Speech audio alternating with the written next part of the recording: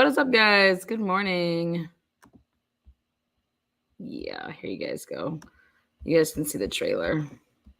This is an innocent woman. She didn't do it. It's a controversial case that's divided a community. Karen Reed is accused of murdering her police officer boyfriend. Prosecutors say she ran him over on purpose and left him to die in the cold. But Reed claims that she's being framed. It smells suspicious. After years of legal fireworks, will the truth finally be revealed? The end game is to figure out who killed John O'Keefe and hold these people responsible. The killer or cover-up murder trial. Live coverage today, only on Court TV. Again, guys, what is up? Good morning. You guys got your trial notebooks? Get your trial notebooks out. What's today? Can you guys believe it's day 8? Day 8. We're going to start getting into the good goods. Civilian testimony. Yes, let's talk about it. Yesterday, wow. How's everybody feeling today? We got Bev Bingo. We're kicking things off here at the 9 o'clock hour. As we always do, we'll check in with Tom's crew to see how they're looking over there. Good morning to all the mods. All your names are looking so fine. All your guys' little people right there. Sexy. Everybody that's on the West Coast, what time is it there for you guys? 6 a.m.? Woo! All the guys that are in chat. I love when we have tons of guys here, so I know you're a dude. Day 8, and all we've learned is that it was snowy and Bev is bipolar. All right. Again, we are giving away Bevs on Bev today, as always, with the bingo.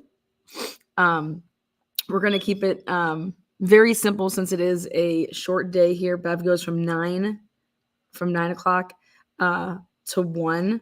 So what we're going to do is we're going to have we're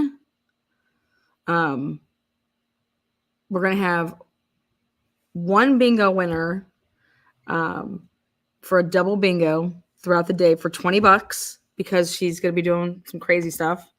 And so it's going to be a double bingo. So you got a double dong Bev today. So double bingo. But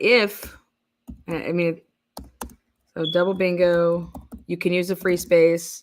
And it's a $20 to get $20 cash app.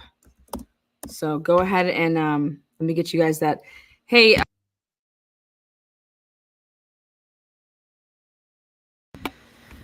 Bella's going to put in chat the link, and then you're going to click that link.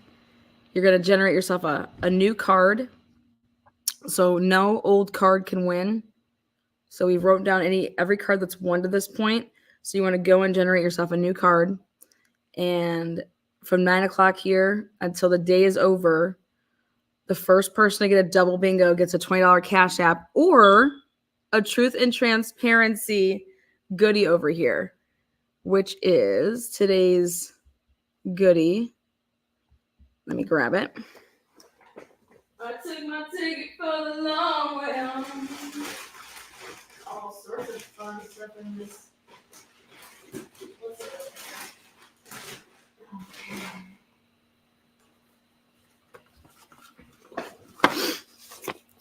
All right. Or, ta-da! Who's counting on Bev? Today's option is who's counting? 254 days since wearing pants. 168 hours until day drinking. Again, we are always waiting for Bev. So who's counting?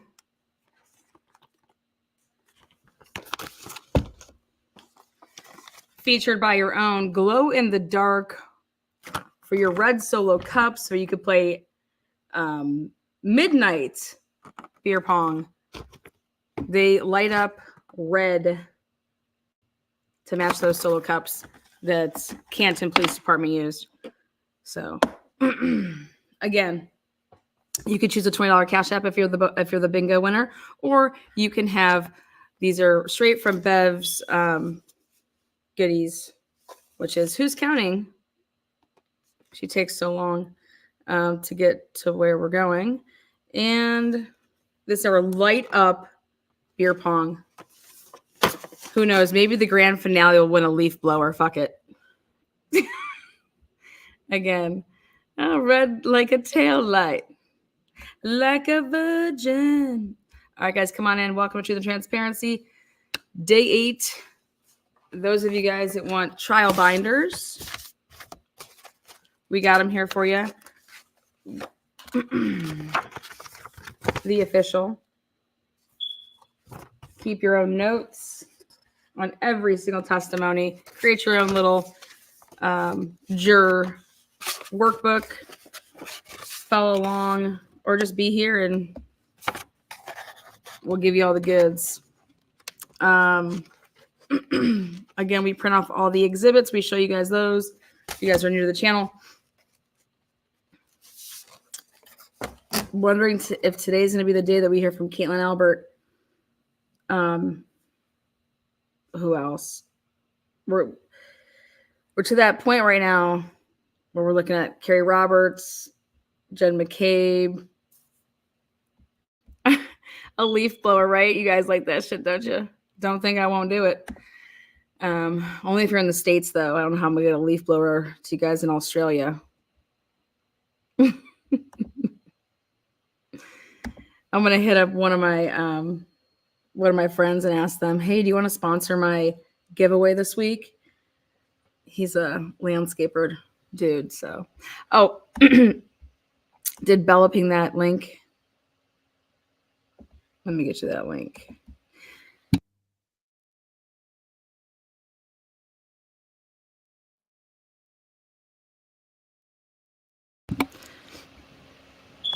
All right. Homegirl's doing it. She's got us covered. Right when she puts that in the link, yep, there you go. Half a day, so I think possibly just Caitlin, right? Let's go over here, though. I'll be down here in your corner. I am your host today. I love that 164 people are already here ready for this. Again, we've heard from 22 witnesses. This will be the Commonwealth's 23rd witness. And I think the best way to sum it up is if I was living in that county, I'd be one pissed bitch if this is what my money was being spent on to try a woman for murder. You think Chris Alberts today? The host with the most. We try to be extra. One of our giveaways was here, let's see.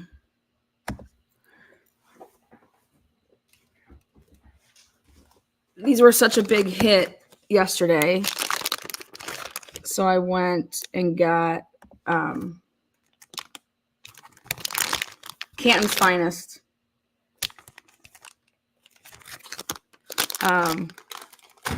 So I went and purchased 20 of those.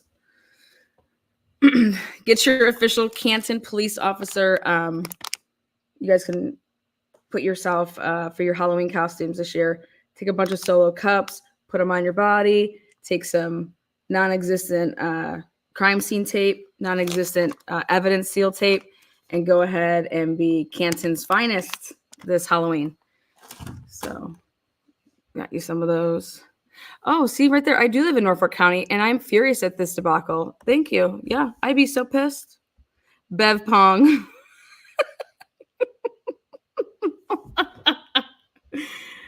Who needs beer pong when we have Bev Pong? So seems like we left with a little bit of a cliffhanger here. What is with Jen McCabe saying to Karen Reed, basically like, you're coming with me. Don't worry, it's a surprise. What's all with that? Oh, there it is. Go ahead and click that link there. And it'll generate your bingo card. And then we have your bingo. You can do it all from your phone. It's all pin that. Yeah, pin the tail on that donkey beat.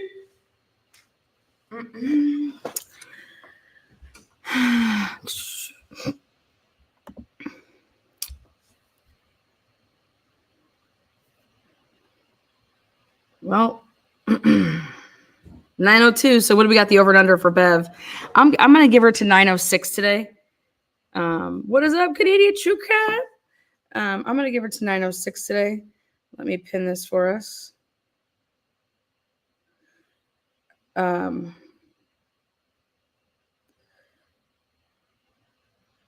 I want to call something out before that way nobody could say, "Oh, you didn't say it earlier." I was talking with my girl Heather last night for a little bit, and I said, "Girl," I said, I was looking at some timestamps, and Alan Jackson left us with a little bit of a clue, as you may. He asked homegirl on the stand, "How long does it take to get?" It's like you're from that area, 5, 7, 6-minute drive to get from the Waterfall bar to 34 Fairview. And she's like, "Yeah, just about." He asked that for a reason. Also, remember, these were going to be on the defense's witness list. These 2 witnesses that testified at the end of yesterday. And I think that they'll be recalled when it's their case to put on. Okay.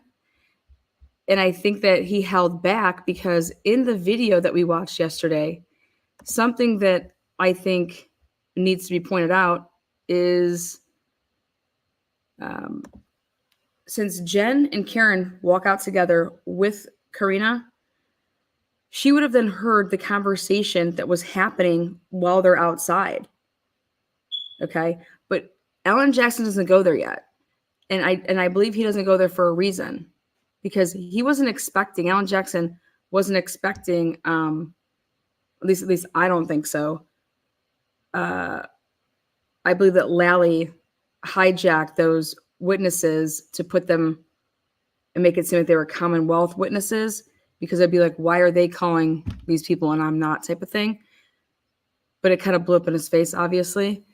But if you notice,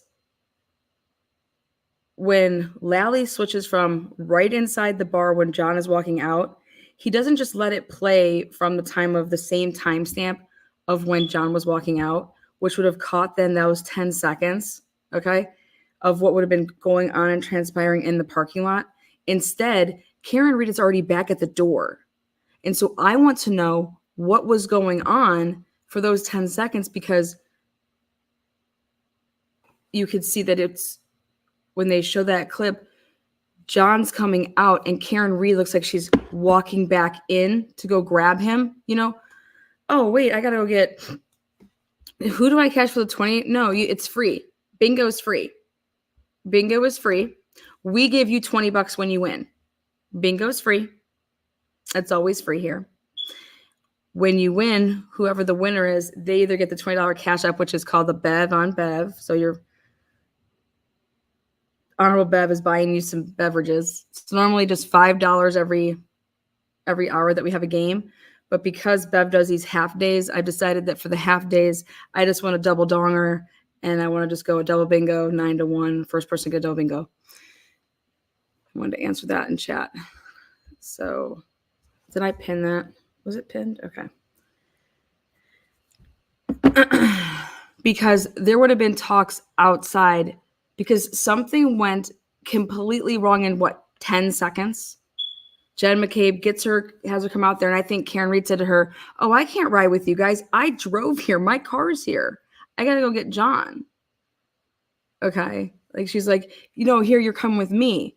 And the reason I think this is because of the testimony of Karina when she says, or Corinne, what is it? I think it's Karina. She says, it was weird when I was at my car, and I saw John and Karen, walking and getting into their car, because I thought she was leaving with Jen. She was with Jen. She said, "Come with me," and you're coming with me. And so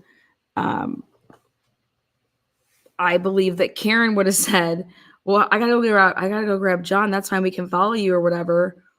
Or was it something a little different? And the only person that could testify, and I think the woman was kind of confused why she wasn't asked about it, But Alan Jackson's not going to show his cards yet. He doesn't need to. Oh, here she is. Okay, guys, it's every word that Bev says. Nobody else matters. Nobody else. Just with bingo, it's only with what Bev says. Justice of the Norfolk Superior Court in the County of Norfolk. Draw near, give your attendance, you shall be heard.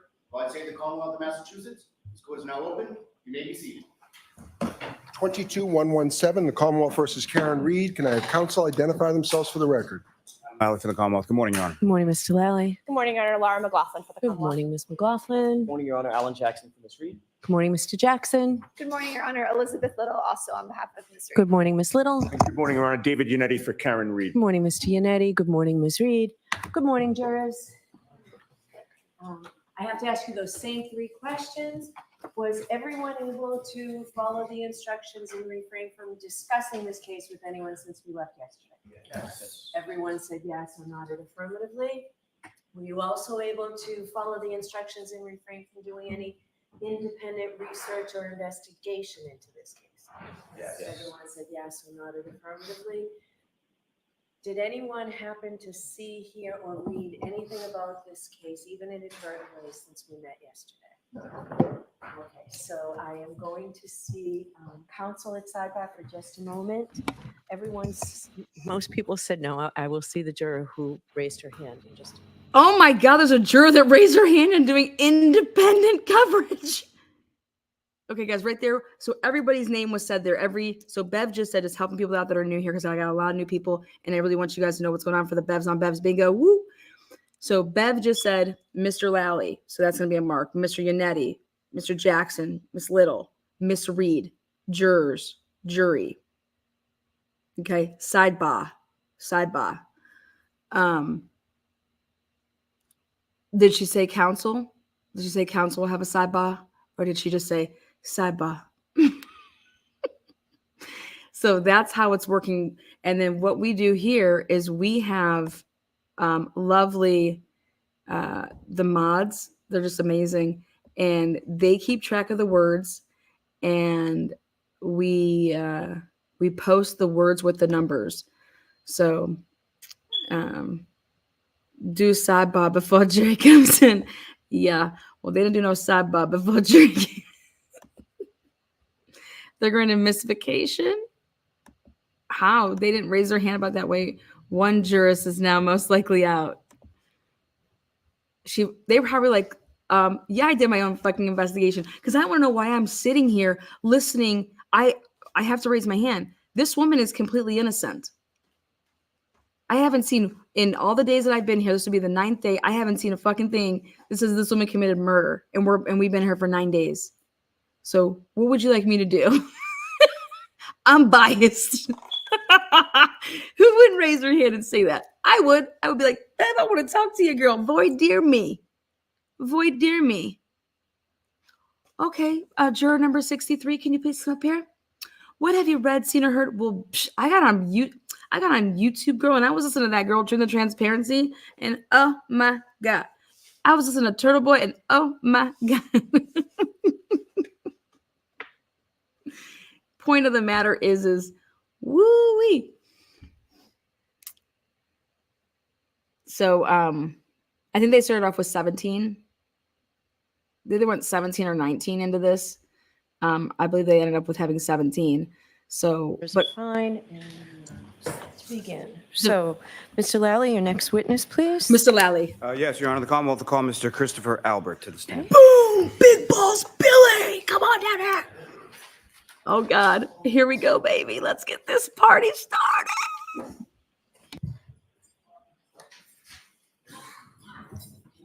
Those of you guys that don't know the case that well, Chris Albert it was at the Waterfall bar. He is the brother of Brian Albert, the owner of 34 Fairview, Colin Albert's daddy.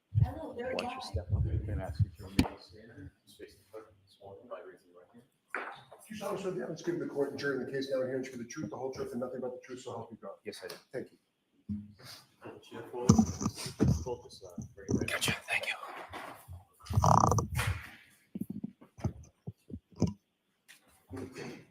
Anytime you're ready, Mr. Lally. Thank you, Your Honor. Good morning, sir. Good morning, sir. Could you please state your name and spell your last name for the jury? It's Christopher Albert, Albert. And where do you live, sir? I live at 22 Maple Street, Unit L, Canton, Mass. And how long have you lived there? Almost 2 years. Sorry, go ahead. And how long have you lived in Canton? Since 1974. And so pretty much your whole life. Pretty much since I was 4. Faux. And prior to living in Maple, where did you live in Canton before that? 7 Meadows Ave in Canton. And how long did you live at 7 Meadows? From 2001 to 2021. Same About street. 20 years. Same street as John O'Keefe. And who, if anyone, do you live with now? I live with my wife, Julie, my oldest son, who just came home from the Navy, my middle son, Colin, and my youngest son, Dylan. And how long have you and your wife, Julie, been married? Roughly, gosh, she's going to kill me. 21 years, around 21 years.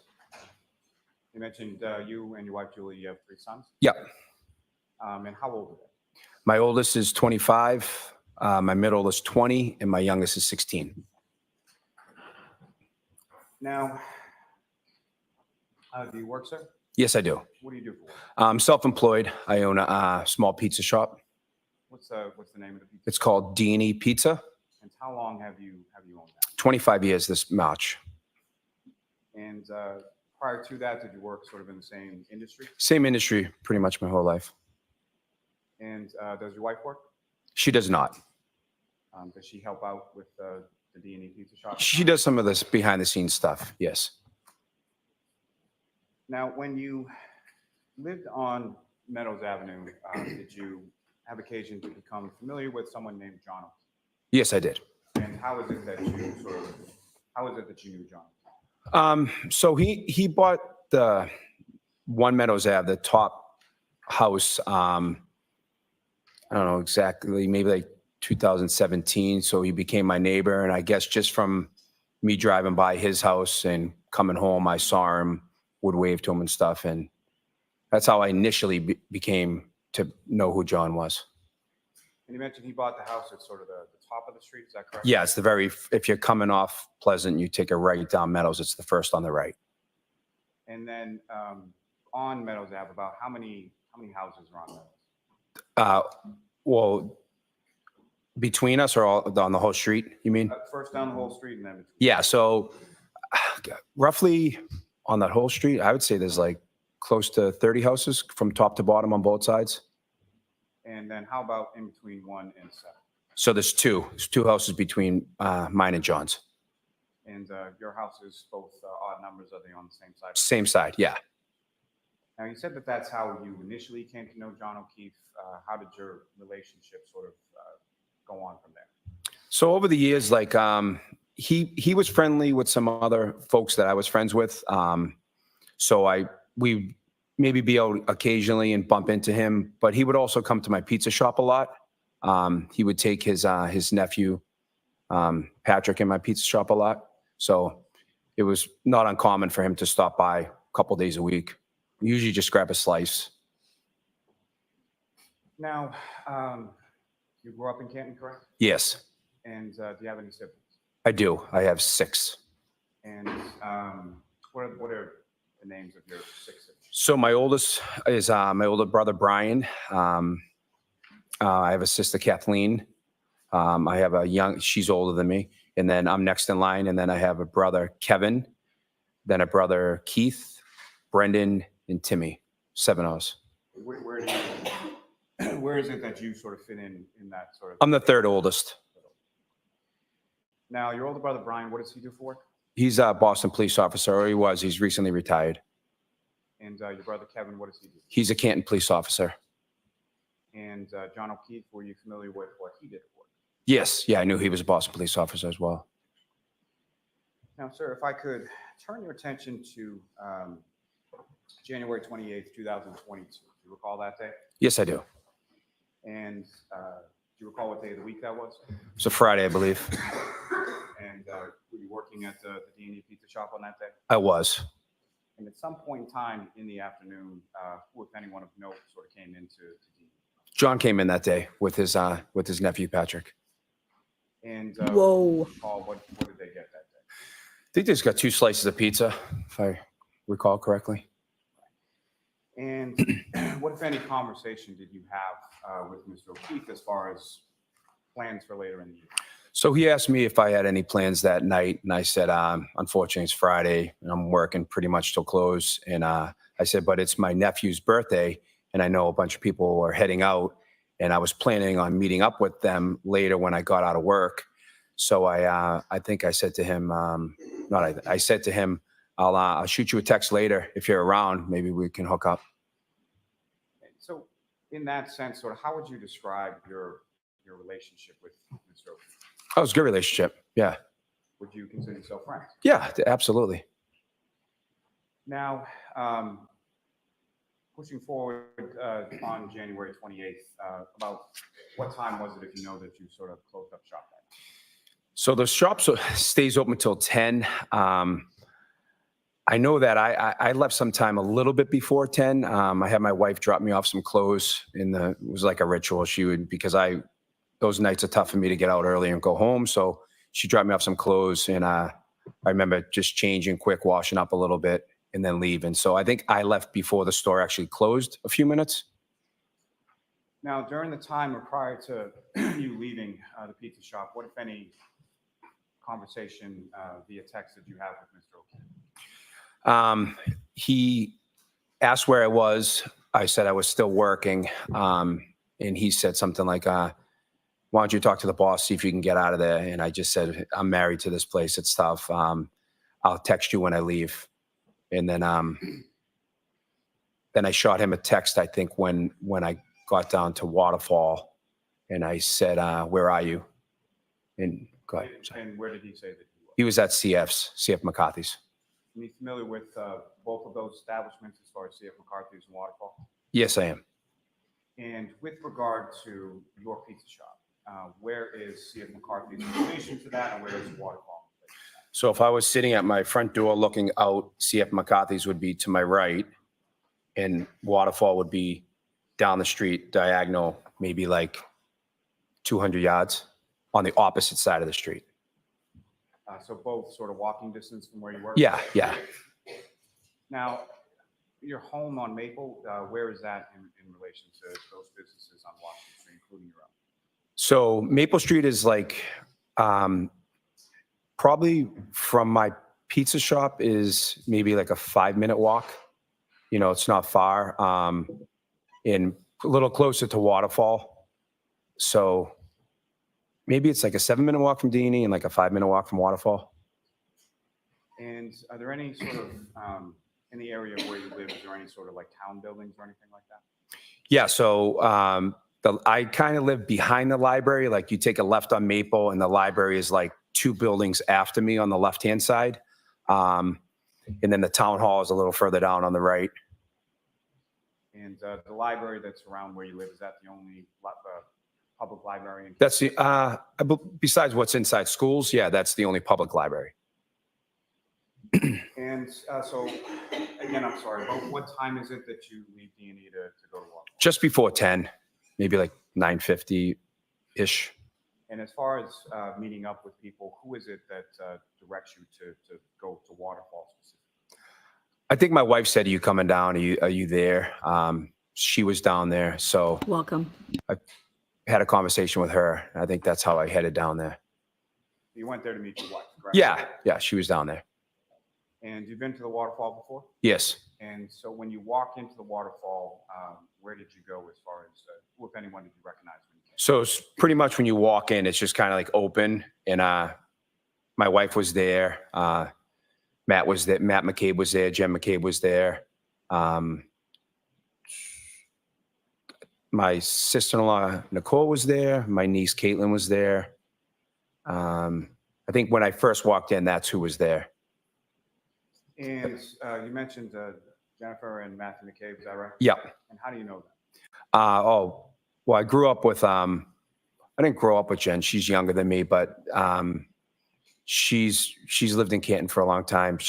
My brother Brian is married to her sister Nicole, so I've known her pretty much my whole life. And you were testifying earlier about some of the people that you and Mr. O'Keefe sort of knew in common. Would Mrs. McCabe be one of those people? Yes, yeah. And when you walk in, relative to the establishment, whereabouts were those people situated? So they were on like a table that was close to the bar. It's like set up. They have like 3 tables in a row, and I think we were maybe either in the middle or the next table to the bar. So with those 3 sort of tables together, if you know about how long a table are we talking about? I would say they're about a 6-foot table. And was this a low top, high top, or something? It's like a high top. And located close to the bar, is that correct? Yes. What, if anything, do you recall from that evening as far as entertainment within the Waterfall? There was a live band that was playing to the side. About how close to your table was the live band? Oh, within like 6 or 7 feet, probably. Fair to say, pretty loud in there? Pretty loud, yeah. And when you walk in, where do you go in reference to sort of the other people upstairs? I go right over to the table, and I think I walked right over, said hello to them, sat down. And what, if anything, did you order when you got there? I ordered a beer. And did you eat while you were there as well? I did, yeah. I was starving. I didn't eat all day, so I ordered some food, appetizers. And throughout the course of the evening, what is it? You're at a bar, so you're drinking, correct? Sure. And what were you drinking? Miller Lite. Is that sort of normally what you would drink when you go out? Yeah. Now, you mentioned that Miller Lite Chris is what my tab would be for him. Miller Lite Baldy. McCabe's and your niece Caitlin, is that correct? No, my brother Brian wasn't there yet. Okay. Yeah, it was Jen McCabe, Matt McCabe, my wife, Caitlin, and Nicole. Brian was coming from the airport. Yeah, no problem. Sorry. So at some point shortly after that, or at some point, who, if anyone else, arrives and sort of joins your table? Your group? So my brother Brian and a gentleman named Brian Higgins, they came and joined us. And is Brian Higgins, is that someone that you had met previously? Yeah, a few times. And how did you know him? I don't know how I initially met him, but probably seen him around. I knew that he worked as an ATF agent. I knew that he worked inside the Canton Police Department, so I think I knew him from that, just being around. Fair to say you knew him sort of through your brothers, either Brian or Kevin or both? Yeah, that's the only way I met him. And about how long after you arrived was it that they arrived? I would probably within like 35 minutes, roughly. And what, if anything, did you know about sort of where they had been prior to it, or what they had been doing earlier? So they were in New York at a police officer's funeral. They went there for the ceremony, and the snowstorm was coming, so they decided that they were going to drive back early to beat the storm. You mentioned, as far as going out on that particular evening, what was that in reference to? So my nephew, Brian, it was his birthday. And so when you say your nephew, Brian, whose son is that? So that's my older brother, Brian's son, Brian. So Brian Jr.? Brian Jr., yeah, we call him Brian Jr. Yeah. And was he present at the Waterfall that night? He wasn't. No, he decided that he didn't want to go out. And when your brother, your older brother Brian and Mr. Higgins come in, where is it that they go sort of in relation to the group? So they walk in and they come directly over to the table. Now, at some point later in the evening, who, if anyone else, also joins your group or your table? So John O'Keefe came with Karen Reed. And how did you know Karen Reed at that time? I met her a couple times. She also had been in the pizza shop a couple times, and driving by the street when I would come home, she would be outside One Meadows. And just to be clear, when we're speaking about Ms. Reed, do you see her in the courtroom today? Yes, I do. Could you just identify as to where she's seated? She's sitting right over there between the two attorneys. Just ask the record to reflect identification of the defendant. Okay. Now, prior to Mr. O'Keefe coming into the Waterfall, you had mentioned some text communications with him, is that correct? Yes. And what, if any, other communications did you have with Mr. O'Keefe before he got there? I don't think, nothing before I got to the Waterfall? Not before you got to the Waterfall, before Mr. O'Keefe got to the Waterfall. With Mr. O'Keefe? Yes. Just that where was he, or where were we going? Where was he going to be? What, if any, communications do you recall in regard to who was there or who was going to be there? With Mr. O'Keefe? Yes. Yeah, so I think at some point he said, who's there? And I said, my brother Brian. I said, Brian. He said, your brother Brian? I said, yeah, Brian and Brian Higgins are there. And he said, where's your brother Kevin? And I said, I have no clue. LOL or something. And when Mr. O'Keefe and Ms. Reed come into the bar, where is it that they go upon coming back? They walked directly in, came towards our table, just a striked up conversation. I think John came over to my wife and said hello to her first, maybe. And then just kind of like got with the group, started talking.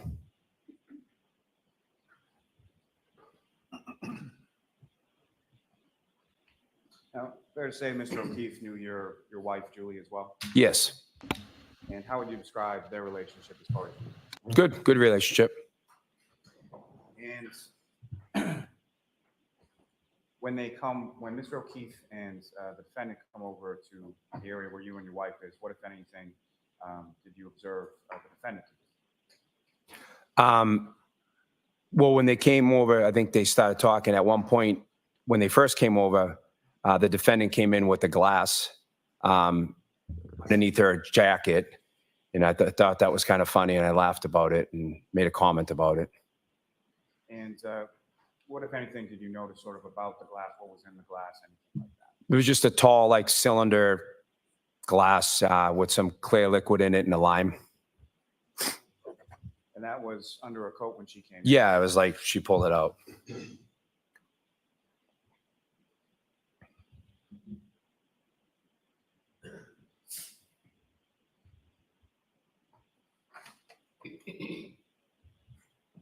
Now, if you know about what time was it that Mr. O'Keefe and Ms. Reed came in? So I got there close to 10, I would say 10:45-ish, to the best of my recollection. And following sort of the blows and all that kind of stuff, as far as after they first came in, where did they go from there? I think the defendant sat down, and I think well, John went to the bar and got a beer. And you know, is that sort of what John would typically drink? Yeah, Bud Light, I think. And you mentioned that the defendant sat down. Where does she sit down in relation to you and your wife? I think right next to, next to my wife. Now, with regard to just how would you describe sort of the general sort of tone or demeanor within the group at the Waterfall that night? It was fine. Everyone was just having a good time. So no arguments, anything like No, that? not at all. And specifically between Mr. O'Keefe and the defendant, what, if anything, did you observe between them? I didn't notice anything abnormal. Now, if you recall, what was Mr. O'Keefe wearing on that evening? Blue jeans, baseball hat, and kind of like a pullover light sweatshirt type of grayish garment. I don't know what you would call it. It wasn't like a hoodie, and it wasn't. It's like a long sleeve shirt. Is that what he was wearing when he walked in? Yes. It was a hoodie. Did you see him with like a jacket or anything like that? No. Now, as far as your observations of Mr. O'Keefe, what, if anything, did you observe about that clothing as far as any tears or any dishevelment of it at all? No, I didn't notice anything. It looked fine to me. And as far as Mr. O'Keefe, his person himself, what, if anything, did you observe as far as any injuries or anything like that? When you saw him? Didn't see anything. Looked normal. Now, after Mr. O'Keefe went to the bar and got a beer, do you know where he went from there? Just came back over to the table, started chatting people up. And when you say the table, was that sort of your area or was there a different area that he went to? No, the same table, the same high top. Some people sitting, some people standing. And as far as sort of this length that you described, about 6 feet or so of that table, if you recall, sort of where were people situated around the table? I mean, I was sitting at one point because I was eating. So I was sitting in one seat. My wife was sitting in another seat. Matt and Jen was sitting in another seat. I recall John standing a lot. I don't think he sat at all. I think Karen was sitting at one point, probably like situated near, maybe across from my wife or next to my wife. Now, as far as Mr. O'Keefe was concerned, do you recall anything specific that you discussed or talked about while you were there that night? No, nothing in particular. And throughout sort of the course of the time that you were there, what, if any, discussion was there as to going someplace or wanting to go someplace after the waterfall? So we have this like little ritual that when one of my nieces or nephews turn 21, we go back to the pizza shop, like, you know, after hours and turn on the oven and make pizzas and stuff. And there was talk about going back there. Miss Reed asked if we could go back and make pizzas up at my pizza shop a couple times. And then there was some talk about maybe after, someone mentioned going back to my brother's house after. And just to be clear, your brother's house, which brother? My brother Brian. And where did your brother Brian live at? 34 Fairview. You familiar with that address? Yeah, I used to live there, grew up there. So prior to it being your brother Brian's house, was that your parents' house? My parents' house, yeah. So that's where you and your siblings essentially grew up from the time that you moved to Canton? Yes. Now, as far as going over to your pizza shop to make pizzas, things like that, is that something that the defendant talked about once or more than once? A few times. And you referenced sort of this ritual when one of your nieces or nephews turned 21, and it was your nephew Brian Jr.'s birthday the following day, is that correct? Yeah. Was he turning 21 at that point? I think so. I can't remember exactly if he was 20 or 21. I think he was turning 21 though. So in relation to this evening of January 28th, that sort of ritual that you were talking about, when was the last time before January 28th that you had done that, if you know? Trying to see who else turned 21. Can't remember exactly. I know it was recent. I remember doing it. I just can't remember the date. And that's all I'm really asking, sir. Yeah. Was it recent to January 28th? Yeah, it was sometime before that, but within like a couple of months, I think someone turned 21. Maybe we just went there. And so what, if any, conversation from your end as far as, obviously it's your pizza shop. So Yeah. what, if any, conversation from your end was there in reference to doing that? To doing that night. So we were doing a weight loss competition, me, Matt McCabe, and my brother Brian. And we had like 2 more weeks left in it. And we do it, every year, it's like a charity, we do it. And the proceeds go to like scholarship funds. So I said no, because we were doing this weight loss challenge and I just didn't want to give in and, you know, eat pizza 2 weeks before we were weighing in. And your wife, Julie, how long was she at the bar for? Not long when I got there. She probably was only there for maybe 35, 40 minutes. She had a migraine. She wanted to go home, so she left. So she indicated she had a migraine and she was going home? Yeah, she didn't feel well. And was that before or after Mr. O'Keefe and Ms. Reed arrived? She left after they arrived. So then she must have left later than that. Yeah.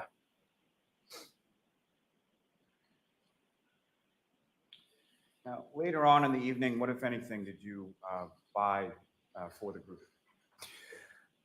So at one point towards the end of the night, I bought a round of fireball shots for the group. And Who partook in that, if you know? I don't remember exactly. Probably half of the people there took them. I don't remember everyone. I wasn't paying attention. And when you say sort of towards the end of the night, when was it that things sort of wrapped up in the water? I think they called last call at right before 12. Pretty much right before 12, it all started wrapping up. And as far as the group that you were with at the high top table, who, if anyone, from that group left first? So my wife left first. Obviously, she didn't feel well. She left earlier. Then Brian and Brian left. My sister-in-law left. Matt and Jen left. I left probably second to last. I probably left last with John and Karen, or right around the time that John and Karen left.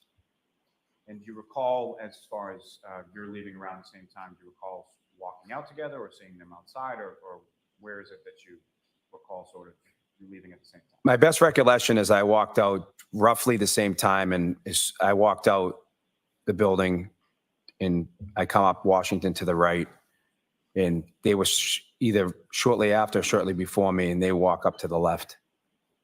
And when you say walk up Washington, did you walk home that night? Yeah, I walked home.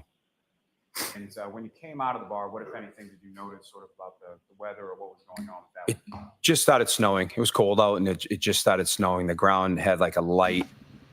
He walked coat. home. Could you still sort of see the street? Or Oh yeah, yeah, you could still see it. And you mentioned you walked out towards Washington, and Mr. O'Keefe and Miss Reed did as well. Yes. And which direction? Did you go in the same direction, different direction? But when you come out the building, you have to go to the left in order to get onto Washington. So I come out to the left and then go to the right onto Washington, and they would go to the left onto Washington. They were sort of walking Opposite directions. on Washington. Yes.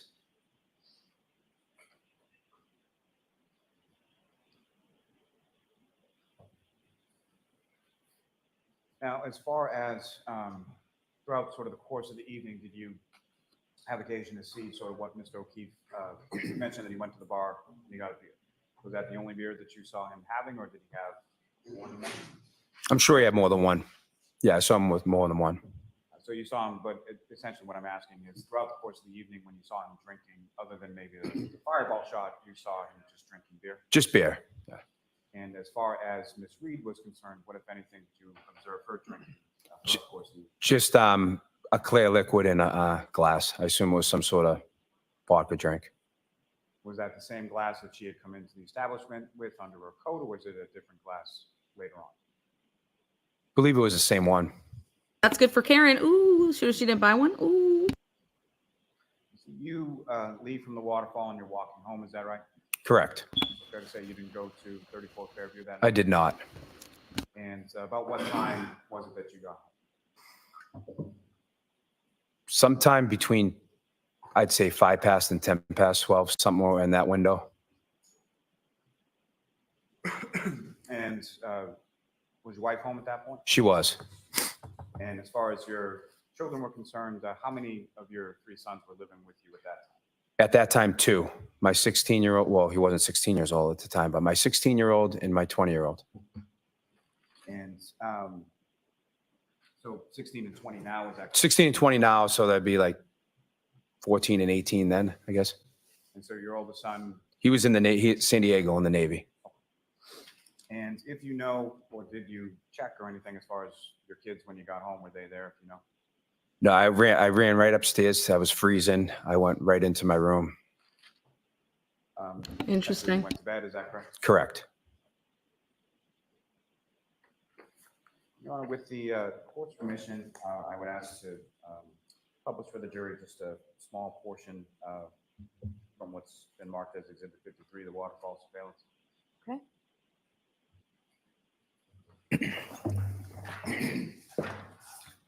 Ms. Gilman, if I could have from Channel 3, the second video now. If you could just pause there for a moment, Ms. Gilman. Mr. Albert, looking up at the screen, do you recognize generally what's depicted up on that screen? Yeah, so those are the tables that I was speaking of that are like, there's like 2 or 3 in a row. Yep. I'm sorry. May I approach, Your Honor? Yes. I don't have any. My apologies. Thank you very much. So, sir, what I'm handing to you is a laser pointer. Basically, just click that button and point it up. Okay. Mr. Albert, using that laser pointer that I just handed to you, if you could direct the jury's attention to about where the high top is and then about where you were seated at that high top. So here's the high top. And I can't really see myself, to be honest with you, this far away. But somewhere, I think I ate on this side here. And as far as the bar is concerned, where would that be? Back here. Wait. Oh, so this is from walking into the waterfall. Okay, so the bar is after. So that's the high top next to the bar. The bar's back there. And as far as the band that you were talking about that was playing, if you could direct the jury's attention to where that was. On this side over here. It's kind of fuzzy, but that side. And Ms. Gilman, if I could ask you to fast forward to 1054.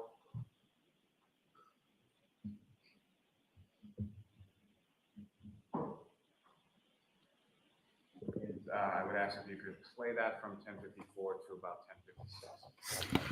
No bartender or bar owner would have their timestamp across the top so that you can't see anything. That defeats the whole purpose.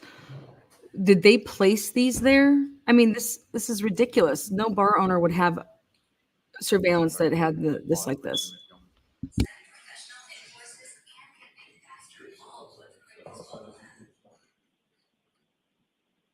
Now, Mr. Albert, looking up at the screen, as far as the door that you came out and the door that you eventually exited from the waterfall, do you see sort of that general area and where that is in the video? No, because I think it's offline here. I think it would be over here. It would be off sort of towards the left. Is that correct? Yeah, like down this way. Ms. Gilman, if you could press play.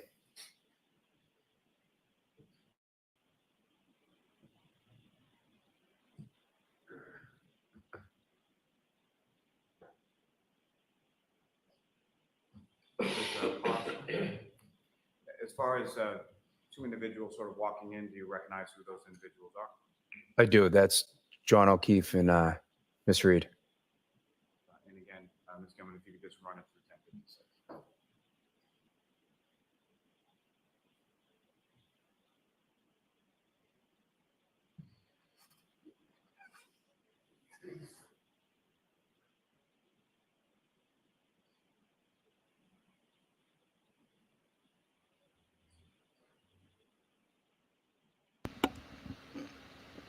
John and Karen aren't even there yet. They don't get there yet until 11. Is that him right there? Oh shit, why are they objecting? Interesting.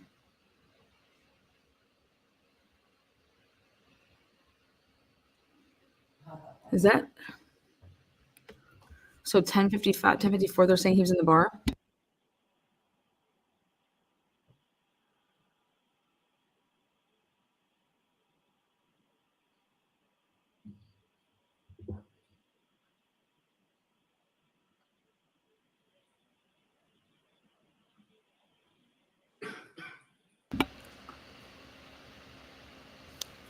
Okay, hold on one second.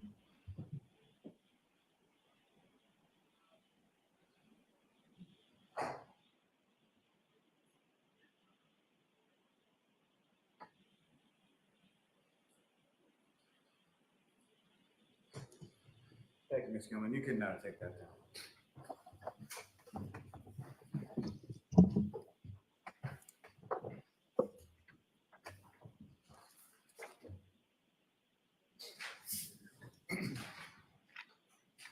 Now, Mr. Albert, as far as your son, Colin, you know sort of where he was that night?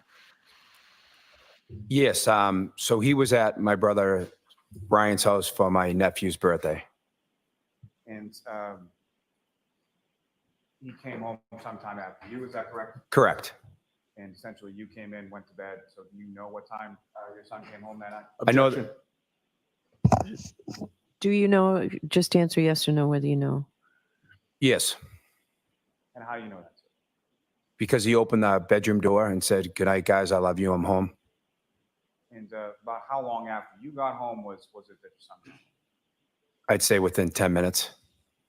And as far as sort of coming into your room, is that something that was required of your kids when they came home? He would always do that. Yeah, that was something just to let us know that they were home. Now, turning your attention to the next day on the 29th, about, obviously, at some point you woke up. Do you recall about what time that was?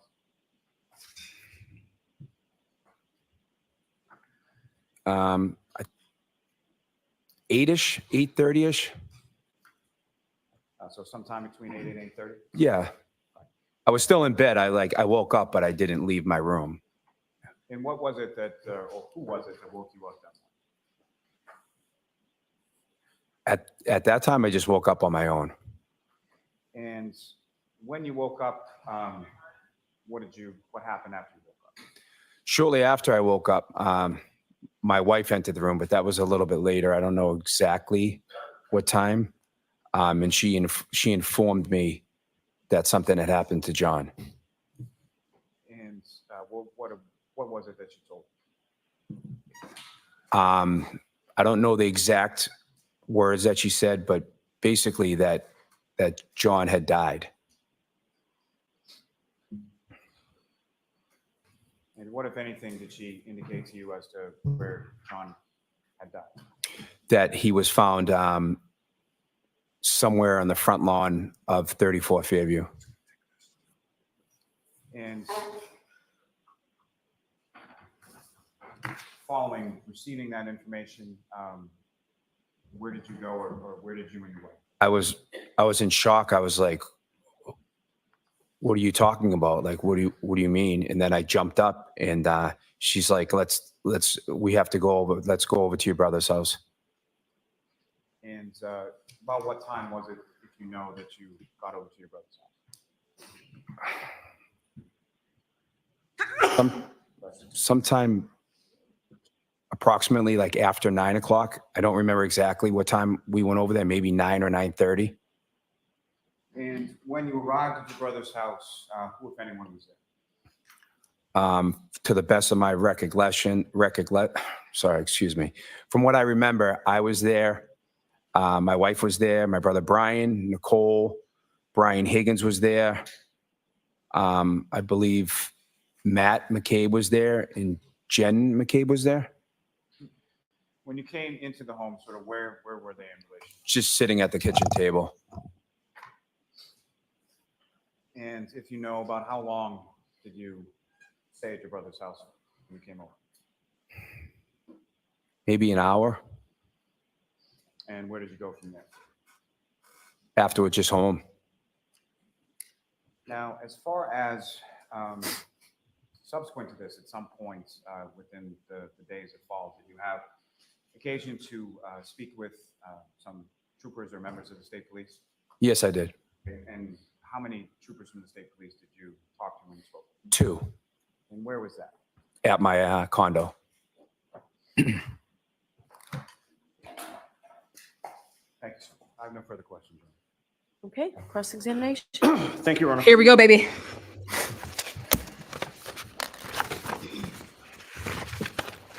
Good morning, sir. Morning, sir. Mr. Albert, you and I have never met, correct? I don't believe so. You've testified that you've essentially lived in Canton your whole life, correct? Correct. Moved there when you were 4 years old? Correct. And the house to which you and your family moved was 34 Fairview, correct? Yes. You lived there for how long?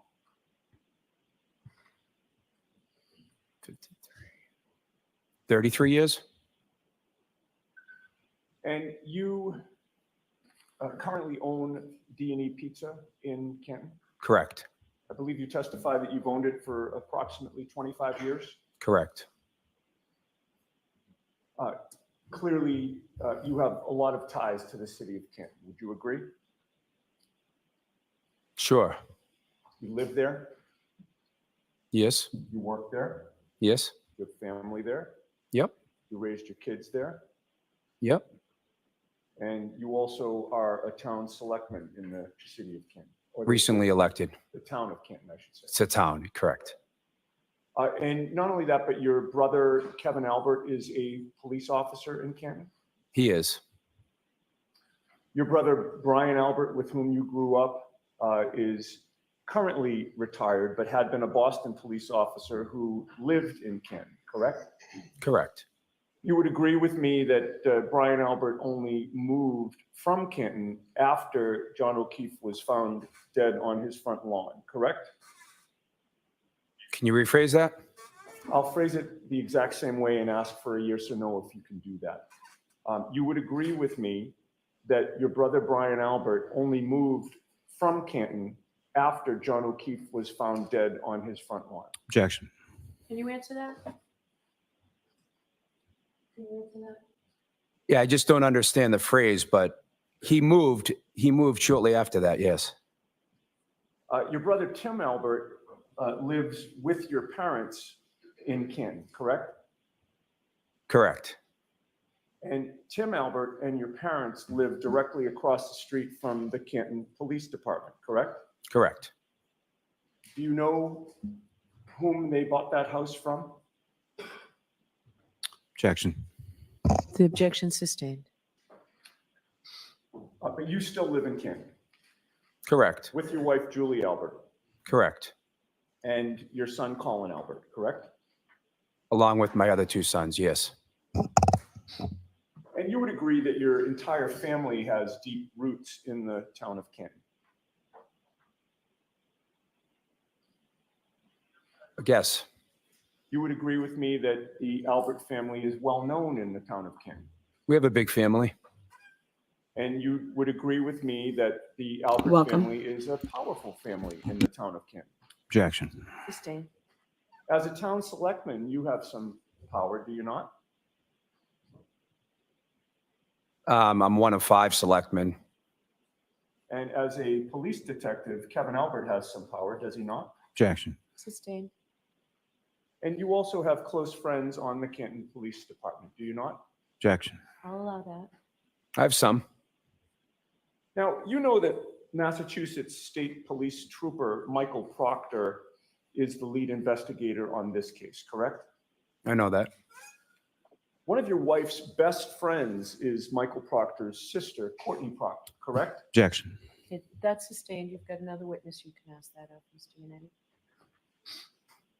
You know Courtney Proctor, correct? Objection.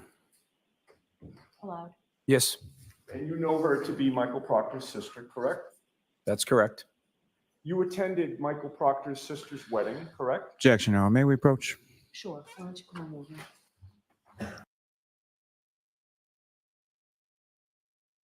Why don't you come on over?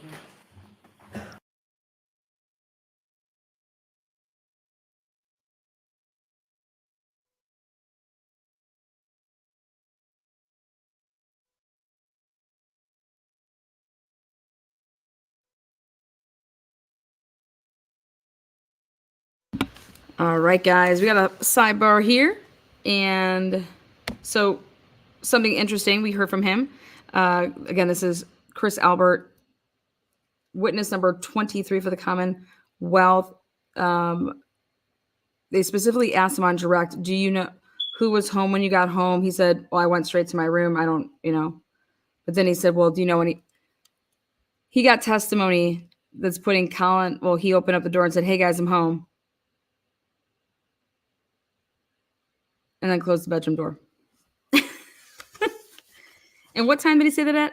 Now, I went over there and grabbed my handy dandy, lovely, want to show you guys, Excel spreadsheet that I made.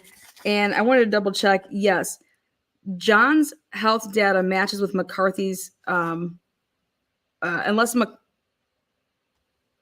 don't think McCarthy's was off. The health data says that John started walking and leaving McCarthy's at 10:40 and that he arrived then at 10:54 in the Waterfall bar. That is 14 minutes. Okay. I want to know what times these text messages were, which is like, hey, where you at? because it does not take 14 minutes to get from McCarthy's to Waterfall, right? Right. So I said to myself, well, if they're smokers, it would make sense to me that if you're walking out and you decide to start smoking, then you stay outside and you're smoking until then you come in.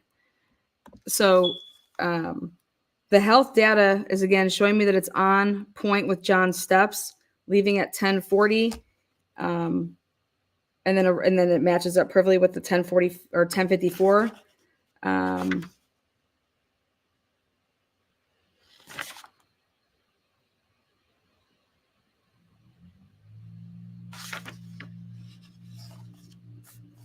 So all I can think of is they moved Karen's car closer to the waterfall. Yes. Where is, yeah, and they aren't smokers. So I found that out. So I scratched that. But I think it's interesting that it would take them 14 minutes to get on over there. And the reason that I know that they walked is because of the number of steps that John took. So if you would have just walked out and got into Karen's car, there wouldn't be that many steps. Let me double check. I like to triple check stuff.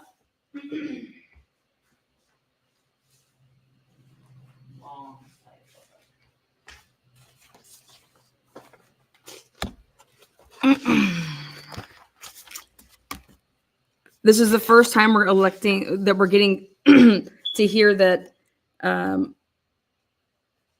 I did not know this. So if other people did, awesome. But something that I know that I've never mentioned on this channel, Chris Albert and John O'Keefe were texting that night.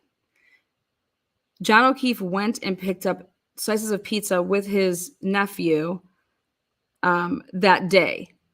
Okay. According to this testimony, yeah, John asked me what I was doing later, told him about this. Okay, yeah, hit me up, yeah, text me. So there's text messages. I did not know that existed. I'm hoping here Unity gets into that just a little bit about those texts because he's just narrating what his version is of those texts.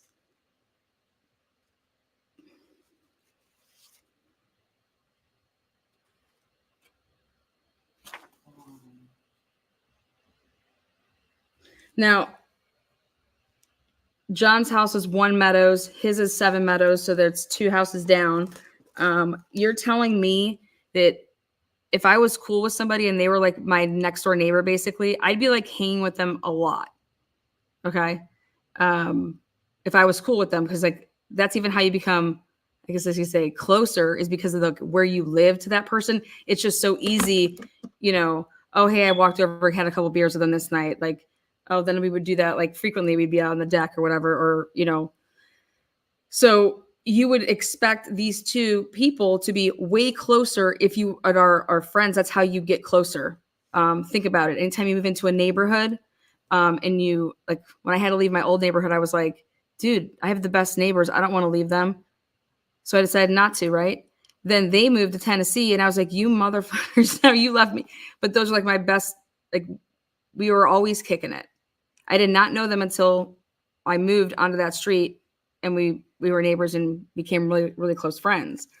So I find it extremely odd that those 2 living as close as they did for a couple years would not be like way closer if in fact you liked that person.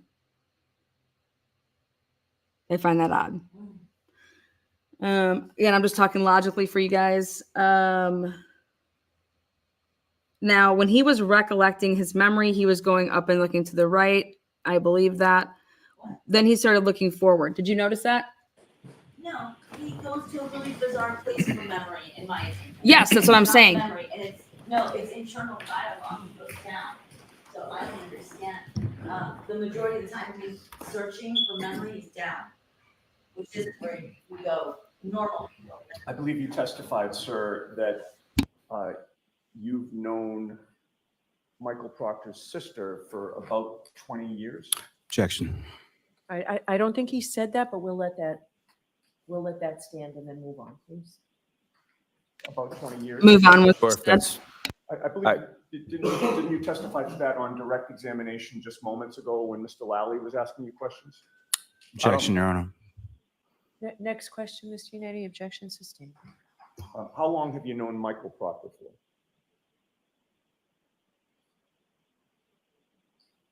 I mean, I know he's Courtney's sister, brother. I couldn't tell you exactly how long I've known him for. About 15 years or so? Roughly. Who is Kenneth Berkowitz, The former Canton police chief. and how do you know him? His son and my son, the same age. So they played on some sports teams when they were younger together. I think that's when I first came to know Ken. You became friendly with him. I became friendly with him, sure. And how would you characterize your relationship with him? Friends, You've seen him socially. really. You've been out for drinks with him. I think maybe once. And you've known him for how long? 20 plus years. And you say you've only been out with him for drinks one time in those 20 years? I can't even remember if it was with drinks one time. Yeah, no. What other types of activities have you done together? I can't think of any. I think he came to an event that I held one time. That's about it. Have you been out with him in a group setting? That event that I just mentioned, yeah. And what event was that? It was my campaign event when I was running for select board. He was one of your supporters. He came by. Did he donate money to your campaign? I think he did.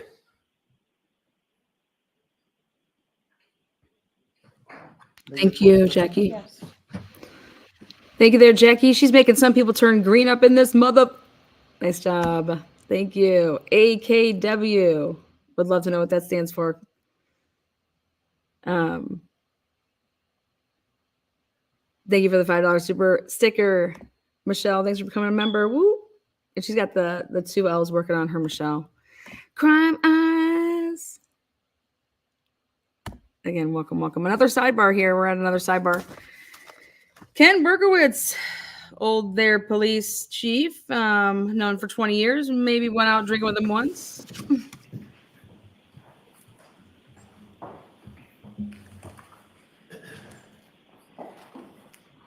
Sir, I'm going to display a photograph with the court's permission on the screen, and I'd ask you to take a look at it, and if you can let the jury know. Do you have a hard copy of it? Yes, we do have a hard copy. So why don't you show it to the witness and Happy put it to in do that. evidence? Thank you, Ron. Exhibit time, baby. And we'll take that into evidence and then. That makes sense. May I approach, Judge? Yes.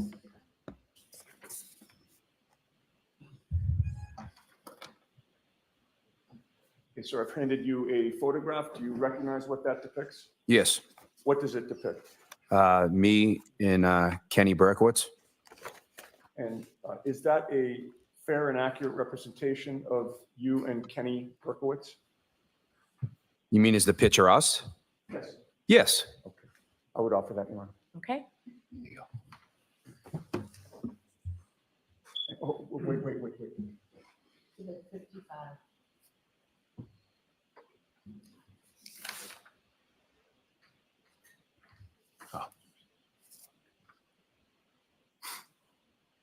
Is that exhibit 45?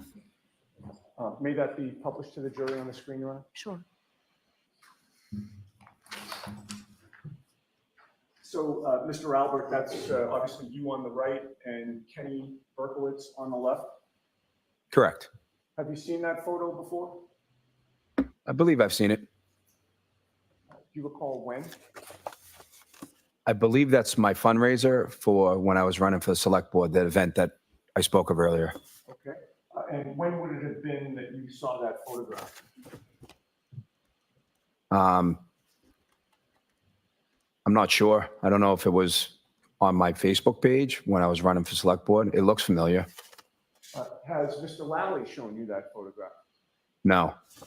Has he informed you that the defense would be introducing that photograph during this trial? Nope. You can take the photo down, Mr. Bates. The lights can go off. You would agree with me that one of your functions as a selectman is to oversee public safety in the town? Yes. And you would agree that the police department is a key component of public safety in the town of Canton? Yes. So part of your duties as a town selectman is to oversee the Canton Police Department, correct? Objection, Your Honor. I'll let him have it. I'll Is let him that one of have your it. Wow. duties, sir?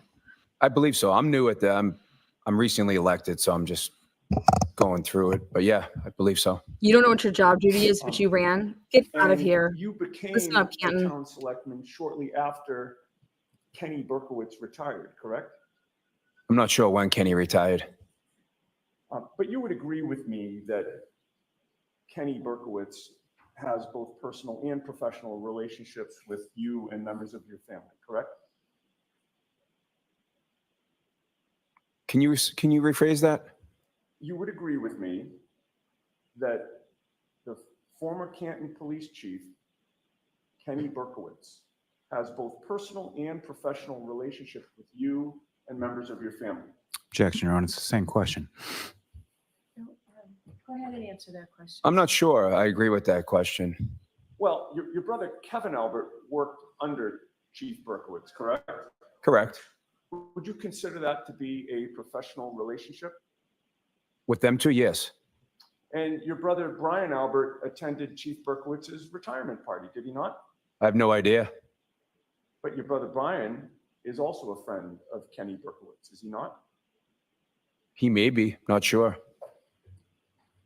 And as far as your, ties to the Canton Police, you would agree with me that Lieutenant Michael Blank is a member of the Canton Police Department, correct? He is. And you've been friends with him for years, correct? I've known him for a long time. You've been childhood friends with him since the age of 12, correct? Somewhere around there, maybe earlier. And you're tight with him. I don't know if I call it tight. He's not an enemy of yours, is he? Oh, God, no. No, he's a friend of yours, correct? Sure. And does sure mean yes? Yes. Now, your older brother, Brian, you've already testified, was a Boston police officer for years, correct? Correct. And he achieved some notoriety on a television show, did he not? Objection. Okay. He was in the fugitive unit? Correct.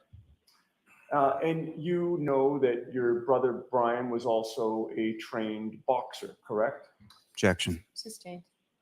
Brian is a lot bigger guy than you are, correct? Objection. Sustained. Your brother Brian Albert is someone who is close to his family, correct? Yes.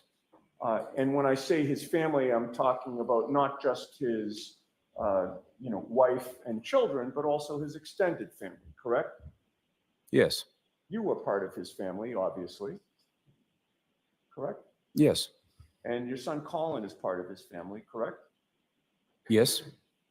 The Albert family is close, correct? Yes. You all essentially grew up in Canton, correct? Correct. And you Lay hung that out with each other foundation. growing up, correct? Lay that foundation, baby. We were Go. siblings, so Of course. yes. Yes. And you still hang out with each other quite often, correct? Like all of us, In various combinations. we have different relationships with my siblings. Sure. But you see some more Thank than you, others, Tina. but you hang out with your family, do you not? Yeah, mostly during holidays, And you go out for drinks together, correct? occasionally, And you're protective of each other, correct? like most families. And if someone had a dispute with a member of the Albert family, Brian wouldn't be happy about that, correct? Objection. Sustained. You know that Brian would stick up for your kids, correct? Objection. Sustained. Your son Colin is particularly close to your brother Brian, is he not? Objection. I'll let him have that. Do you know? Yes. In fact, your son Colin was a football player through high school, was he not? Yes. What was his number? In high school? Yes. 34, I believe. And was that for 34 Fairview? I don't think so. Now, you testified you moved to Maple Street in Canton not long before January 28th of 2022, correct? Correct. And before that, you lived at 7 Meadows Ave in Canton? Correct. And that was when John O'Keefe was your neighbor, correct? Correct. I believe you testified he was a couple of houses away from you? Yes. And he was your neighbor for a series of years, was he not? Yes. While he was living in the neighborhood, you knew that he was working as a Boston police officer, correct? Correct. And you were familiar with him, correct? What do you mean? What do you mean familiar? You knew who he was. You became familiar with him. Yeah, he was my neighbor. I knew who he was. And you knew that he was not married, correct? Yes. And at a certain point, you knew that he was dating Karen Reed. Yeah, at some point. All right. Now, you would agree with me that your family has a police background, sir, correct?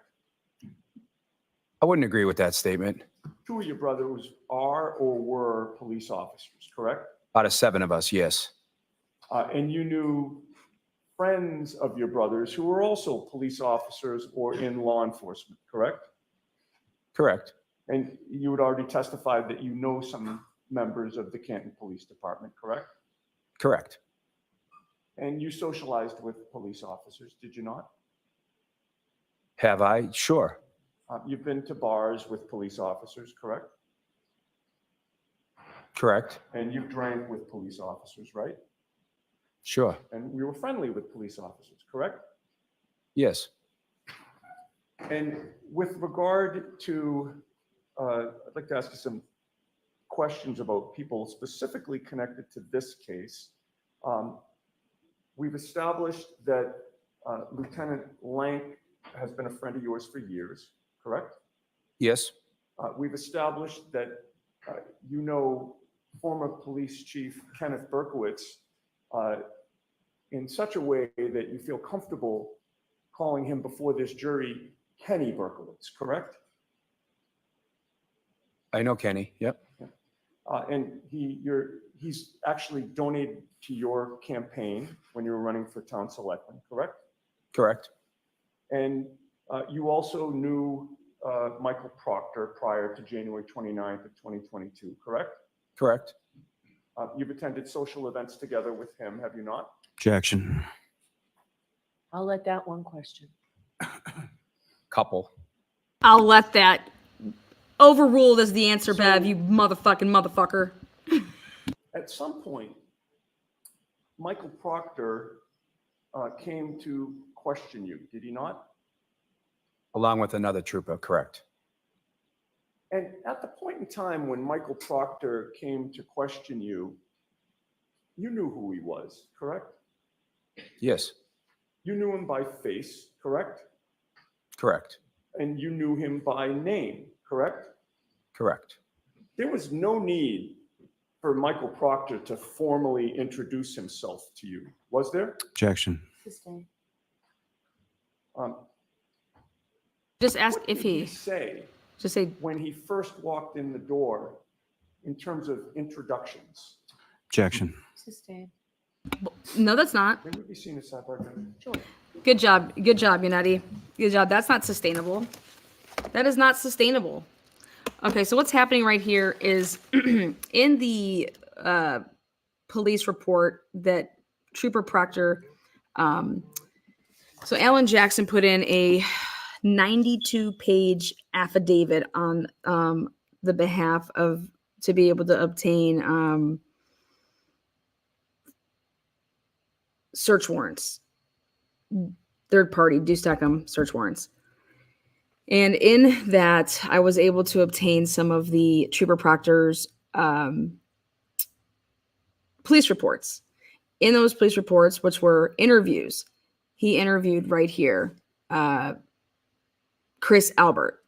And it was said that after formal introductions were made, then we began the interview process, trying to make it seem like they didn't know each other. Nobody, who even writes it after the formal introduction, then, and it's like, wait, why are you formally introducing yourself to anybody? You know, oh, hey, what's up? How you doing there? You know somebody. There's no formal introduction when you know somebody. If you know somebody, don't say, oh, this is so-and-so. So what he wants to know here is, why is Trooper Proctor saying that you were formally introduced when you guys have known each other for years upon years upon years? We're talking years. You guys weddings together. Colin Albert was in whose wedding again?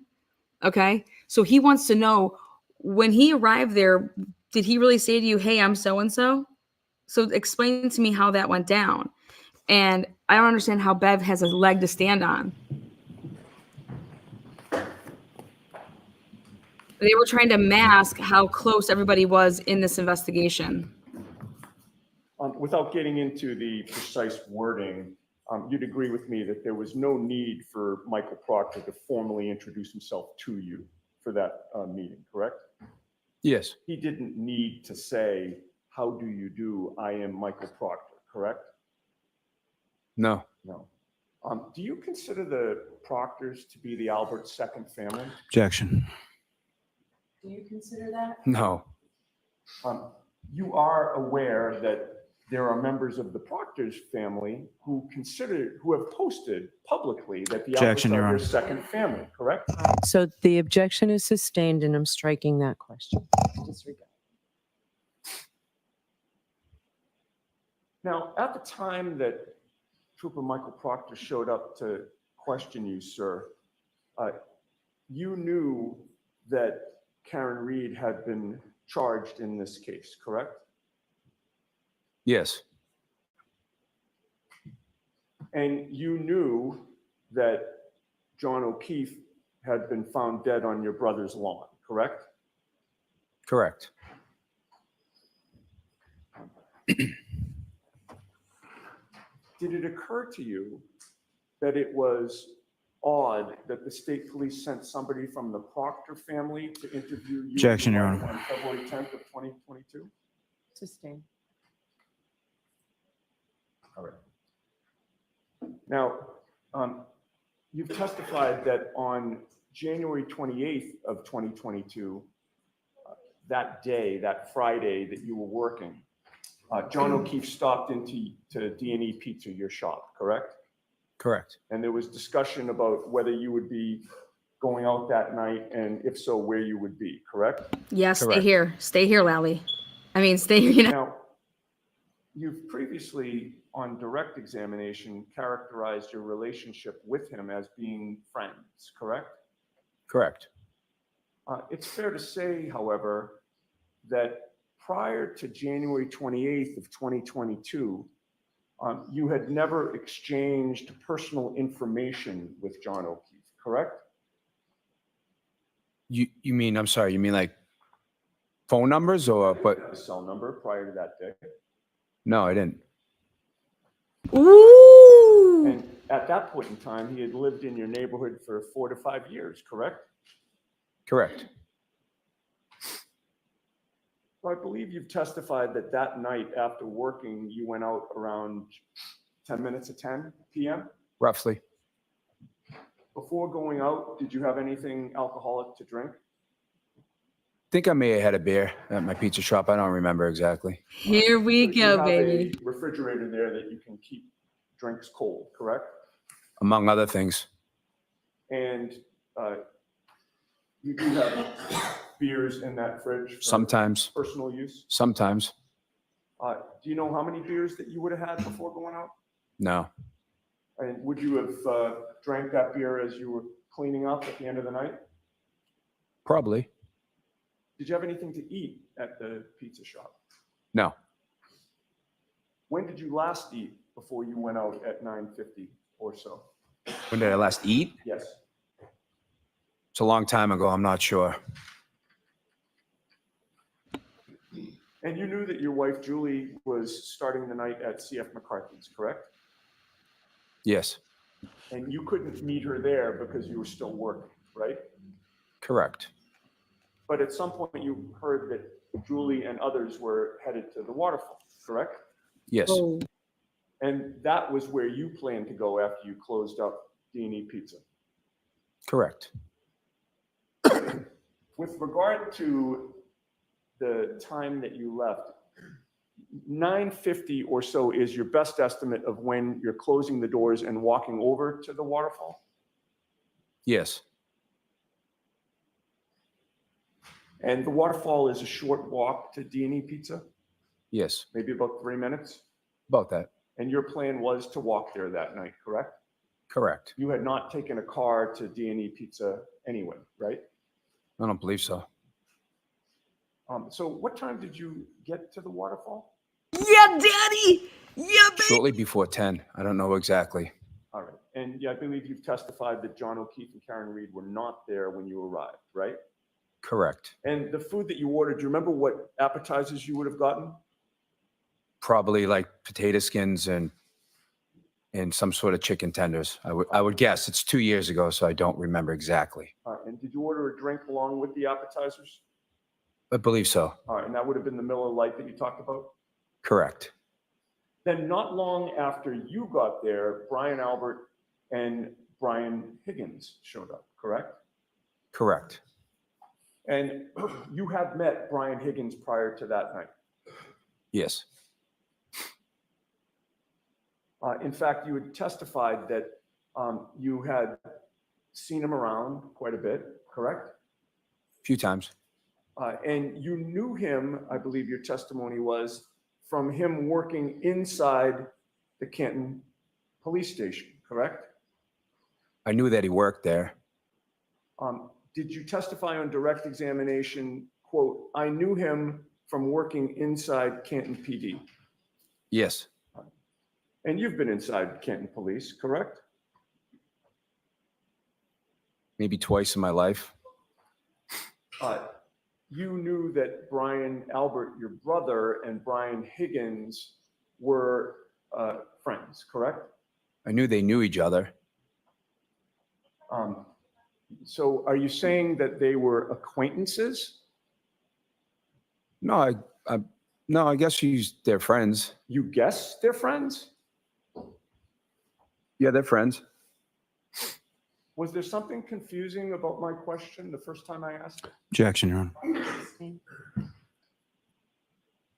In any case, would you agree that shortly before Brian Albert and Brian Higgins arrived at the Waterfall, or shortly after they did, there was a couple whom, I believe you call them a Greek couple because their last name is difficult to pronounce for everybody. But do you remember them being there? Yes. All right. If I mention the name KEEFE, does that ring a bell? Or do you... That's them, yeah. That's them. Okay. And the whole group was either standing or sitting around a high top table? Correct. And at 9:45 p.m., you texted John O'Keefe while you were at the Waterfall, correct? Correct. Would you agree with me that the language of your text was, quote, get over here or I'll fuck up your lawn, end quote? That was one of the texts.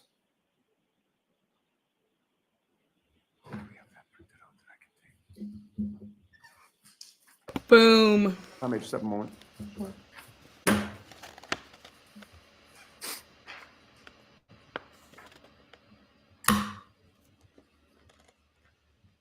May I approach? Sure. Daddy, do it. Come on, Daddy, do it, baby. Pop him. Do we have, just say, you don't have evidence number? No, it needs to be marked. I'm sorry, I don't think I asked to approach. Go, that's fine. Thank you. I've placed a document before you, sir. Take a look at that and tell the jury whether or not you recognize it. John's very meticulous about his lawn. Yeah, I recognize it. What is it? It's a text message, 2 text messages. Okay. And who are the participants in that text message exchange? Me and John.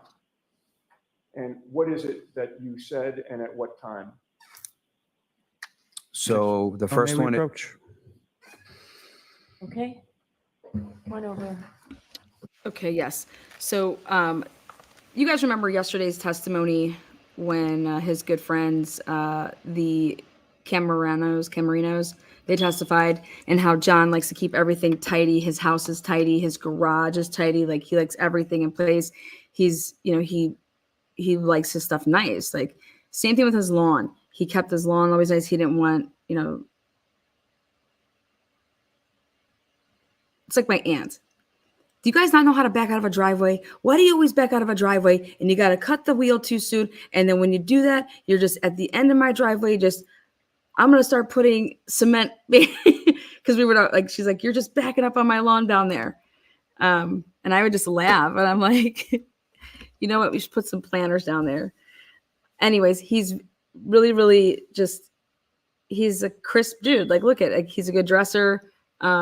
He likes his stuff nice, neat. He's not sloppy. He likes his shit, and then you don't purposely fuck with him. So he texts him because he knows this about him, because John O'Keefe had gotten into it with Callan Albert, his son, about them being stupid and throwing beer bottles and beer cans on his lawn, and just being young punks. Callan Albert's a little young punk. So here, Chris Albert never had spoke to him ever in his life. Just stored his phone number in his phone that day. Okay. And the way that Chris Albert wants to say it is, oh yeah, John asked me what I was doing, or was it really the other way? Because John's not here for that. And the first text message that you exchange is, where you at? Get the fuck go. I did yesterday. So before you consider any electronic communication in your deliberations, you must first find that it's more likely true than not true that the person who either authored or sent or created or transmitted the communication was in fact John O'Keefe and this witness, Chris Albert. If you do not find that it's more likely true than not that John O'Keefe sent one, or that this witness was the person who sent the message or transmitted it, then you may not consider it in deciding this case. So you have clarification a bit, Mr. Yannetti, at this point? I do, yes. And just for the record and for the juror's edification, this is part of Exhibit 48, which is already in evidence. But I would ask that this particular exchange be posted on the screen with the court's permission. Sure.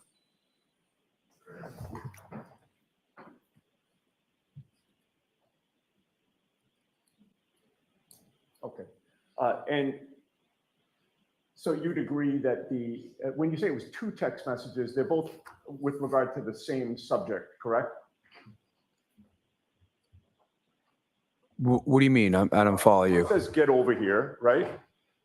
And then the second is a continuation of that. If not, I'm going to fuck up your lawn, correct? So you mean that's to tell him to come over to the waterfall? Right. Okay, I just didn't understand what you meant. That's fine. So you're telling John O'Keefe this, correct? Yeah, I'm telling him to come over and meet us. All right. And that little emoji, that face emoji after, if not, I'm going to fuck up your lawn. That's Yeah, it's a laughing face. right. So you're It's a joke. saying you're cracking up. Yeah, it's a joke. Okay. Oh, sorry. Thank you. Sorry. Okay. Apologize. Okay. We can take that down. At about 10:45 p.m. or so, I believe you testified that was when John O'Keefe walked into the bar with his girlfriend, Karen Reed. That's what I thought. Yeah. Would you agree with me that between the time you arrived and the time you eventually left, that you did go up to the bar within that establishment a few times I'm sure he did. and bought a few rounds of drinks, I'm sure. including that one round of fireball shots? Correct. What was the state of your sobriety when John and Karen arrived? Probably fine. Fine. All right. You didn't feel like intoxicated No. or unable to, perceive what's going on. You were still in control of your faculties. Yes. And is it true that after John and Karen arrived, that your wife, Julie, didn't want to stay any longer or too much longer? She didn't want to. She had a headache, so she wanted to go home. Right. And by that point in time, you had been there about an hour, maybe a little less. When Karen and John arrived? Right. Yeah, about an hour. All right. And you were having fun. Sure. And so Julie drove home, but you stayed, correct? Correct. All right. And in terms of Karen Reed's drinking, as far as you could see, she had that glass that she came in with that appeared to have a clear liquid in it, correct? Correct. And I believe you said either a lime or a lemon. Thought I said a lime, but yep. Okay. And you assumed that that was, vodka and soda water or vodka in some type of mixer, correct? That was clear? Correct. And if she was, while drinking that night, if she was mixing in water in between alcoholic drinks, it would have been impossible for you to discern which drinks were water and which drinks were vodka, correct? Yeah, I would have no idea. You can't tell that by eyeballing a drink, right? No. Because both liquids are clear. Yes. And Yeah. in order to discern that, you'd actually have to be given a sip to see, right? Okay. But in any case, Karen did not appear to be under the influence of alcohol to you. I didn't notice anything. She wasn't stumbling, correct? Nope. She wasn't swaying. I didn't notice. She didn't appear to be unbalanced, correct? I didn't notice anything. She wasn't slurring her words. Nope. She wasn't talking gibberish, correct? No. She was engaging in normal conversation and she appeared to be under control. Yeah. And would you agree with me that she also appeared to be affectionate with John O'Keefe? I wasn't really watching their interactions too much, to be honest. But in any case, you never saw any arguing between the two of them. I wasn't really paying attention to their Okay. And you interactions. You didn't perceive any tension between them, correct? I didn't notice anything irregular. Okay. And from your observations of Karen Reed that night, and you were there probably over 2 hours, were you not? Total? About that, yeah. From your observations of Karen that night, you would have had no problem with her driving a car, correct? I wouldn't even have thought about it. Okay.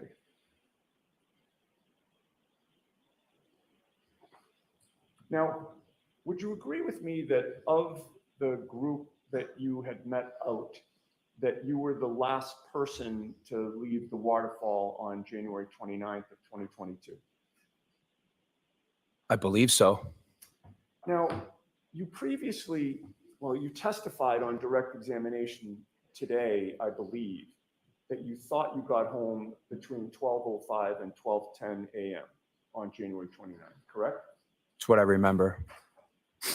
If I suggested to you that you didn't even leave the bar until 12:13 a.m., would you quarrel with that?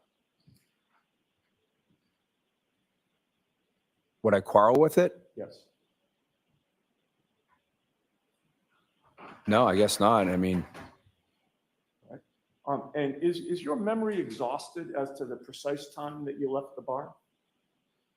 is it exhausted? Right. In other words, do you not remember the precise time that you left the bar that early morning? It's over 2 years ago. I don't know the precise time. Right. That's why I said between 12:05 and 12:10. That answers my question. Thank you. Could we have Exhibit 50? Well, with the court's permission, can I publish Exhibit 53? It's a short clip from the Waterfall. Sure.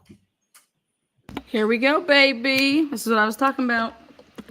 Exhibit 53. This is going to be whenever he's arriving or leaving or both back to back.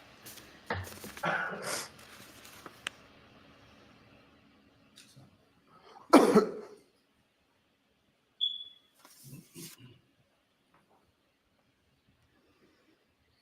think we need to back it up. Maybe start.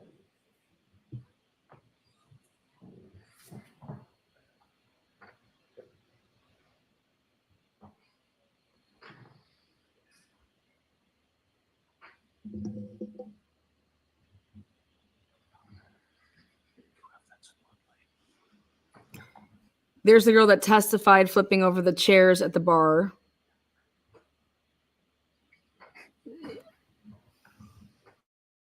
He just hugs her, I believe. That's him. Somebody just, yeah.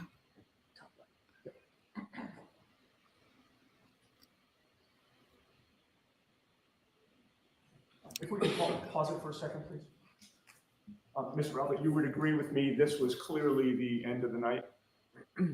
Sure. The lights are all on at this point. Yes. The bar appears to have largely emptied out. Yes. Okay, continue, please.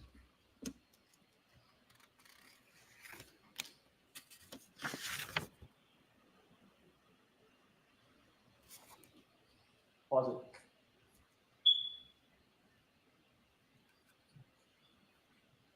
Oh, there we go. My co-counsel is much better at this than I. Do you know who that person is who's leaving the bar at this point at 12:13 and 43 a.m.? Christine, I'd like you better without that spot. Okay. See it now? Yeah. I believe it's me. Continue, please. He just hugged the bartender before that, didn't he?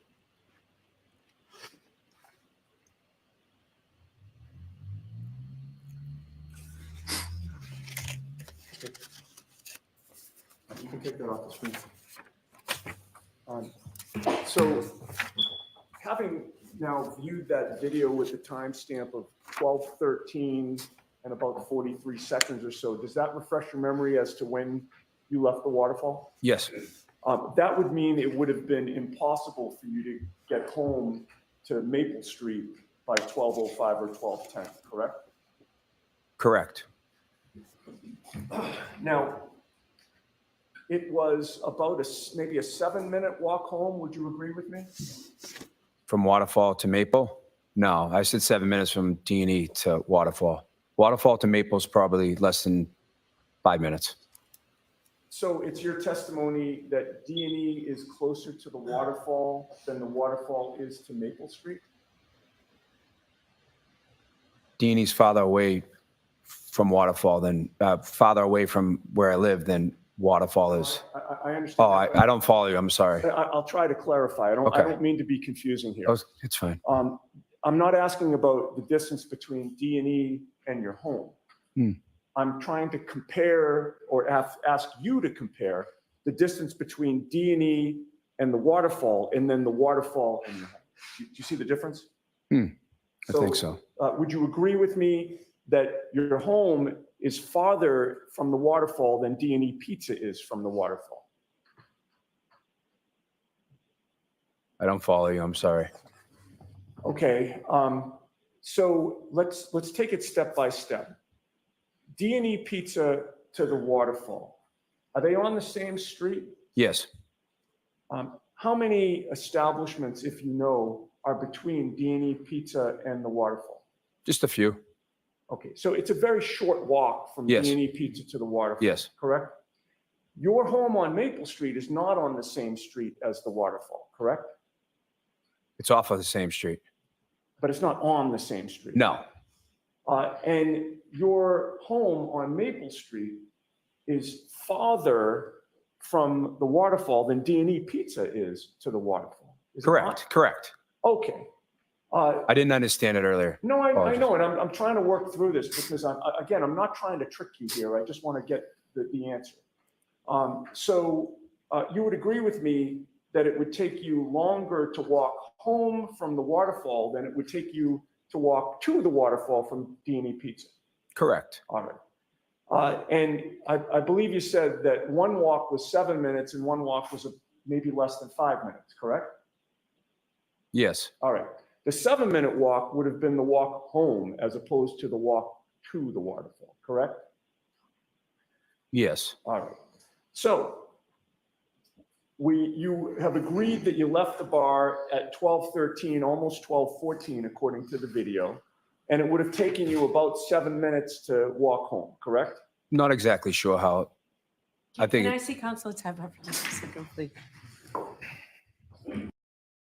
All right, guys. I'm printing something off for you guys. Because as you know, as testimony has gone, I've been updating as we've gotten more information, stuff to the to my Excel spreadsheet here. And I want to show you guys something. So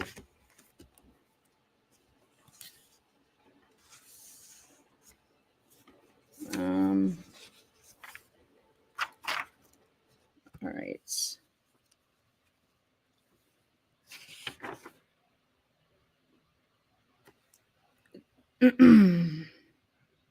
At McCarthy's at 9:15, John hands Karen her second tall cylinder glass with soda water with a lime. At 9:20, they said, someone hands Karen shot glass number 1. She pours into a tall cylinder glass. 9:33, someone hands Karen shot glass number 2. She pours into a tall cylinder glass. 9:57, bartender hands Karen her third tall cylinder glass of soda water and a lime. 10 o'clock, Waterfall camera. Brian Albert arrives to the Waterfall after getting back from a trip to NYC. 10:22, McCarthy's body camera. Someone hands Karen shot glass number 4. She pours into a tall cylinder glass. 10:29, someone hands Karen shot glass number 5. She pours into a tall cylinder glass. I didn't see any of that. Did you guys yet? That was in the prosecution's motions and exhibits. It's been pointed out to me that I think we're not making the connection here, and I think it might be my fault. With regard to the timing of how long it took you to go home, I believe your best estimate is about 5 minutes. Is that your testimony? And when I say home, I'm not talking about from D&E Pizza. I'm talking about that early morning when you're at the Waterfall. I understand. Yeah. I'd say around 5 minutes, I think, from the Waterfall to Maple Street. Fair enough. So now if you're leaving the bar at like close to, 12:14, as indicated on the video, you're getting home somewhere around 12:19, 12:20, correct? Roughly, yeah. And what were you wearing that night? Blue jeans, sneakers, I think, and a sweatshirt. Okay. And it had started to snow by that point. A little bit. So the ground was a little bit either slushy or wet. Not slushy, but could have been wet. Could have been wet. And the snow had not yet started to accumulate, or had it? It didn't start. No. All right. So you're walking home, but it was cold. Correct? Correct. And would you agree that in the best case scenario, you might have had a little bit more clothing on for that cold walk home? I think I had a sweatshirt on. Right, but you could have used something else, right? Oh, probably. In light of the weather?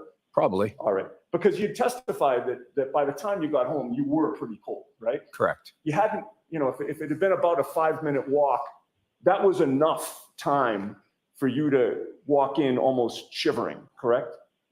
Sure. And given that there was precipitation, the snow had started, the sweatshirt would absorb the moisture as opposed to repel it, correct? Sure. And so you were wet as well when you walked in, right? Sure. And by that point in time, you were tired, correct? I don't remember if I was tired, but Okay. I don't remember if I was tired at that point. Okay. Remember, You had worked all day Correct. till late in the day, actually into the evening, correct? Correct. Taking pizzas in and out of a hot oven, Correct. as well as other food that you serve as well, correct? Yep. And you're now, and by the way, you'd had a couple of drinks or a few drinks, whatever it was, at the Waterfall, correct? Correct. And you decided not to go to your brother Brian Albert's house, correct? Correct. That was in part because you weren't up for the continued partying at that point, correct? Yeah, I just wanted to go home. Right. And so when you got home, would you agree with me that your first priority would have been getting out of the wet clothes that you were in? Correct. He's And setting where him would up. you have done that within your In home? my bedroom. And is this a townhouse?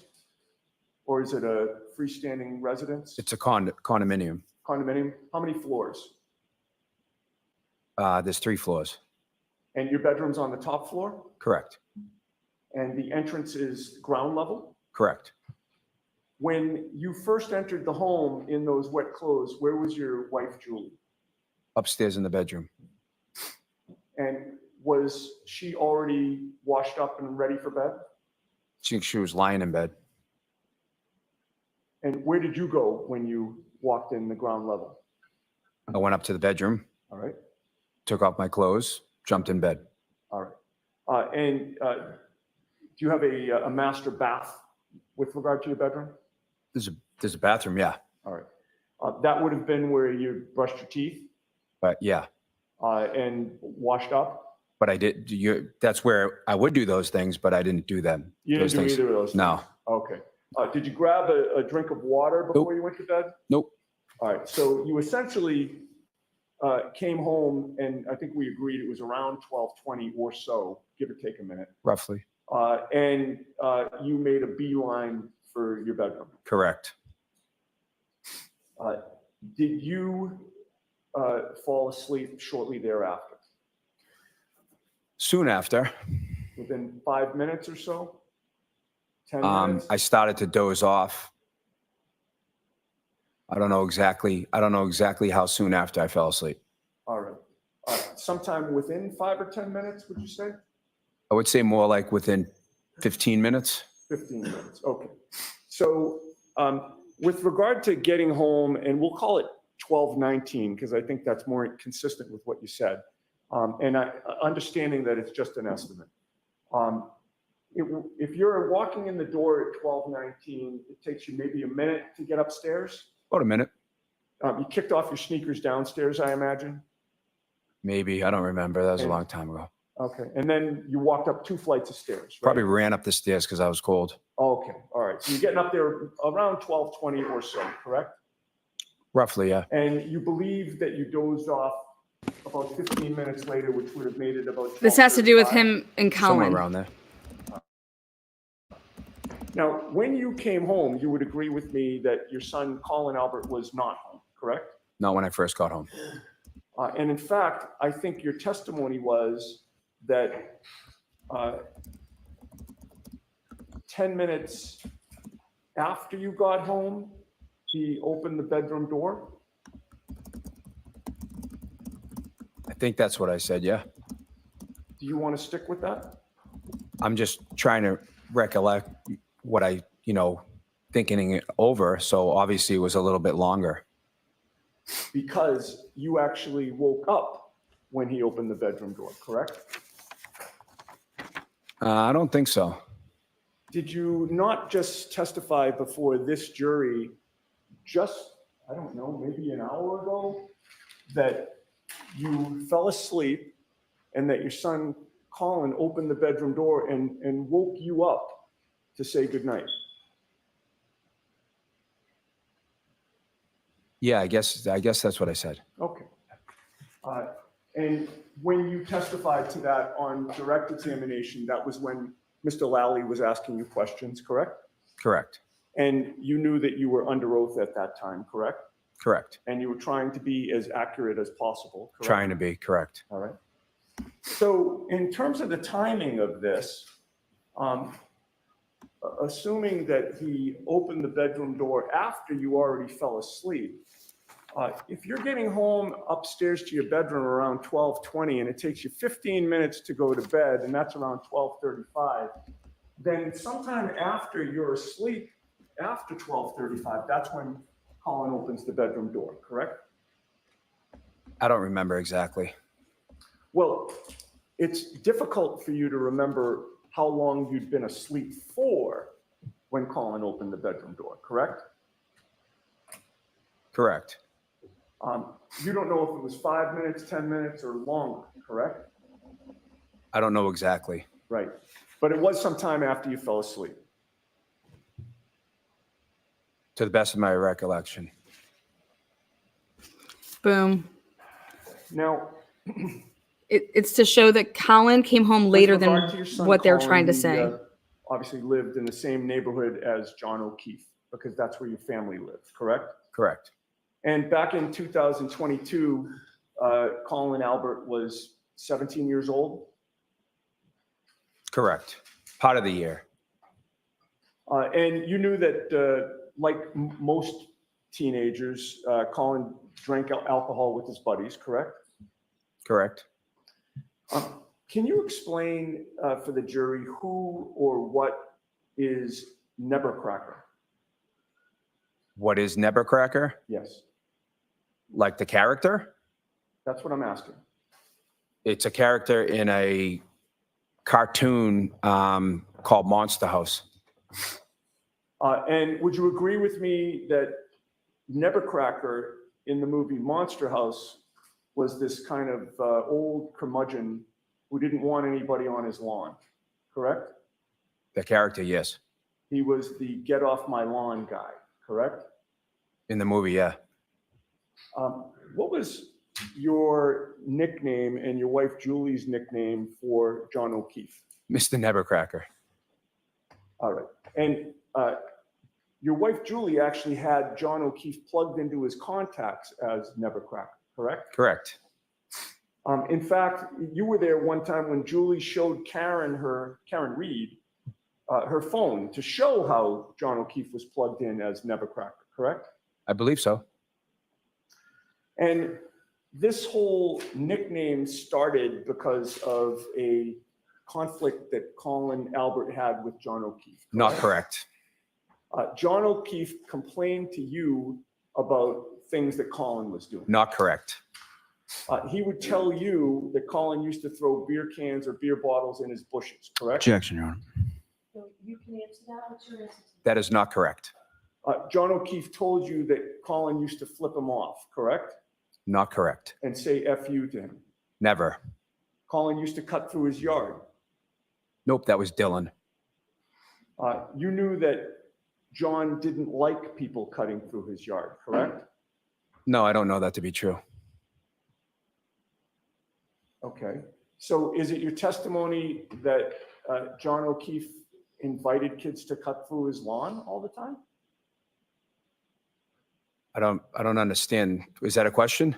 It was a question. I guess let me withdraw that and ask this. If John O'Keefe is Nebercracker, and he's the get off your lawn guy, are you denying that he doesn't like people cutting through his lawn? Do you want me to, can I explain? I just asked for an answer to my question. Yeah. Mr. Lally will get up after I'm done, and I'm sure you can explain whatever you want. So no, he's not no. All right. Then why would you have him in your phone as Nebercracker? Well, you would agree with me that there was a time when John O'Keefe was not home that you and your wife Julie went to his house. That is correct. And you entered onto his property, correct? On his front property, yes. And you had drinks in your hand. Correct. And you thought it would be funny to have a photo taken of you and your wife with drinks in your hand on his property, correct? Correct. And you knew it would be funny because you knew it would annoy him, correct? Objection, Your Honor. They always tried to fuck with him. Yeah, he was actually asking us to watch his house while he was away. Right, but that doesn't answer my question, which was he didn't ask you to go onto his property with drinks in your hand and take a photo, correct? He asked us to watch his property. Okay, but again, in answer to my question, the answer is no, he did not ask us to go on his property and take pictures of ourselves with drinks in our hand, correct? Yeah, he didn't ask me to send him a photo. And you would agree with me that Nebercracker wouldn't like a photo of somebody on his lawn with drinks in their hands, correct? The cartoon character, Nebercracker? Yes. Objection, Your Honor. Sustain. Next question, please, Yes. Mr. United.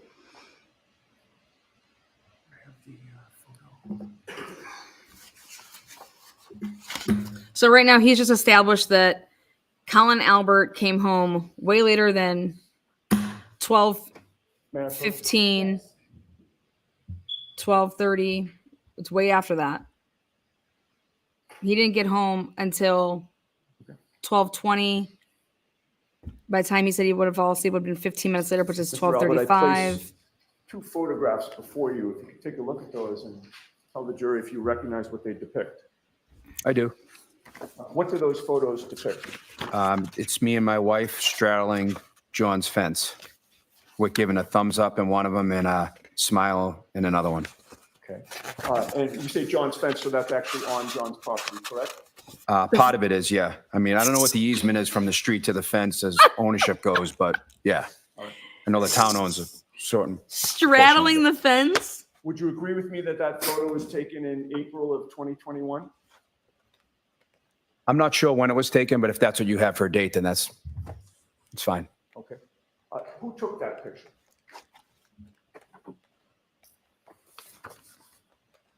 That's a good question. I have no idea. Where was your son Colin that night when you had that picture taken? I have no idea.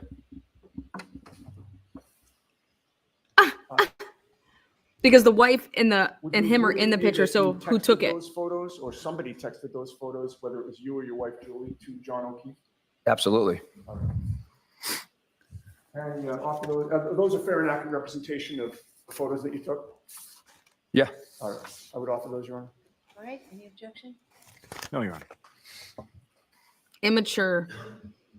So the people that you guys always fucked with and that you said you're gonna With the court's permission, beat the maybe fuck you out can of ends up publish for getting the beat the jury? fuck up.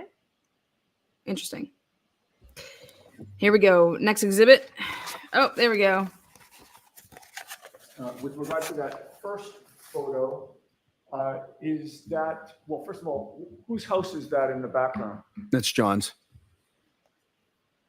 And that is you on the right and your wife Julie on the left? Correct.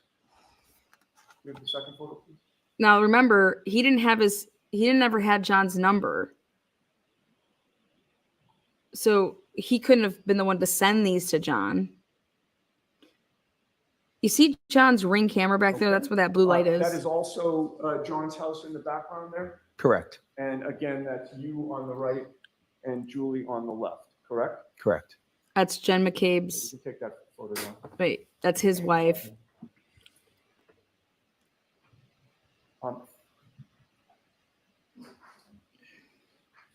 Now, would you agree with me that those photos give some context to the text that you sent him on January 28th when you were trying to get him to come out and you threatened to, quote, fuck up his lawn if he didn't come out that night? What do you mean give context to? Well, in other words, here you are texting him photos of you and your wife on his lawn, correct?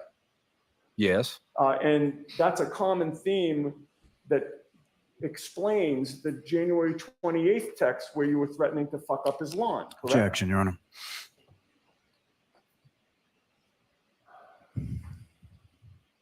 Okay. I just have one more area that I want to cover with you, sir. You previously confirmed that when you walked in your door on January 29th of 2022 after coming home from the Waterfall, your son Colin was not home, correct? That's correct. At that time, you had no personal knowledge of where he had been that night, correct? That's correct. Since that time, you know that he was at your brother Brian's house that night, Brian Albert. That's correct. Your old home, correct? Where I grew up, yep. And you knew that address to be 34 Fairview Road. Correct. And you knew that that was the same house outside which John O'Keefe was found dead later that morning, correct? Correct. I may have a moment.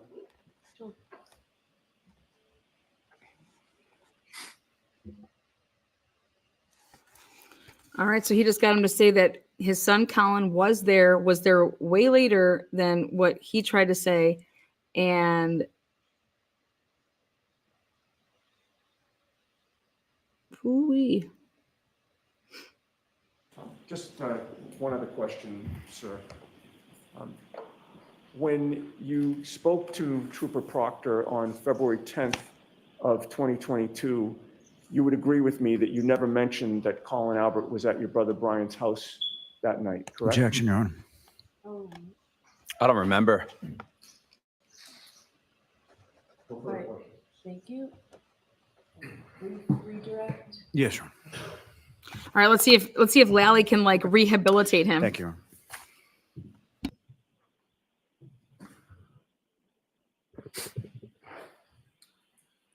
Now, Mr. Albert, you were asked some questions about being a selectman. Were you a selectman at the time on January 28, 2022? No. About how long after that was it that you became? Sometime in April that the election was over. April, second week in April, maybe? So that's a photograph that you were shown with respect to yourself and the former Chief Berkowitz of the Keene Police.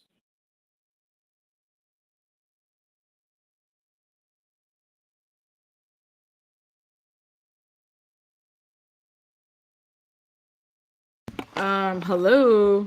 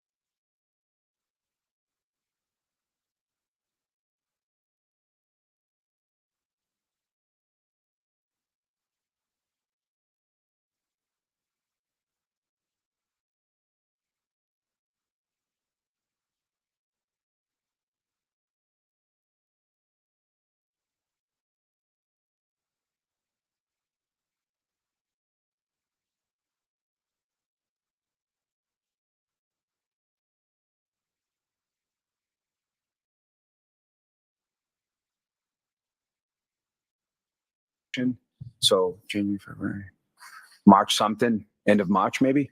Well after January. When you spoke to Trooper Proctor, Okay. Thank you.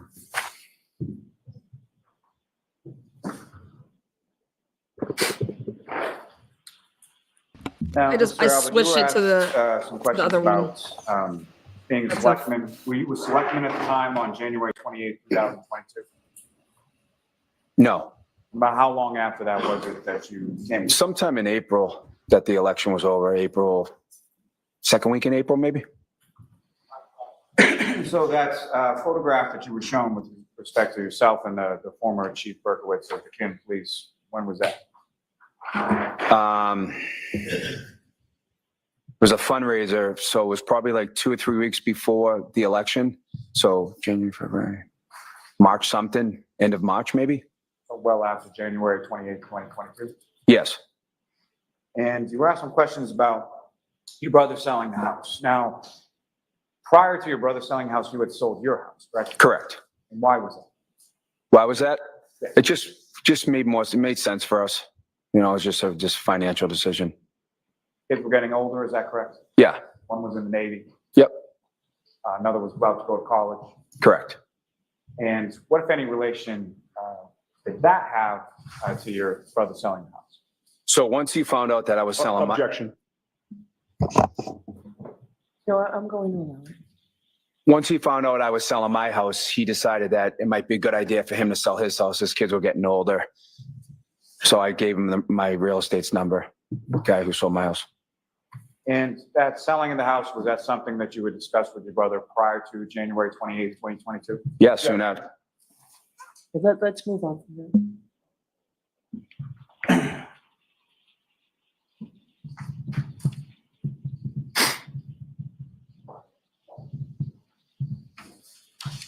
Now, with regards,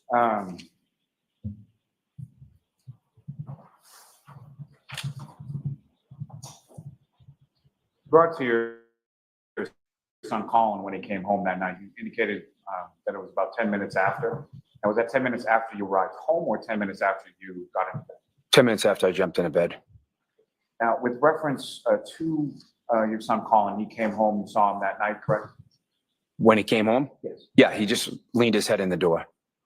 And when he leaned his head in the door, did you, similar to what I had asked you about Mr. O'Keefe, did you observe any sort of injuries or anything like that to his face? No. Saw your son the next day as well? Yes. Did you observe any injuries to him at any point in None. time? And you mentioned that you went over to your brother Brian Albert's house and both he and Mr. Higgins were there, correct? Correct.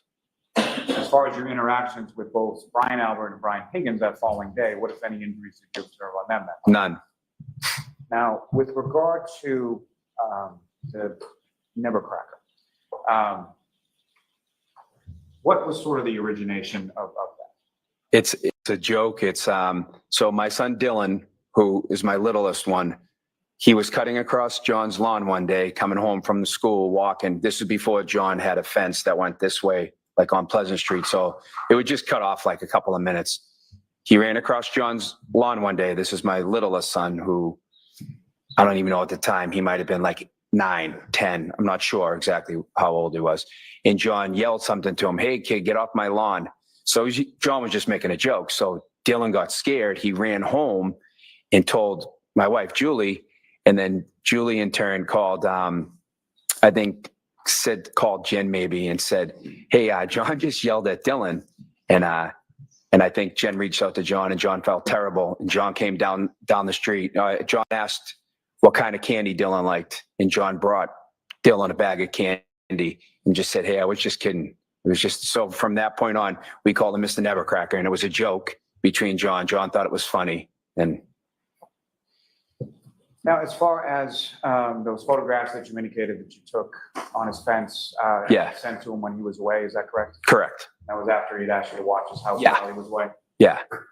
And how did he respond to those photographs? He thought it was hilarious. We actually showed him, other people that photo too. They thought it was funny. All right, we're gonna wrap it up, Mr. Allen. One last question, Norm.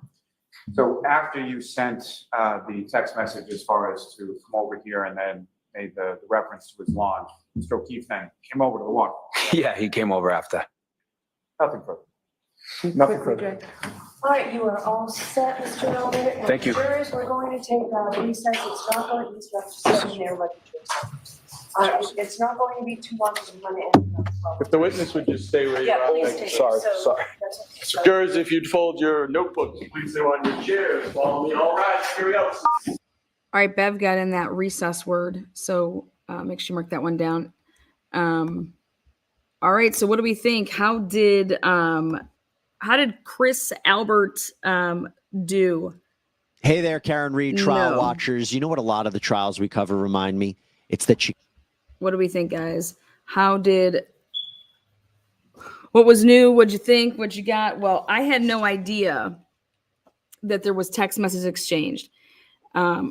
We'll be going back once it's all over and listening again to make sure that the line of questioning is what I think it was, which is that you just put in his contact that day. So the same day that John O'Keefe he's found dead is the same day that this guy entered in his John O'Keefe's information. Think about that. Daddy just saying Colin. And remember the reason this is important is because we want to go back, and I can do this. I can pull up, look at Hector, the projector. The big thing is it's all about this timing. It's all about, I think I'd just rather do it at the end though.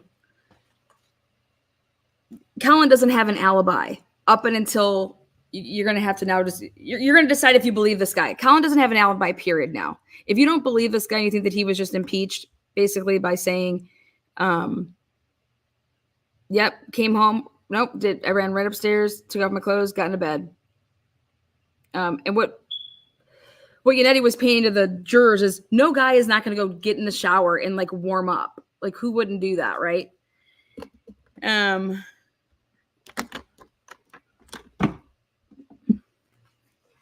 So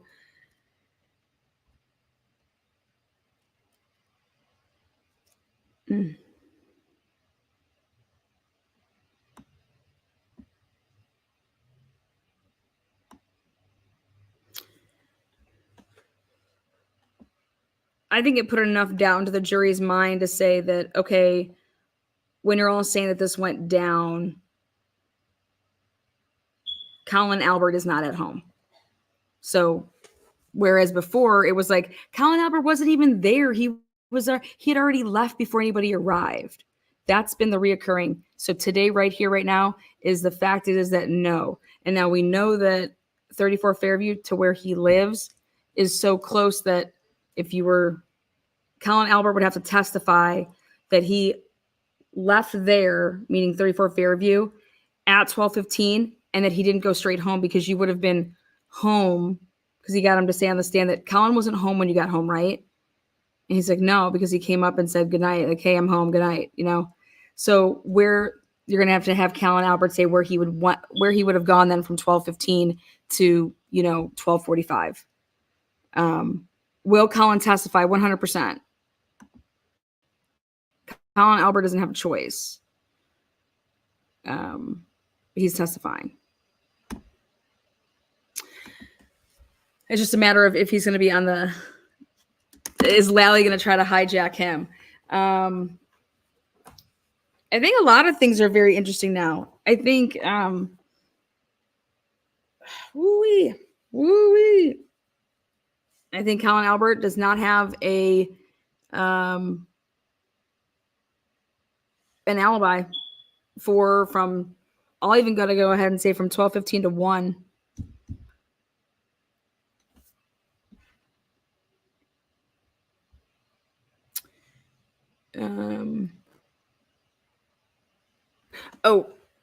Something I want to look at. I printed it. Let's see.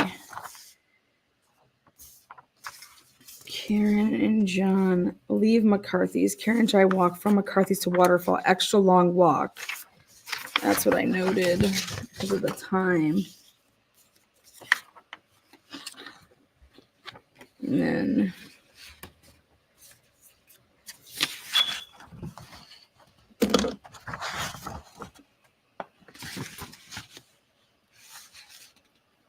at Waterfall, water drink service 1, 2, 3, 4, 5. They're saying 5 drinks. Karen with 2 other women leave the Waterfall. And that's on the camera. And that's at 12:10. Jen McCabe walks from Waterfall to car and into her own car. Something that I think is extremely weird is that why didn't Jen McCabe, when Karen Reed and John O'Keefe are standing outside the Waterfall and they're going to go walk to their car, you see Jen McCabe doesn't go back in there to get her man who is still in there, right? Instead, she walks off to what would seem to be like her vehicle or whatever.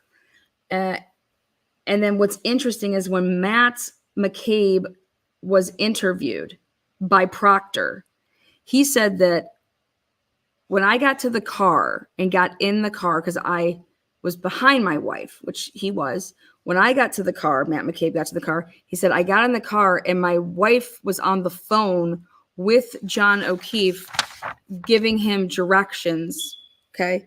Well, then you look at the calls. There is a 12:14 call between Jen and John O'Keefe's phone.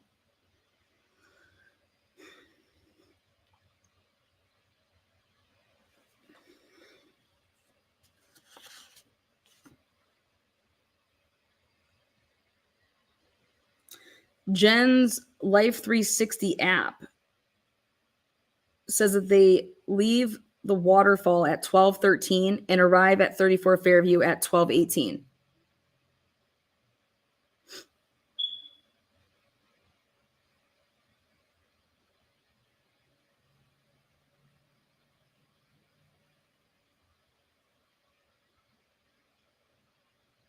Do we believe Chris Albert that he did not go to 34 Fairview with his testimony here today?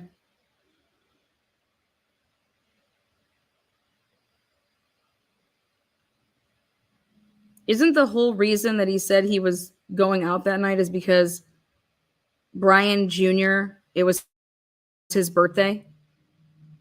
So where was Brian Jr.? If you wanted to go out and be out for Brian Jr.'s birthday, think about this. If Brian Jr. was at 34 Fairview because he was not at the Waterfall bar, then wouldn't it make sense that if the whole purpose was to go out was because of Brian Jr.'s birthday, that you would have went back to 34 Fairview?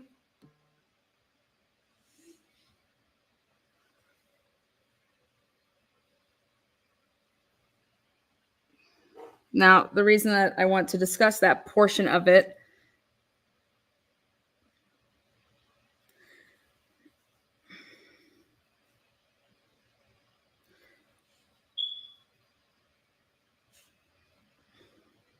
John's phone pings based off of his phone records for the 12/18 that he's around 34 Fairview.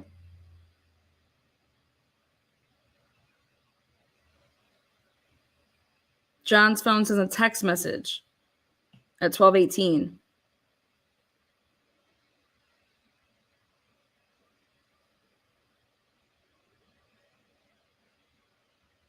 John's phone pings again. GPS pings 34 Fairview, 12/19. And then John's health data begins to make steps at 12/21, 80 steps, and three flights of stairs between 12/21 and 12/24. Now, I'm going to tell you guys what I was thinking about yesterday is have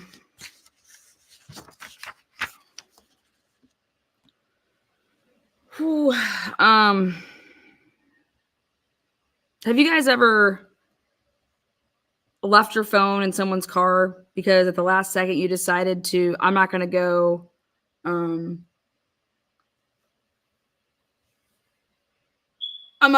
this party, and the person that was in my car decided to get out and go with somebody else that was going to go, but in that, when they did that, their phone was left in my vehicle, right? And so therefore, I then would have had somebody else's phone. So has anybody ever done that before? If that you'll have your phone in your pocket or your hoodie, and then when you sit down in a car, then it falls out. Or even if like you're just drunk and you leave your phone. The only thing that I have a problem with is if Karen Reed didn't feel well, why didn't she just go home and then say, here, you want to continue hanging out with these people, right? So you go and hang out with them, and then they'll just drop you off at the house when you're done, right? Because the whole entire night, there's no fighting. There's no nothing. What happened between the time of 10 seconds of when Jen and Karen would have been out in that parking lot for 10 seconds. And then when Karen decides, like, I'm going to go back in and grab John, because she had no problem walking off with her. Like, hey, yeah, we're going to go do this. And even the woman testified, like, yeah, when I saw that it was Karen and then John at Karen's car, it was weird because I thought that Karen was going with Jen, because Jen's like, you're coming with me. You're coming with me. You're coming with me. And so they walk off, and you see them walk off with the cameras. So was Jen just saying this, and then Karen's like, wait a second, I drove here. I have my car here. Like, I can't come with you.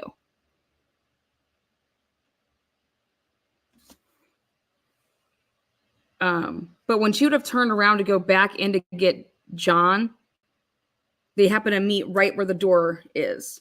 So then I said, okay, that woman that was there, though, wouldn't she have like heard that? So then I say to myself, why would she think that it would be weird then if she would have heard whatever she'd have heard for 10 seconds? Why was she still under the impression that Karen was going with Jen? And I think that we're going to get into that testimony once the defense calls the lovely Karina back to the stand. I don't think they wanted to blow their load on that yet. So I went back to thinking about Matt McCabe's interview, and he said that when I got to the car, because they've been lying all over the place, right? They've been lying all over the place. When I got back to the car, when I got to my car originally, my wife was on the phone explaining how to get, to come to 34 Fairview and how to get there. All right. Well, wouldn't it be in one of their phones, meaning either John's phone or Karen's phone, which it will be, or the Lexus that you would have plugged in 34 Fairview and then you would have followed the GPS?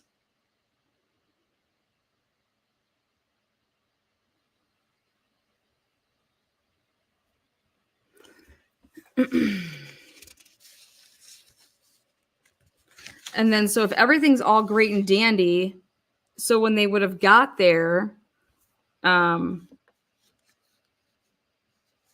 you have only a little bit of time where you could have ever had a conversation with John. It's like, okay, you know what? I really don't want to go there, but I'll take you there. So just let me know that someone can drop you off at home. So run inside and ask somebody if they'll give you a ride home.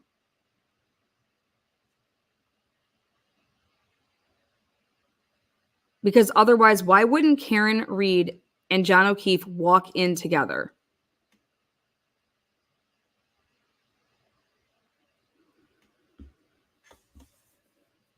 Right?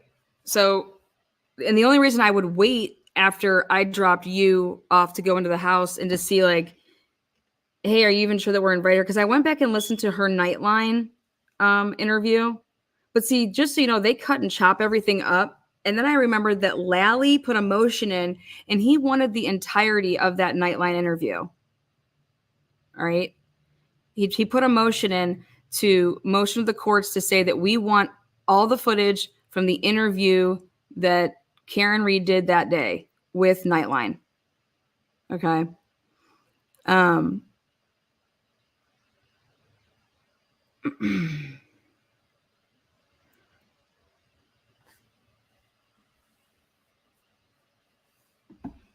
I don't know how Bev ruled. Nightline said nope. Well, they had an oral argument. I mean, Nightline can say no, but if it's a court order to turn it over, they had a judge. So I don't know what the ruling was on that.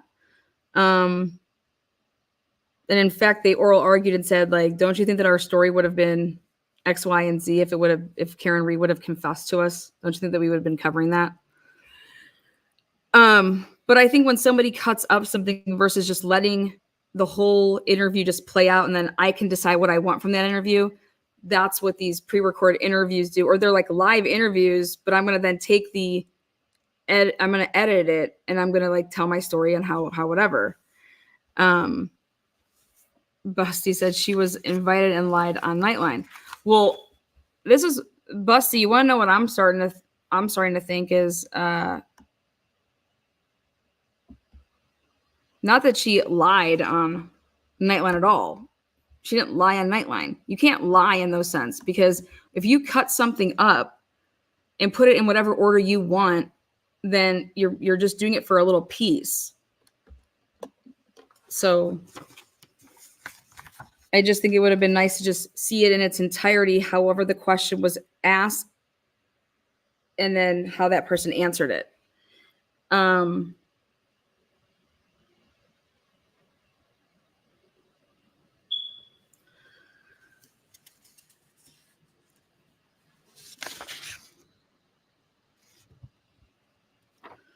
So then we have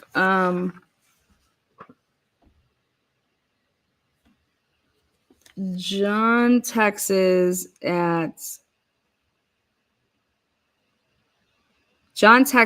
where to at 12:14.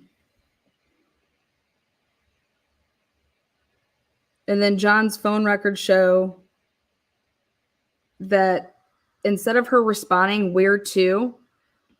Jen McCabe calls him at 12:14. So that would be the call that the husband's walking in on.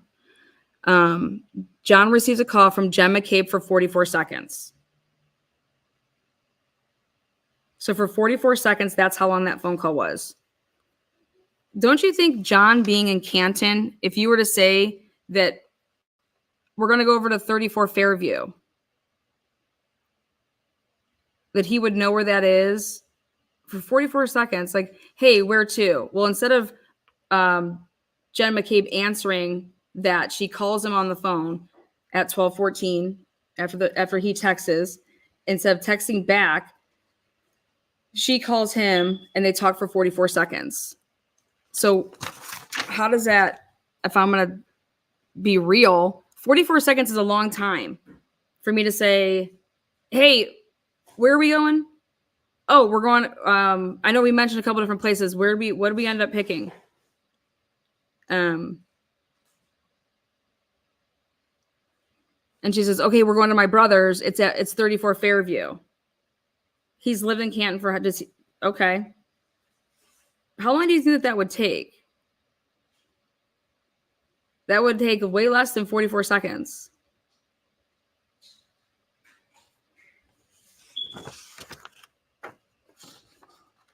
Or would it be like this? Hey, where, he just says where to, she decides to call him versus saying 34 Fairview. Why wouldn't you just text it back 34 Fairview? She calls him instead of texting him. They talk for 44 seconds. Do you think that any point during that conversation, it would have been said, who is going to be there? Because, I have a problem with so-and-so. Oh, God, no, they're not going to be there. Or, 44 seconds. Then John receives a call. I'm sorry. Then Jen deletes that. Then Jen McCabe arrives at 34 Fairview at 12:18. John called Jen McCabe for 36 seconds at 12:18. Now, this is where it's going to get good.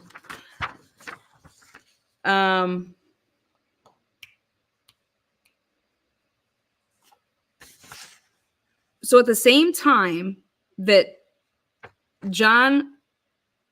so the same time that McCabe arrives at 34 Fairview, 12:18, John calls Jen's phone, and they talk for 36 seconds. Jen then texts, after they talk for 36 seconds, 34 Fairview. So do you understand this order? Like, he said, where to? Then her ass must have not have seen that or when she would have texted, but they talked 2 different times. 44 seconds. Then 36 seconds. And then she texts at 12:18 and says 34 Fairview. What? Is she back on? No. All right.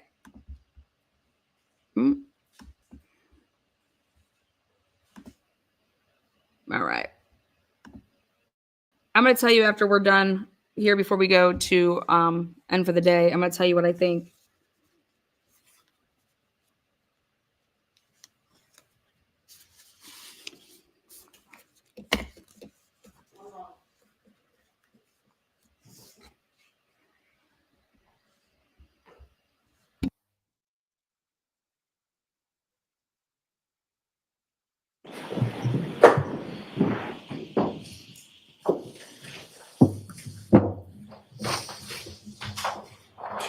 All right, so Mr. Lally, who's your next witness? We'll call Miss Julie Albert to the stand. Okay.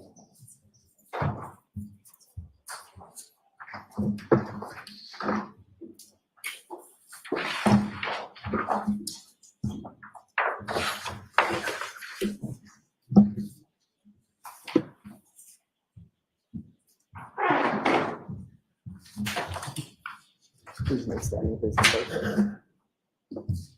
Raise your right hand, please. You solemnly swear the evidence you give the court and jury in the case now in here should be the truth, the whole truth, and nothing but the truth, so help you God. Julie Alberts, come on down. This is Chris Alberts. I don't know if I think they're going through a divorce. All right, but- whenever you're ready, Mr. Lally. Thank you, Mom. Good morning. Good morning. Could you please state your name and spell your last name, Jury? Julie Albert, Albert. And where do you live now? I live at 22 Maple Street in Canton. And how long have you lived there? A little over 2 years, And how long in total have you lived in Canton? my whole life, 48 years. And where did you live just prior to living on Maple? I lived at 7 Meadows Avenue in Canton. And how long a period of time did you live at 7 Meadows Avenue? 15 plus 20 years, about 20 years. And do you have kids? Yes, I have 3 boys. And are you married? Yes, I am. What's your husband's name? Christopher Albert. And your 3 boys, how old are they? My oldest, Christopher, is 25. My second son, Colin, is 20. And my youngest son, Dylan, is 16. And do each of them, where do they live? Do they live with you? They all live with me, yes. And your husband, does he work? Yes, What does he do? he owns a restaurant in Canton, What's the name of the restaurant? D&E Pizza, And where is that located? 618 Washington Street. Now, when you lived on Meadows Avenue, can you describe to the jury sort of, if you know, about how many houses were on Meadows? I would say maybe 8 on each side. And Meadows comes out to a main road, is that correct? Yes, Pleasant Street. And while you were living on Meadows Avenue, did you have occasion to come to know someone by the name of John O'Keefe? Yes, I did. And where did John live in relation to you? John's house was at the top of the street, and there was 2 houses between John's house and my house. And if you recall, about how long did you know John O'Keefe, or when did he move in? I think he moved in 2017-ish, maybe. And I've probably known him since maybe 2019. And how would you describe sort of your relationship with John? We were friendly. We were neighbors. You know, I'd see him all the time coming in and out of the street, and because he's at the top of the street when I pulled out of the street. And we were friendly. And in addition to you knowing Mr. O'Keefe, were there other sort of people that knew you that also knew him? Yes, yes. Who were some of those? Well, I knew John through Jennifer McCabe. And who is Jennifer McCabe? She's one of my closest friends.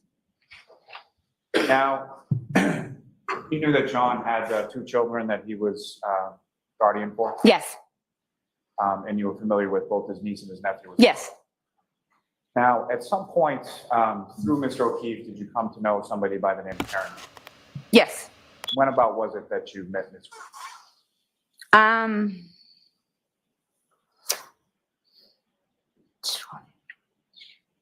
Maybe in like 2021, like, you know, pulling in and out of the street if they were outside, if, you know, a couple times out socially, probably in 2021, I would say.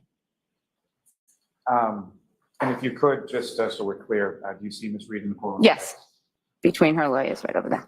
That's a record of like identification Okay. by the witness. Now, on some social occasions that you were talking about, when you would see them out, would you have occasion to socially interact with Mr. O'Keefe and Ms. Reed? Yes. Is that something that like you and your husband did together, or was it more of a group setting type? No, a group setting. And with reference to, did you have occasions where you would socially hang out or interact with Mr. O'Keefe in which Ms. Reed wasn't there?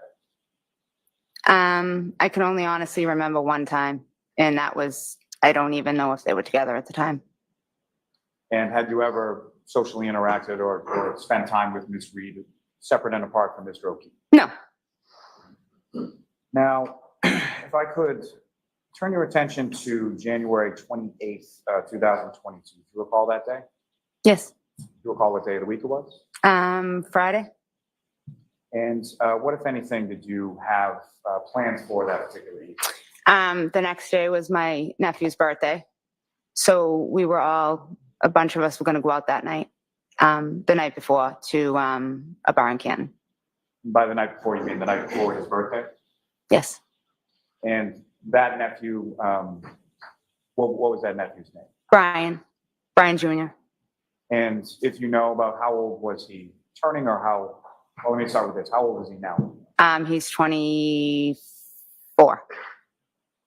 So just turned 24 a few months ago? January. Yep. And so he would have been turning, what, 22 at that point? Yes. When we say we had plans to sort of go out, who was the we? Myself, his mother, Nicole, my niece, Caitlin, and a couple of Brian's friends. Now, and you mean Brian Jr.'s friends? Yes. And so Brian Albert Jr. has a mother named Nicole Albert, is that correct? Yes. And how is she related to you? She's my sister-in-law. Our husbands are brothers. So your husband Christopher has a brother? Brian. Brian. Okay. That would be sort of Brian Sr. for lack Yep. of a better term. Yep. Your husband Christopher, how many siblings does he have? 6. And Brian is the oldest? The oldest, yes. And so there were plans to go out that evening, the day before Brian Albert Jr.'s birthday, correct? Yes. And what were the plans? What did they sort of consist We were just going to go to Waterfall. of? Is Waterfalls, It's a bar in Canton on Washington Street. and from your husband's pizza shop at P&E to the Waterfall, about how far away are the two from each other? Very close. I mean, 200 steps maybe. You can, very, very close.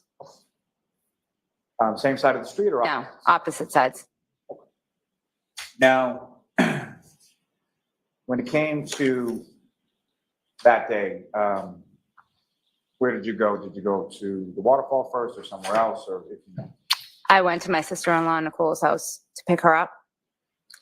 And you know the address where your sister-in-law and your brother-in-law live? 34 Fairview, where they lived, 34 Fairview Road. And that was somewhere that you had been numerous occasions before? Yes. And when you arrived at 34 Fairview Road, you went inside the house? I think I went inside for a moment, yeah, just to wait. And do you know who, if anyone, did you see in there that you knew or recognized or didn't? I know my niece Caitlin was in there, my nephew Brian.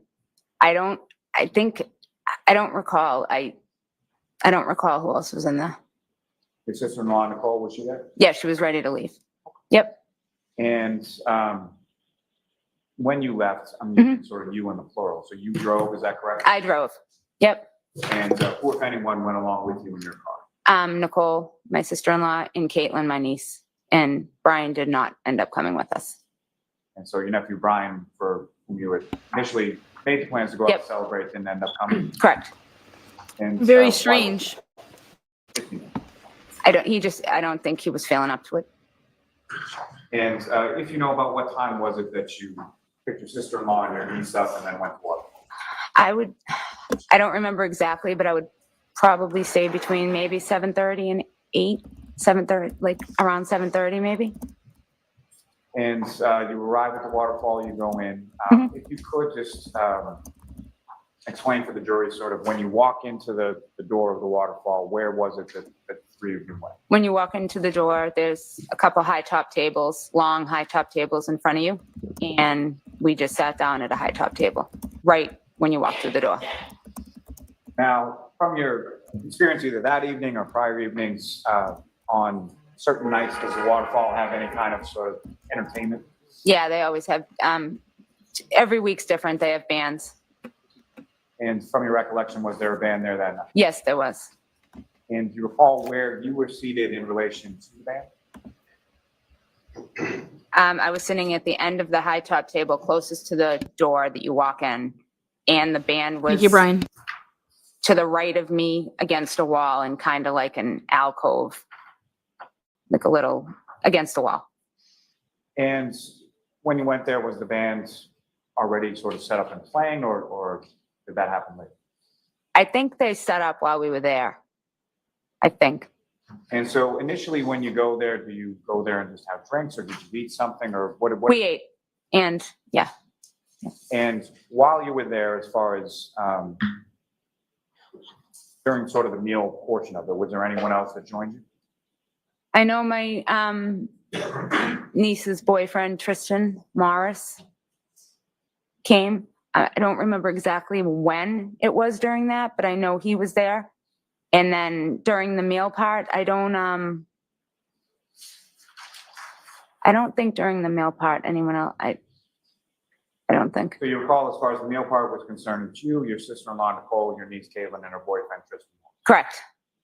And Mr. Morris, did he stay for any extended period of time, or when was it that he left? I know he stayed for a little bit, but I honestly can't remember what time exactly he left.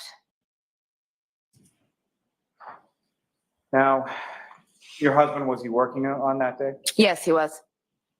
And had you been in communication with him as to where you were going to be? Yes. And so the plan was basically for him to meet you at the Waterfall when he was done with work? Correct, yes. And if you know, about what time was it that your husband, Christopher, came over to the Waterfall? Maybe not 9:30, 10, maybe. I don't remember exactly. Just Yeah. if you know approximate time. Yeah.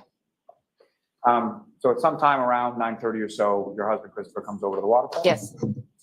And what, if anything, did he do when he got I there? came in, yeah. He came in, did he get anything to eat, anything to drink? Yeah, he probably ordered a drink and just stood by the table, I would think. And you and the people in your group, were you drinking that night? Yes. What is it, do you recall specifically what you had to drink? I think I had just a couple glasses of wine. And your husband, do you recall specifically what he had that night? What he would drink is Miller Lite. And that's sort of typically what he would drink when he Yes. was out? Yes. And your sister-in-law, Nicole, do you recall what she was drinking? I would assume White Claw, a White Claw. And same question with regard to your niece, Kate. Yes, probably White Claw as well. Now, while No claw.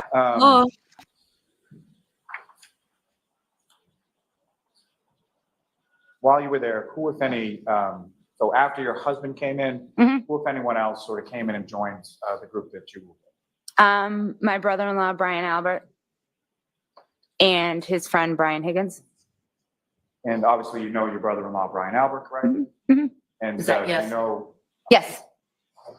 Thank you. You just have to answer obviously. So, did you know Mr. Higgins as well? Yes. And how did you know Mr. Higgins? I just know him from being friends with my brother-in-law. So you knew him just sort of through your brother-in-law, Brian, is that correct? Yeah. Yes. And do you know when they arrived in relation to when your husband Christopher arrived? I don't recall. But some point after, correct? Yes. So And here her after, testimony is after. They arrived, who, if anyone else, do you recall sort of arriving and joining in your group? Jennifer McCabe and Matt McCabe. And there was a couple, I don't even know their name, Colakitis. They arrived. I don't know their first names. And John and Karen arrived shortly after that. And just so you can She's wrong. clear up people, Colakitis is. Jennifer McCabe, you've already mentioned her, and Matthew was at her house. They were separate. Yes. And the other couple that you were talking about, or sort of guessing their names, have you ever met them before? No. Nope. Not anybody that you're particularly friends with or anything like that? No. I know them, who they are, from seeing them maybe at a sporting event or something, but I've never been introduced to them. No. And when you say sort of sporting events in relation to what? if they were at like a basketball game and I was at a game, like I've just seen them around. I'm assuming probably sporting events, probably a basketball game. And I'm sure it's pretty well understood with this. I just want to clarify. So when you say sporting events, these are kids' sporting events? Kids sporting events, yes. And so which kids' sporting events would you be at that you would see this couple that you didn't know? Your kids or something? No, Jennifer McCabe's kids. So you would go to sporting events for Jennifer McCabe's kids and see this couple? Yes. And if you know about how long after this Brian Albert and Mr. Higgins arrived, did the McCabe's and this other couple arrive? I don't remember exactly. But after Mr. Albert and Mr. Higgins, correct? Correct. Now then, you mentioned Mr. O'Keefe and Ms. Reed came in at some point as well. Mm-hmm. So you have to make sure you say yes or no, okay? And the other thing you say, I assume or I guess, don't answer. If you don't know, you don't. Okay. And if you know, about what time was it that Mr. O'Keefe and Ms. Reed came? Before 11 o'clock?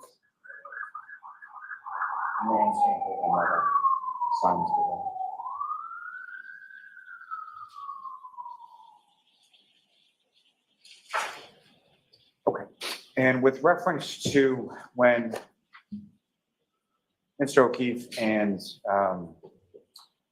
the defendant, Ms. Reed, came into the Waterfall, where were you in relation to sort of the high top table that you were describing? I was at the top of the high top table closest to the door. And when they came in, where did Mr. O'Keefe and the defendant go? John walked in and said hello and kept on walking, I think, to the bar. And Karen came in and stopped at the table to talk for a minute. And during the time that she stopped at the table to talk for a minute, what, if anything, did she do? She opened her jacket and had a glass and pulled the glass out and started drinking the drink. And as far as the drink in the glass, what, if anything, did you observe as far as color or anything like that? Clear. And the glass that she had, could you see, so the clear liquid inside it, how much of the glass was full of that? I don't recall. And she placed it on the table, is that correct? Mm-hmm. Yes. And what was your reaction to that? I think I laughed and said, made a comment like, you're crazy or something, just because she walked in with the glass.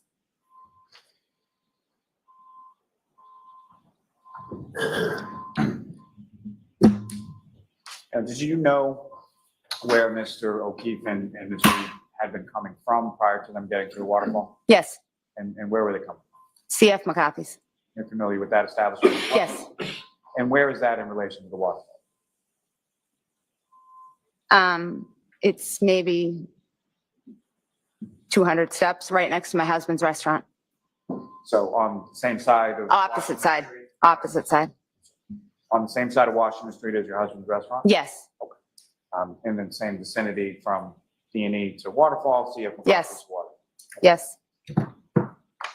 Now, over the course of the evening, did you have occasion to see Mr. O'Keefe? He was at a bar, he had something to drink, is that correct? Can you repeat that? Over the course of the evening, did you have occasion to observe what, if anything, Mr. O'Keefe was drinking? No, I don't believe. I left very shortly after they got there. And so. Chris said left you ordered a early, beer right away. Shortly after they arrived? Yes. And if you know about how much time are we talking? Maybe 10, 15 minutes.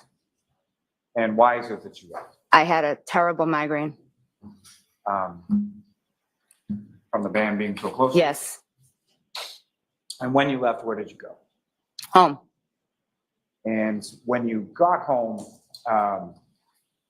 as far as your children on that evening, who was home, who was out? If you know? My youngest son was home, and my oldest son didn't live at home. He lived in California at the time. And my middle son was not home. And so your oldest son, Christopher, he was in the Navy at that point? He was in the Navy, and he was stationed in San Diego, yes. So your middle son, Colin, he was out. Did you know where he was? Yes, he was at, I believe, his friend Michael Leonetti's house. And at some point, did you learn that Colin had gone from that person's house to somewhere else? Yes, Is this him communicating with you? yes, And that other place that he went to, you know where that was? yes. My brother and sister-in-laws, Nicole and Brian Albert's house on Fairview Road. And was that in relation to your nephew and his birthday? Yes. Now, Here we while you go. were, if I could take it back to the Waterfall just for a second. So while you were at the Waterfall, obviously you see Mr. O'Keefe and Ms. Reed come in. Do you recall what Mr. O'Keefe was wearing? I know he had a hat on, he had jeans on, and he had something with the hood. And from your observations, did you ever see him with like a winter coat or a jacket or anything like that? I did not. And with regard to the clothing that you observed him wearing, what, if anything, did you observe as far as the condition of that clothing? And that, I mean, was it torn? Was it disheveled? Anything like that? No, nothing that I remember. And with regard to Mr. O'Keefe, as far as his appearance, what, if anything, did you observe about him as far as injuries or anything? Nothing. Now, with reference to your group as far as at the Waterfall, how would you describe sort of the overall demeanor or tone of the group and what was going on there? Just normal. I thought it was just normal. Sitting listening to a band. So at least during the time that you were there were no sort of arguments or disagreements or anything like that? Nope, nothing. And specifically to Mr. O'Keefe and the defendant, Ms. Reed, while you were there, during the short time that you were there when they were there, did you observe anything as far as any arguments or disagreements or anything like that? No, I did not. Now, at the time, so during that time between when they arrived, you mentioned that John went up to the bar, correct? Yes. And where did the defendant go? She talked to me at the top of the table for a few minutes, and then I believe she made her way down the table to either Jennifer McCabe or the couple that was at the end of the table to speak with. And was it during that period of time that you had enough with the migraine and went home? Yes, I left very, very shortly after that. During the time that you were there and you were speaking with the defendant down sort of your end of the table, what, if anything, was discussed as far as sort of where to go, what to do after the walk? I do know that, I do remember, I'm sorry, that Karen had asked if we could go back to D&E, my husband's store, and make pizza, because that's something we frequently do if we're out at the end of the night, if we're hungry. How Was would that Karen something know You that? had discussed with Ms. Reed either on that date or on a prior date? I believe we discussed just that we went there once, and we said next time she'll have to come with us. Was that something that was discussed as a possibility? Oh, or something that shit. was going to happen that night? I think right away, I just wasn't going to do that because I wasn't feeling well. And I think I might have said, talk to Chris, because I wasn't going to do it.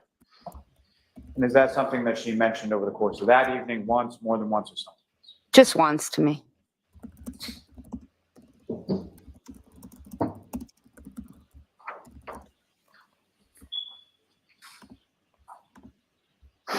So when you get home, at some point, the rest of your family Thank you, came home Canadian Trip of at Crime. some point in the evening, correct? Yes.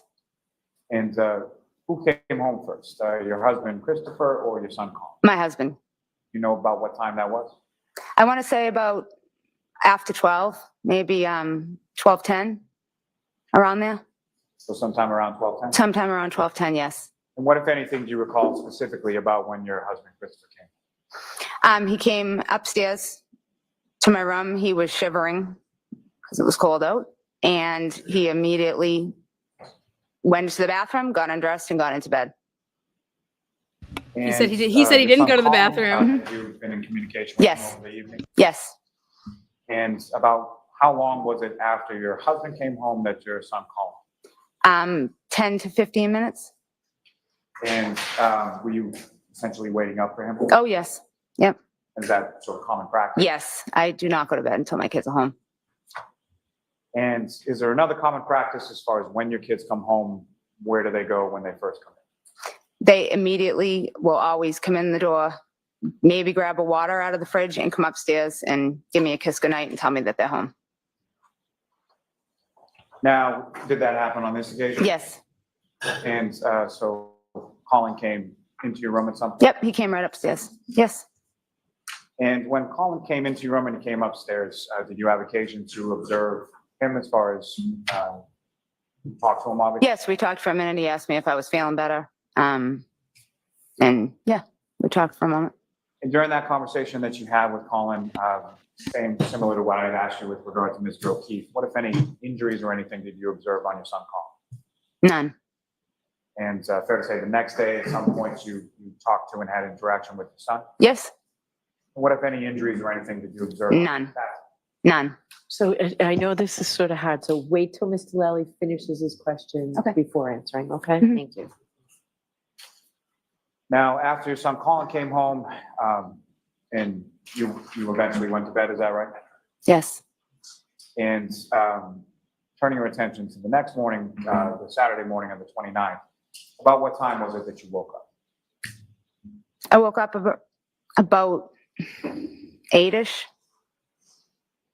And with regard to your nephew, Brian Jr., whose birthday it was now on the 29th, what, if any, sort of tradition do you have with respect to him this birthday? Every year on his birthday, I go to Dunkin' Donuts. I get him 6 donuts and I bring them to the house and I leave them there with a card before he gets up. So when he wakes up, they're there. I've been doing it for years.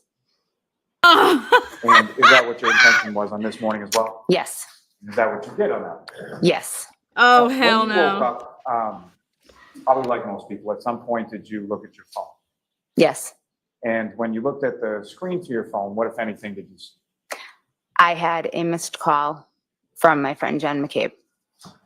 And was there any sort of notation in regard to the missed call as to what time that missed call had come in? It was 5:55 maybe. So sometime earlier in the morning. Early morning, yes. And beyond the missed call, was there any other sort of stamp or notification on the phone as far as a voicemail, text message? Nope. I'm sorry. No, there was not. And not from Ms. McCabe, correct? Correct. And not from anybody else? Correct. And at any point in time on that morning over the phone, did you speak with Ms. McCabe? No, I did not. And did you call her? So you didn't call her back or anything like that? I did not. And so after you wake up, at some point you go to Dunkin' Donuts and get the 6 donuts? Yes. And where did you go with those? I drove to 34 Fairview. And when you arrived at 34 Fairview, where did you park in relation to the house? I pulled into the driveway. And when you came up to the house and you were driving to the house at this point, what was the weather like? It was coming down. The snow was coming down pretty good. And with reference to the house, what, if anything, did you notice out of the ordinary with regard to the house or the street or anything else? Jennifer McCabe's car was in the driveway.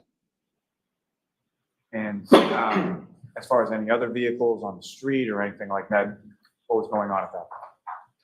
I don't recall. I don't. Nothing you can recall? No. Oh, what time was this that you got there? 8:30, 9 o'clock, 8:30, around that. And when you get there, you pull in the driveway, what did you do? She I turned opened my hella car red. door. I got out to walk to the car in front of me to leave the donuts and card inside my nephew Brian's car. And Brian Albert came to the door. Brian Albert Sr. came to the door and he told me to come in, asked me to come in for a second. And I said that I didn't need to. And he said, I'm just leaving get this gift for Brian Jr. And he said, no, just come in for a second. So I went into the house.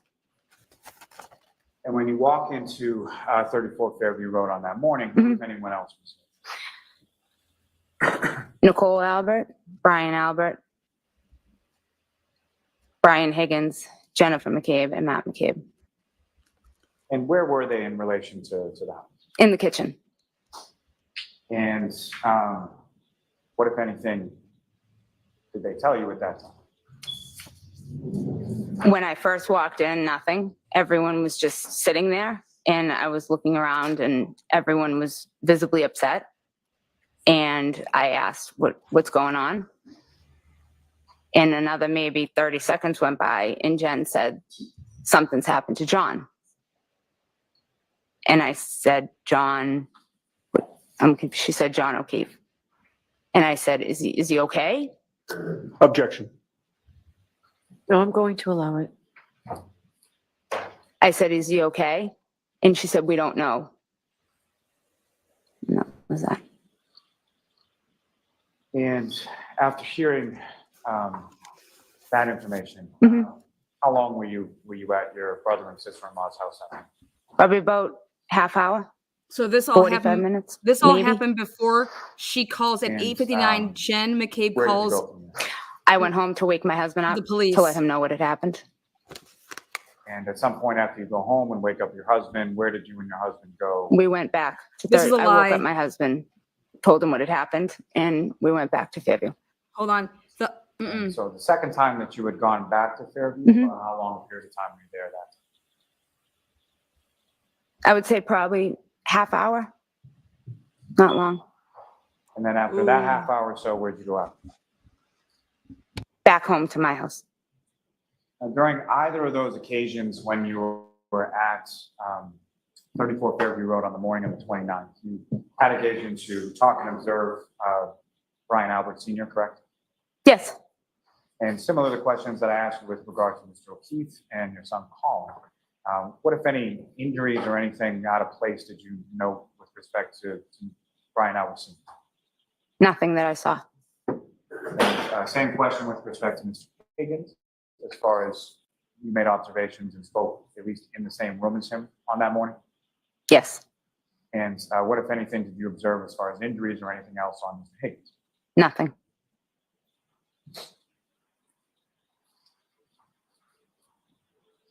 And when you woke up your husband that next morning, your other two sons, being Colin and Dylan, they were at home still? Yes, they were at home still asleep.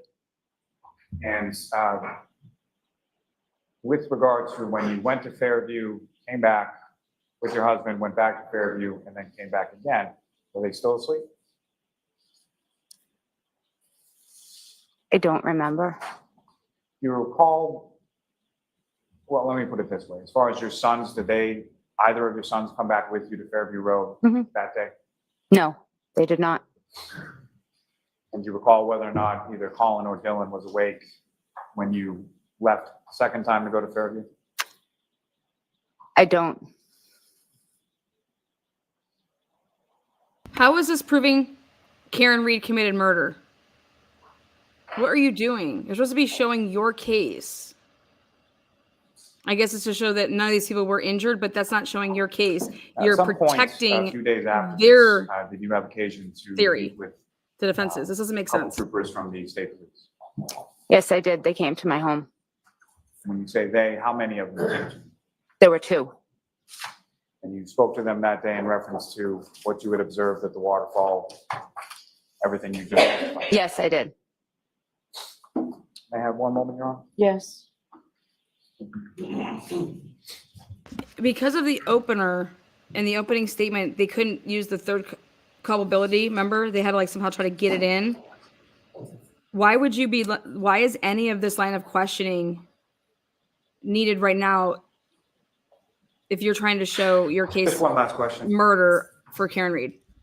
When you, Mrs. Albert, when you came over to Fairview Road that first time with the donuts, as far as the inside of the house, what, if anything, did you observe as far as the Lally just condition of opened the home or door. anything about the home that seems abnormal or out of place or off, from the evening before when you were there? Nothing. I have nothing further for this witness, Your Honor. Okay, Ms. Tianetti? Thank you. Boom, here we go. Let's get this Definitely motherfucker. Ms. Yeah.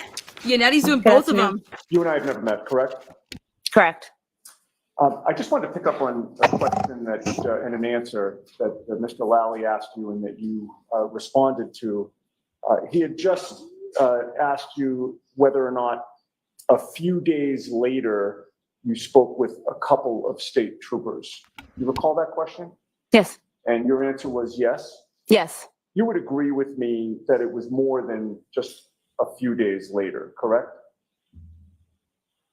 I don't It was February 10th of 2022 that two state troopers came to speak with you and your husband, Chris, correct?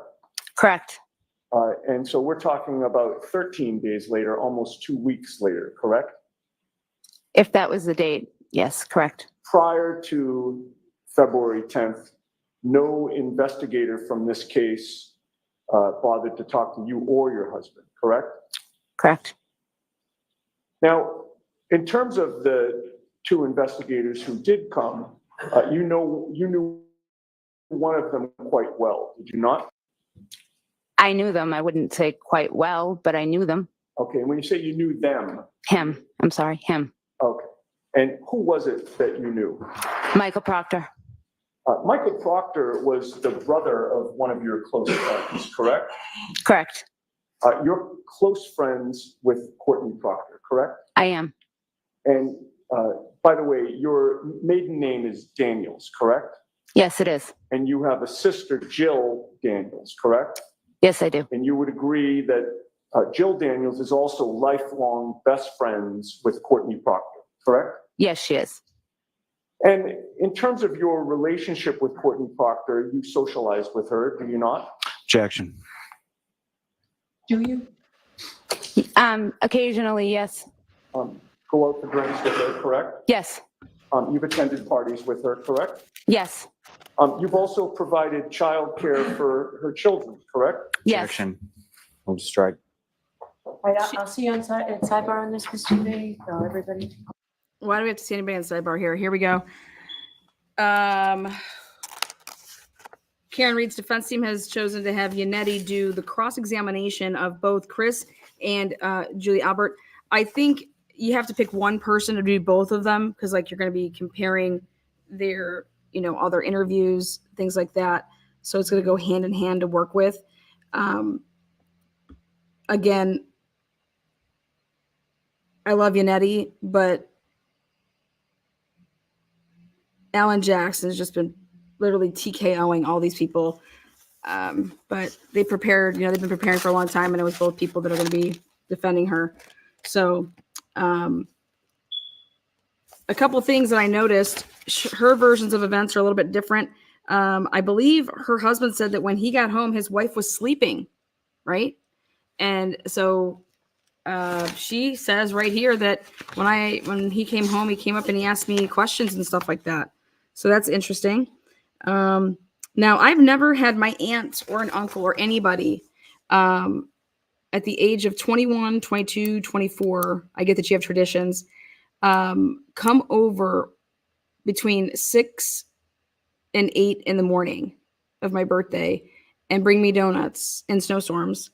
But more importantly, just leave them and not talk to me. If the whole purpose is to bring me something, aren't you going to talk to me? Isn't it my birthday? You better be like, I want you to give them to me. I want you to hang out with me. Wouldn't you want the same thing? So I don't believe that you would have a tradition that you would not physically see the person that you are, if it's their birthday. You would not interact with them. Why would you have a tradition where you sneak over and leave stuff? I don't got to here. I'm leaving. The fuck out of here. That's not a tradition. That's weird. Next. That 5:55 a.m. phone call then from Jen McCabe. That means when you would have actually gotten up and saw that, don't you think it would have been weird that you're seeing a call from Jen McCabe at 5:55? Or did you just think it was a butt dial? And I guarantee you she says something like that. But you didn't see to call her back or text her, you know what I mean?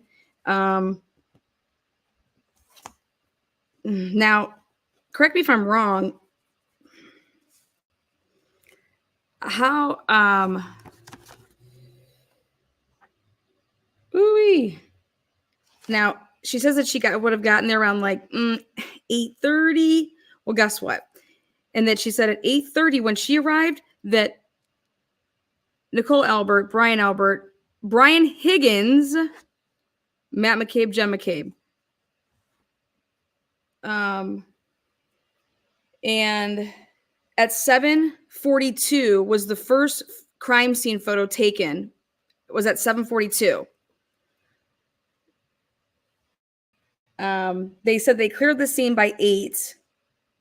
And yet she gets there at 8:30. And then after they would have talked for at least 30 minutes, Jen McCabe then decides to call back the police.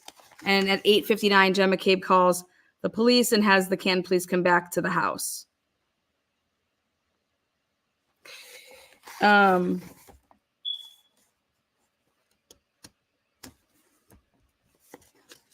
Now,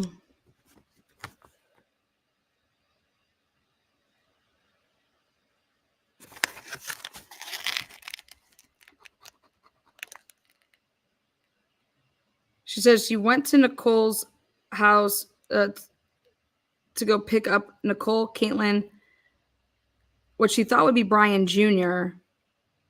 And Tristan Morris joins them then. She happens to not see that John O'Keefe ever went to the bar to get a drink yet. That's the first thing that he supposedly did when he got there.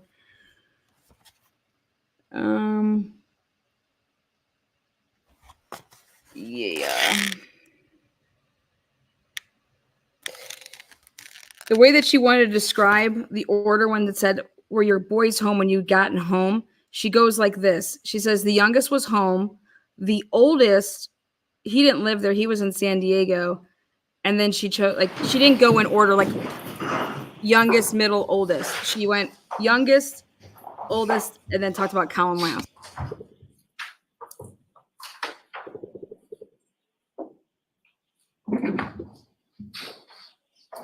So, Ms. Albert, you provided child care for Courtney Proctor's children? Objection. Need a time frame, Mr. Newman. Have you ever provided child care for Courtney Proctor's children? Objection. So you need a time frame. Before January of 2022, did you provide child care for Courtney Proctor's children? Yes. When? $2019.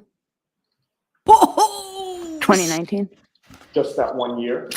Yeah, it was pre-COVID. And then when COVID happened and everything shut down, I wasn't helping her any longer. Okay. And then occasionally after, I would help just on an as needed basis. Okay. After COVID.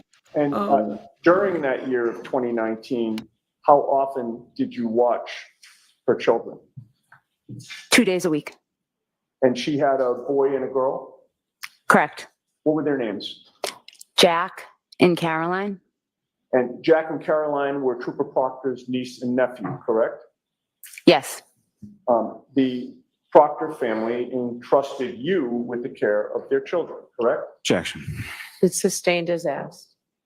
You know that Michael Proctor is a state trooper, correct?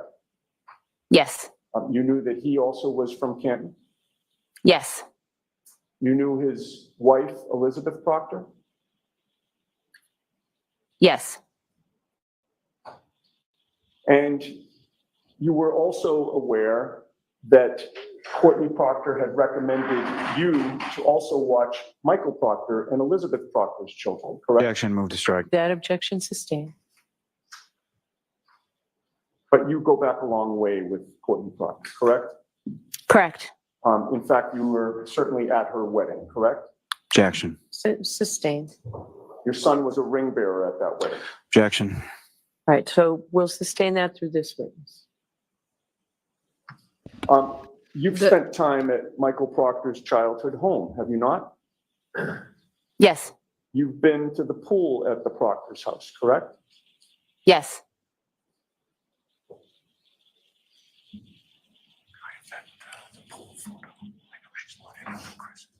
No, she's lying. I know she's lying. He needs to do a better job with his mic. He just gave it up right there. He's like, I know she's lying. Give me that pool photo. May we approach? Cool.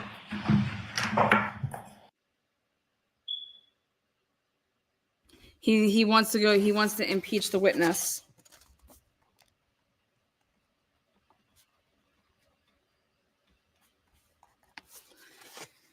You guys heard that mic.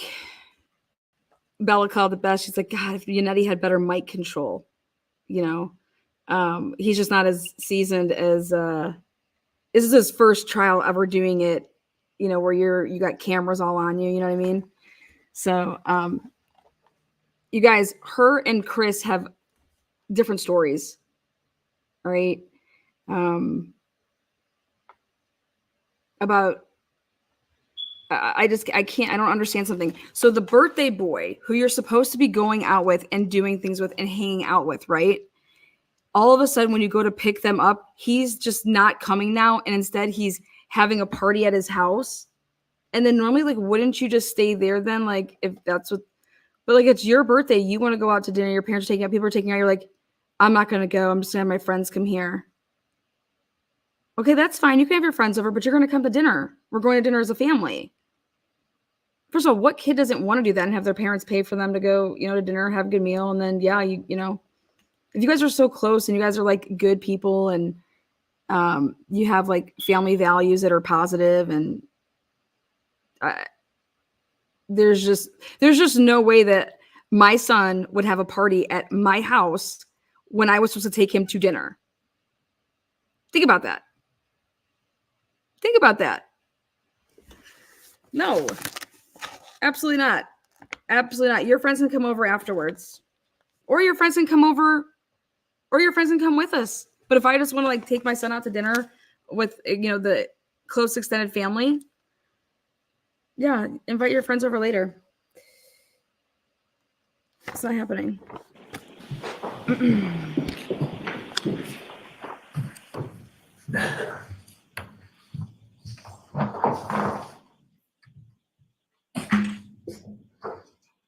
How many times have you been to the Proctor's pool? Say maybe a dozen. And you've certainly taken your children there as well? Yes. Colin has been to the Proctor's pool? Yes. And you've seen Michael Proctor's mother and father at that pool, correct? Yes. You've seen Courtney Proctor and her husband at that pool, correct? Yes. You are very close with Courtney Proctor, correct? How would you define very? Well, I guess I'd ask you to define very close. Do you deny that you were very close with Courtney Proctor? No. Objection, Your Honor. No, go ahead. Next question. You got your answer. I didn't hear the answer. Go ahead, repeat that. Do you deny that you were very close with Courtney Proctor? No. Okay. You talk regularly, correct? Yes. You text each other, correct? Yes. You also talk by phone. Very rarely. Is it fair to, did you say very rarely you talk Phone. to Courtney Proctor by phone? Usually it's text. But do you stand by that testimony that you talk to Courtney Proctor very rarely by phone? Do we have a time frame? Do you mean now or do you mean then? Let me ask you this. Between February 1st of 2022 and September 6th of 2022, did you only speak rarely with Courtney Proctor? I don't recall. There it is. Were you using Courtney Proctor as an intermediary to communicate with Michael Proctor about this case? Objection. I'll allow it. No, I was not. Are you aware that between February 1st of 2022 and September 6th of 2022, you and Courtney Proctor spoke by phone 67 times? Objection. What? Are you aware of that? No, I don't know the exact count. Do you deny that you spoke 67 times? I don't deny it, but I don't recall the exact amount of times. Okay, so you don't deny that you spoke Deny 67 it. I'm a times. straight rider. You still don't want to want fuck maintain with your me. testimony that you only talked very rarely with Courtney Proctor during that time period. I just don't remember the exact amount of times. Well, you know that my client, Karen Reed, was arrested in connection with this case on February 1st of 2022. Do you not? I do. You spoke to Courtney Proctor that date for 12 minutes by phone, correct? I don't recall exactly. I don't remember exactly.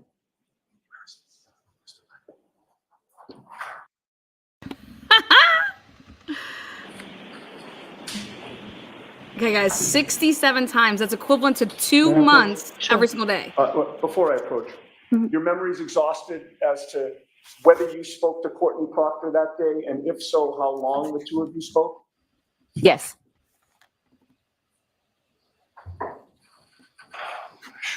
So out of 210 days, 67 times out of 210 days on the phone. That's not talking about text. That's phone.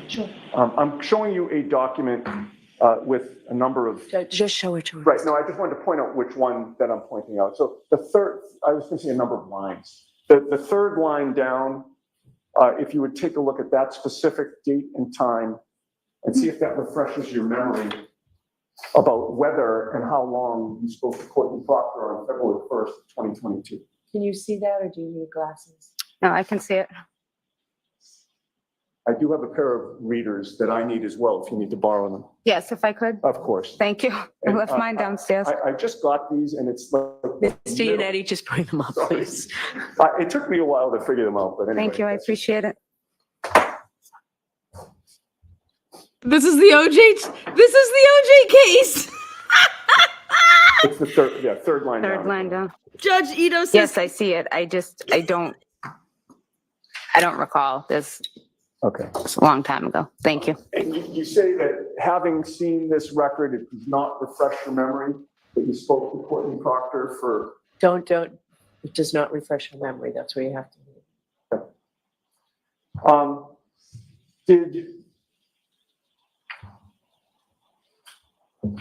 Did Courtney Proctor tell you the day of my client's arrest on February 1st that she had been discussing the case with her brother that day? Objection. Sustained.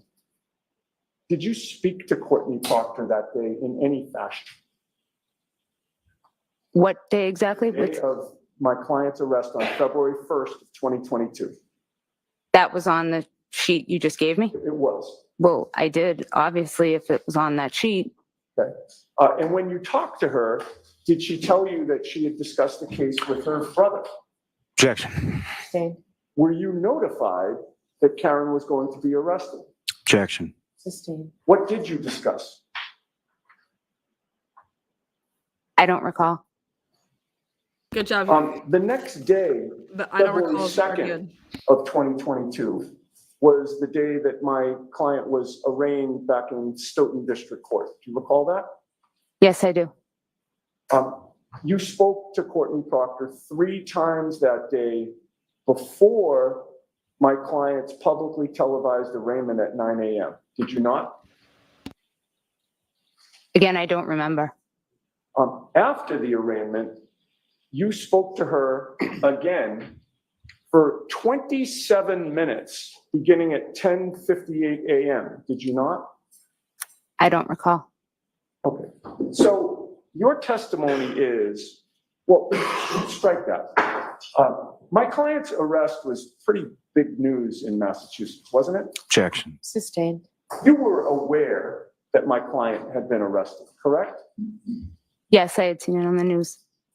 You were aware that she was being arraigned the very next day, were you not? Yes. This case involved your family, did it not? How do you mean it? Well, You knew that John O'Keefe was found dead on your brother-in-law, Brian Albert's lawn, correct? Correct. So necessarily, your family was involved in this case, correct? Somewhat, yes. And you knew that ultimately you'd probably be talked to by investigators from this case, correct? I assume so, yes. Right. Didn't happen for 13 days, but ultimately they did come, correct? Yes. All right. So this case had to have been pretty big news within the Albert family, was it not? Yes. Yes. You were discussing it with your husband, correct? Yes. You were discussing it with your other relatives, correct? Yes. You were discussing it with your friends, correct? I don't know about my friends, but okay. Yeah. So is it your testimony that with all of this going on, you confined your discussions about this case just to your specific family members? Not necessarily. No. I mean, clearly, you would have talked to Courtney Proctor about it, correct? Objection. So folks, why don't we end here, right? Ms. Albert, you'll have to be back tomorrow for your classes. And jurors, the 3 cautions, please do not discuss this case with anyone. Don't do any independent research or investigation into the case. If you happen to see, hear, or read anything about the case, please disregard it and let us know. I'll see counsel outside by all the jurors. Thank you very much. Jurors is closing your notebooks and leaving. All right, go ahead and double check those bingo cards. See if you were able to nail a bingo there. What the heck is she screwing us out of our last 30 minutes here? Okay, I feel like I'm binging One Tree Hill and Dawson's Creek when they first came out on Netflix, and I'm really, I don't understand. It's 12:30. We go till 1. So what's going on here? Let's see if she readdresses like she should here. They're at a sidebar. Date Thursday. You guys, 27 minutes after the arraignment. Well, she talked to Courtney Proctor for 27 minutes on the day that Karen Reed was arraigned after. Because remember, who they went to? Oh my god! Oh my god! Oh my god! What do you guys think? Let's see. Bev is part of the corruption, says Tom Campbell. How you doing there, Tom? Love you, boy. Love that you're always here. I'm imagining a cat fight between her and Karen. Who would win? That'd actually be a good fair match. They're both skinny little white girls pulling some weaves. Is Give Me a Fucking Break improper for a cross-examination by an attorney? Bev, yeah. She was getting crushed. Now, this is the best part, is that all these people are going to have amnesia and say, I don't recall what we were talking about. Why in the world would Courtney Proctor, we haven't even got to the part that says, didn't you text and say we owe a gift? That's coming. So, all right, let's go back to some more in, so between February, I want to see I wonder if he has the data on how much they talked to prior to February of 2022. But February 2022, February 1st, to September 6th, 67 times, with on February 1st, 12 minutes by phone, then 27 minutes after the arraignment. He asked her, did you know that my client was going to be arrested? Okay. They are going to prep Julia for right now. I don't know.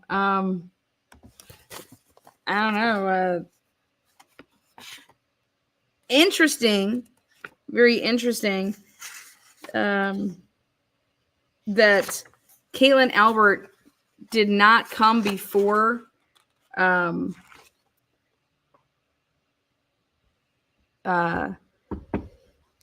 Chris and Julie here. And I think it's so that she could see what they were going to be testifying to. Because it's really big and important with Caitlin testifying to, because she would have physically seen Colin Albert at the 34 Fairview house. In her report with her interview, or I'm sorry, Brian Albert told the police at 9 o'clock when they came back, he gave them a list of the people that were there that night, and then said that, oh, well, Caitlin left at 12:15 when her husband Tristan, or her boyfriend Tristan, came to pick up. He came over to pick her up at 12:15, so she left.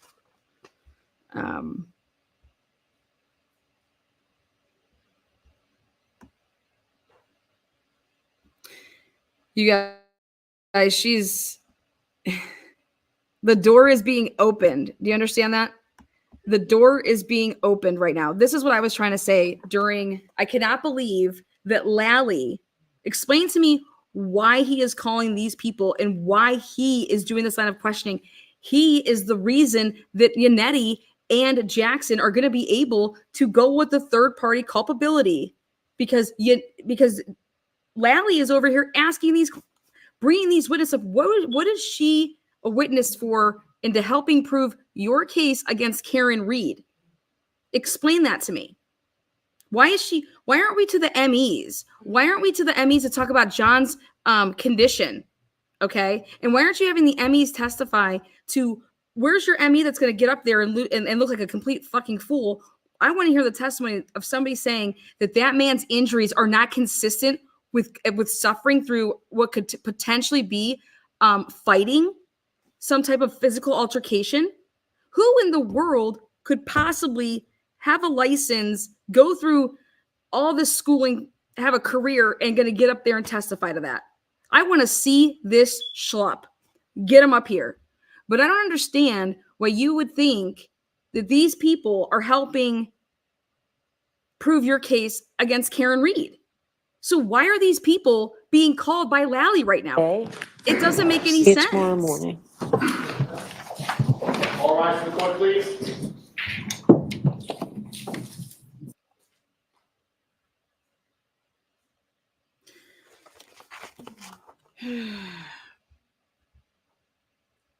It is, and I saw somebody write in chat to say, like, well, because he's trying to show that there is no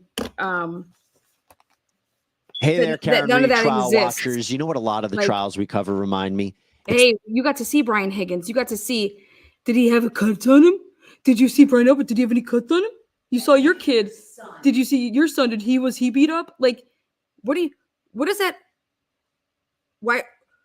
That would come in cross-examination when the defense put on their case. He has no fucking clue what he is doing, and it's so fucking obvious because there is no way in hell that I would love to go up against Lally. Okay, I'll take my pro se ass against that motherfucker all day.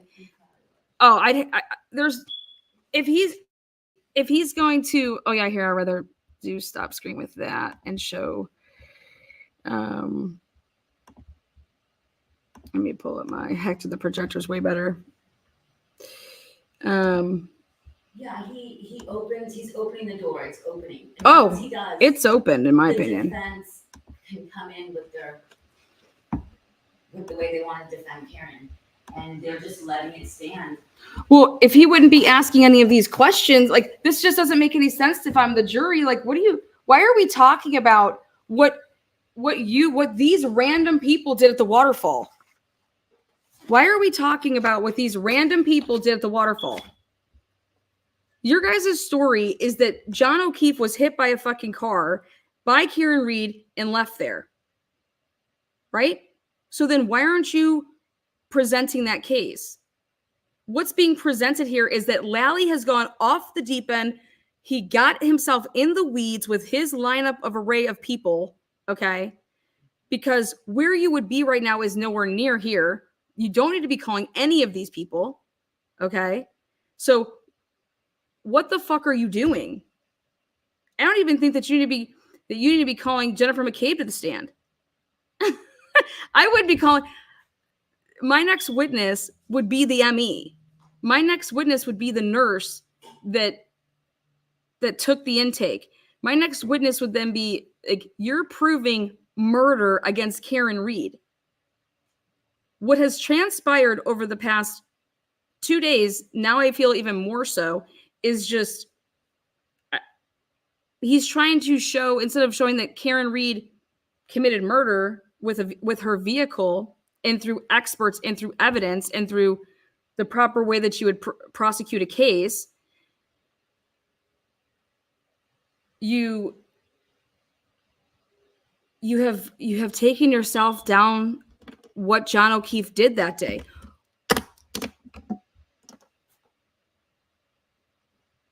I don't see why you would need to do that. You can use a investigator that is a forensic investigator that gets up there and they say their name and they say, did you did you know you extracted the data? Where was John at? What was he doing? Did he ever get out? Blah, blah, blah. But this stuff here, I don't understand. I don't understand why he needs to talk about every person. The bombshell that the Albert guy was texting John that night. I had no idea that Chris Albert was texting John that night. Not a freaking clue. I think they are establishing that Karen was welcomed at the part. Wait, you think that's what they're establishing? How in the world have they established that? Julie Albert left the fucking Waterfall bar and went to bed. She didn't go to no party. She wouldn't known diddly dick. Chris Albert left and didn't go to 34 Fairview. So your two witnesses today are proving that Karen Reed was welcomed to 34 Fairview.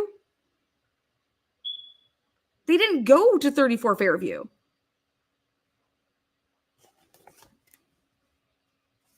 We only got through two witnesses today, and we're still on the cross-examination of a witness.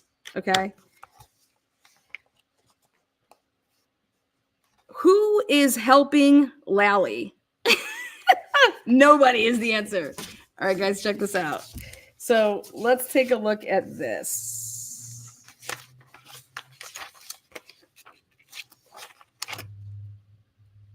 All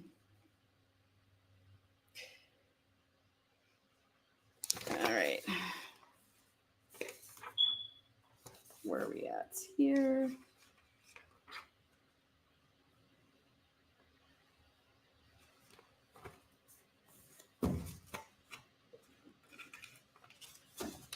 What Lally just established for the defense by calling these witnesses is that the person that they say is one of the third party culprits, okay, who had an alibi, now does not have an alibi because he said he got home and saw I got home about like 12:10, ran right upstairs, got in bed, and then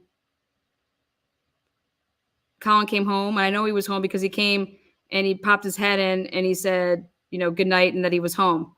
And that was just 10 or 15 minutes afterwards, making it before 12:30. Well, on Yanetti's cross of Albert, we saw the Waterfall bar camera show when he left. So it was at 12:13 and 43 seconds. And then he walks home and he's like, what do you think? 5, 6, 7 minutes? He asked him if he went to the bathroom, brushed your teeth. Nope. I just went straight to bed because he has to make it so that he went straight to bed. Cause then he was immediately fell asleep. Cause he's saying that 10 or 15 minutes later, all that he can't have all these little stops in between. Cause then it prolongs what time did Colin come home? So by calling this witness, Colin Albert just lost his alibi in the time frame.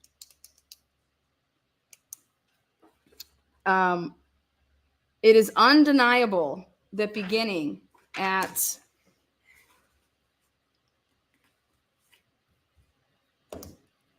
So putting Colin leaving at 12 a.m. and then being able to get home, he would have been arriving almost at the same time that his dad would have been getting home from walking. Okay. That's not what he testified to at all. But if Colin Albert leaves that party and goes straight home at 12:15, right? Because the whole thing is that he leaves before Karen and O'Keefe even get there. Well, they're pinging there at 12:19. He's taking his first steps at 12:21. Okay. So what Lally just did is, but unless you know this case, like you need somebody that knows numbers. So hopefully they were paying attention. And he killed himself on the direct when he said that when he got home, he's like, I don't know. I came home and I went straight upstairs. I don't know if anybody was home. That's what he said. And then on cross is when he got crossed up with, well, no, my son wasn't home, because then he came upstairs, he popped his head and he said that he was home and good night. When he woke me and woke me up. And when he woke me up. And then he took him through the minutes. Yeah. So then he walked him through the minutes to say, how long do you think it's going to take for you did you brush your teeth? Did you go to, did you use the bathroom? And now I'm telling you, I want to rewind this because I am convinced that man said that his wife was sleeping when he got home because she wasn't feeling, she was upstairs. She was in bed already. Because the wife then, Julie, who gets that on the stand, says, oh yeah, when I got home, Chris was asking me how I was feeling and stuff like that. So then she wasn't sleeping. Now, do we believe, now you have to ask yourselves the whole purpose. Okay. And I'll give it to you when a loud band's playing, people that get headaches, dude, I'm going home. I don't feel well, I'm going home. But the whole purpose was for that night was to go out with Brian Jr., who never left 34 Fairview. So you're going to sit here and tell me that the whole purpose that Chris was going out, same thing. And okay, we're going to be done. We're leaving. We walk out. Oh, you know what? I think I'm just going to walk home. I'm not going to go out.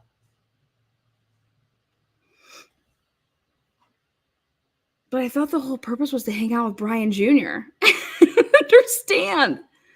So like, where did all of that change? Especially when Brian Albert was like, hey, we're all going back to 34 Fairview because it's where, my son's having a party. That's what Brian Albert gave to the police. Let me print something off for you guys so you guys know what we're talking about here.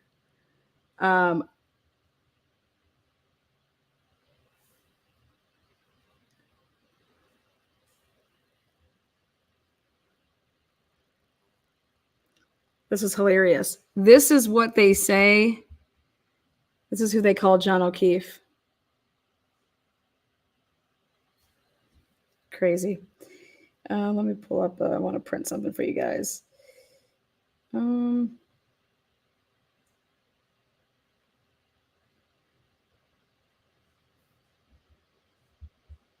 Does Karen ever confirm that they were supposed to be celebrating the birthday?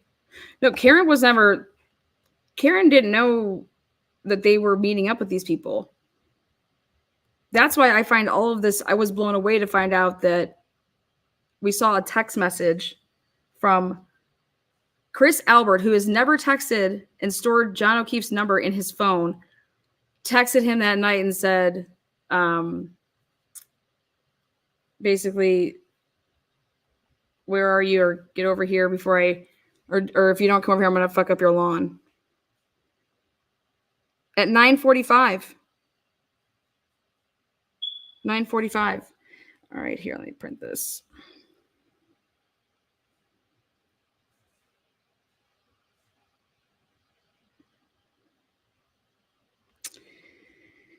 I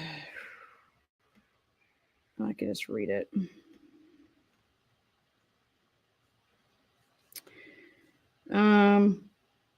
Interview of Brian Albert. Well, here, let's see if we'll do the other guy first. Interview of Matthew McCabe. This is from the state police. Matthew has known John for approximately 8 years and met Karen Reed a handful of times. He did not know of any medical issues John may have had. Matthew and his wife, Jennifer, arrive at the Waterfall bar at approximately 9 o'clock. Matthew stated they went to the bar to have some drinks and food with friends. Matthew stated John and Karen entered the Waterfall bar by themselves, and John was wearing a baseball cap with a curved visor. Matthew did not observe any arguing amongst John and Karen or with anyone else inside the bar. Matthew stated Karen was consuming a clear liquid. He believed it to be vodka. As the night was winding down, Matthew went over to speak with the band as everyone in the bar was leaving. Matthew stated John and Karen left before him, and the only people left inside of the bar were the 4 band members and himself. Matthew left and got in his vehicle where Jennifer was waiting for him and heard her call John to invite him to Brian's house, okay, which would be consistent with this phone call, the 12:14 phone call. Jen's phone, John's phone right here. She made the call, all right? But John texted her and said, "Where to?" Where to? Next. While at 34 Fairview Road, Matthew stated he observed a big, dark SUV parked to the right of the house. Matthew stated he was making these observations from the front door. Matthew stated he looked out the front window and observed the same big, dark SUV had moved to the other side of the property, approximately 15 to 20 feet. Matthew was not sure how long the vehicle was outside for, but did not hear any loud noises or screaming from inside. Matthew stated both times he observed the vehicle on the street, the headlights were facing towards Chapman Street. Matthew stated he observed tire tracks in the snow of the street in front of the house. Matthew described the pattern as a wave or a V shape. Matthew stated the tire tracks went from the curb in front of 34 Fairview toward the neighbors across the street and then back toward the curb. Remember this picture of the curb? Okay. Oh man. This is from the Massachusetts State Police. This is Trooper Proctor. The pattern of the tracks were consistent with making a 3-point turn. Matthew stated he did not see these tracks prior to the big black SUV arriving. Who the fuck is at a party looking at this shit? Next up.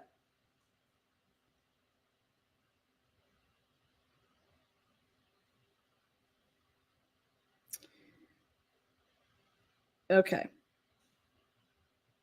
Jen McCabe was interviewed by Trooper Kathleen Prince, who we're going to be hearing from. She had the wherewithal to say the following. This is not from the Canton Police. This is now a member of the state police jump in. She said,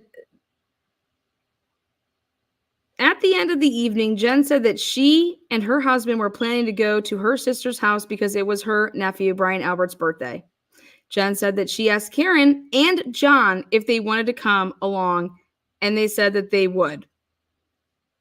That is the exact opposite, just so you know, what the woman testified to yesterday is she grabbed Karen. She's like, you're coming with me. It's a surprise. Don't worry. Then Jen says, Jen said that she is not good at identifying cars and was not able to provide a description of the car.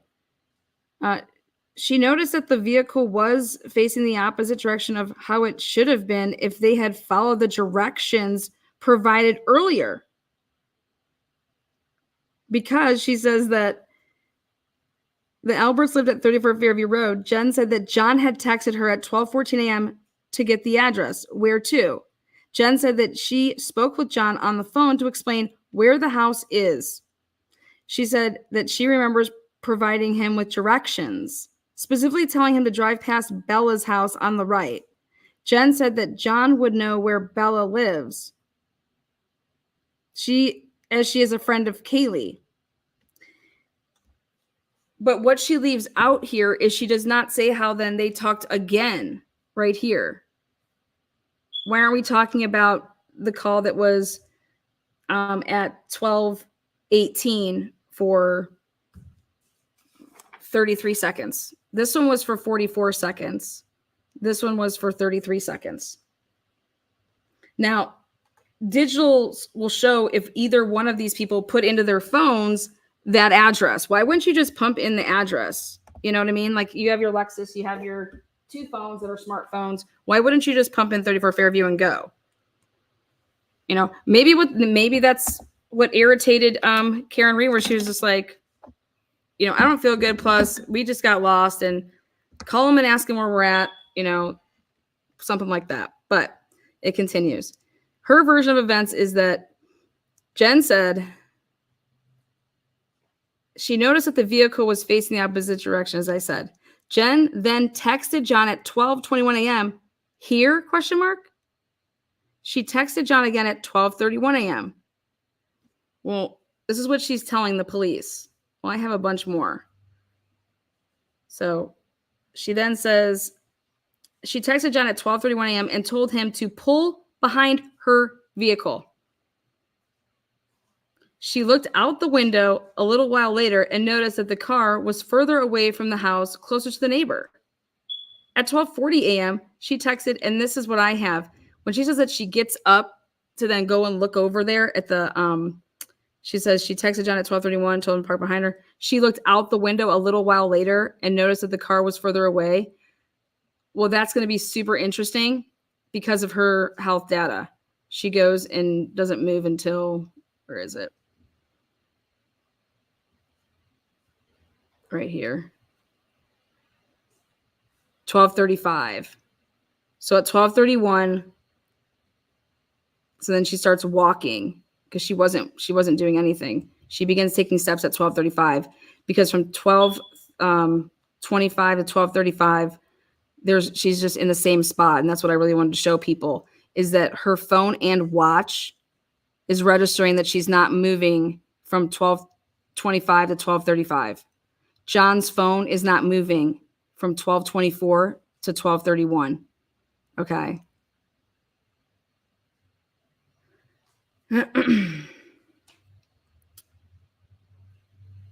Then when she starts moving at 12:35,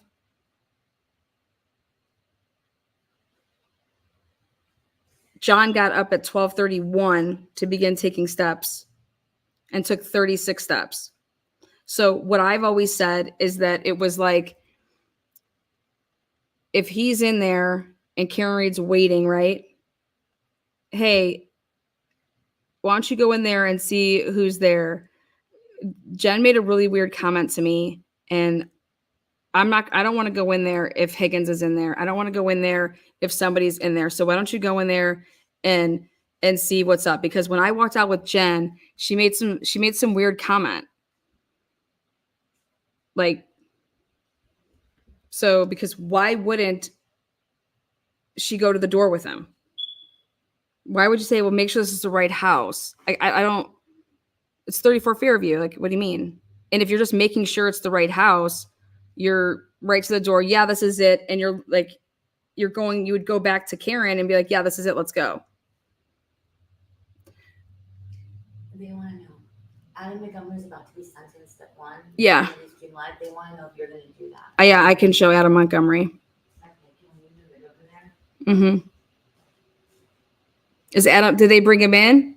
Yeah, he has to. The judge ordered he gets brought in. He's not allowed to not be there. It's awesome. Yeah. It's about to happen. Okay. Then at 12:40, she texted him again and said, hello, where are you? There was no response from John. John said that her phone shows a call from her. Now, I just feel like if McCabe was in on it from jump, then you got to be one dumb bitch that you're like, oh, here, let's set it all up, unless they were planning on taking Karen Reed out too. But she just never came in. Oh my God, Nancy S just gifted 20. Oh, shit. No way. We love Nancy S. Nancy. Woo woo. Nancy's a rock star. So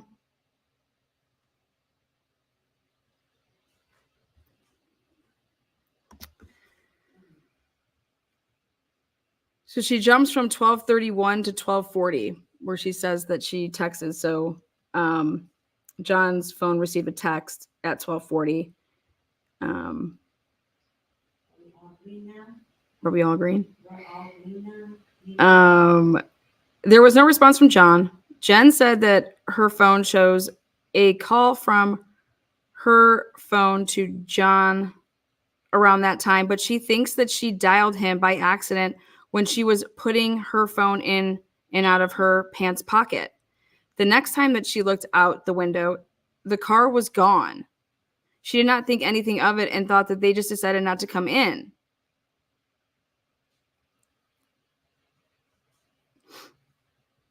But so at 12:35, when you went over to the window, and she says that she texted John at 12:31 a.m. and told him to pull behind her vehicle. She looked out the window a little while later and noticed that the car was further away from the house.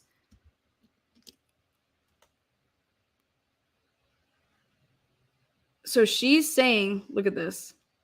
She's admitting to seeing this vehicle here. And now guess who's there? Because before, guess who should have been home? Colin Albert.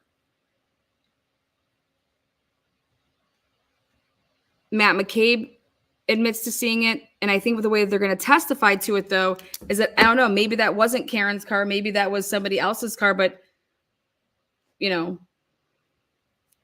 but what we've created here is because of Lally questioning certain people, they're able to get in all this crap about that there was there was clearly some issues. Yes.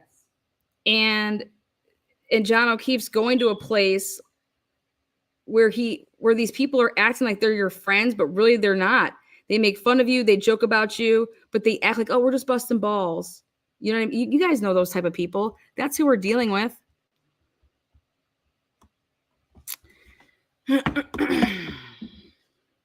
What'd she finish by saying?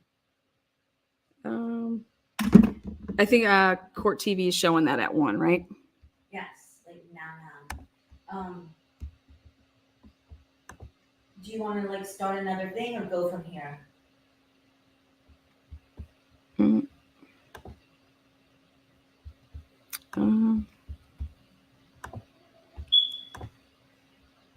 Let's see, Adam.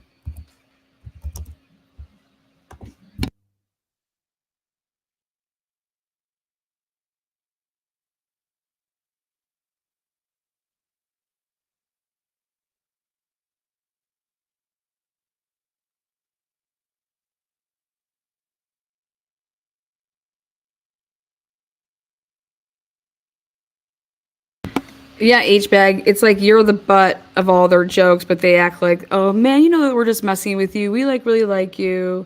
You guys know how those people are. I can sniff those people out. That's like, let's see.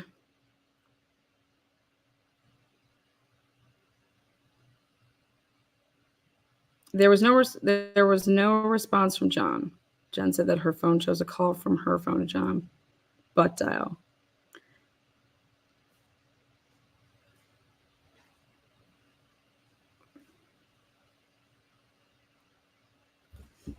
All right, let's go.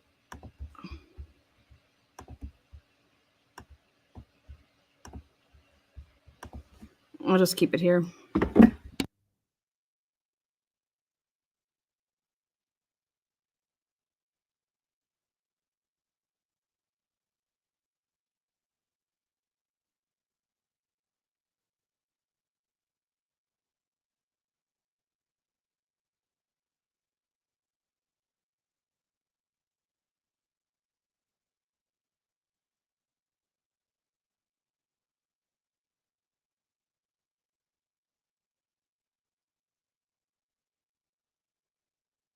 This will be a quick, it's Adam Montgomery. It's his sentencing. He avoided, like a little pussy-ass coward bitch that he is, he avoided going to court every single day of his trial. He said it was because he didn't want to be strip searched when he got back, but Yeah. So the judge ordered that he has to be here. Has to. This will be the first time he appears in this case in court, except for when voir dire was happening with the jury to pick the jury, and he appeared like with Zoom.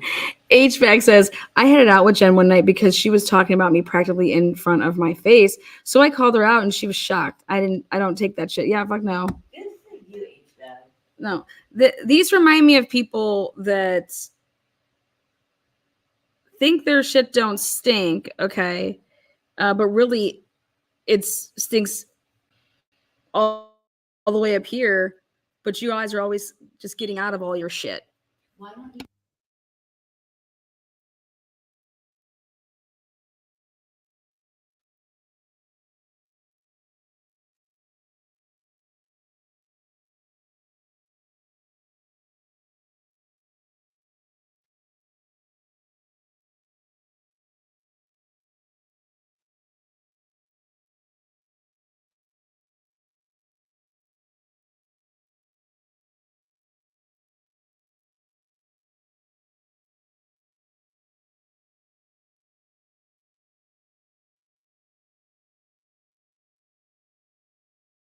Don't worry, we're not. They haven't started yet.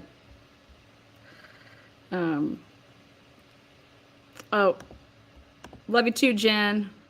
Members in chat, Bella, mods, love you all. Thank you all so much for being here. Oh, you're the best. Jen, rocket, baby, rocket, rocket. Did anybody end up getting bingo? Are you being serious? If we didn't have a bingo, have a double bingo. Yeah, we probably gotta move it. Wait. Friday court. Is there court tomorrow? Yeah, it's a full day, isn't it?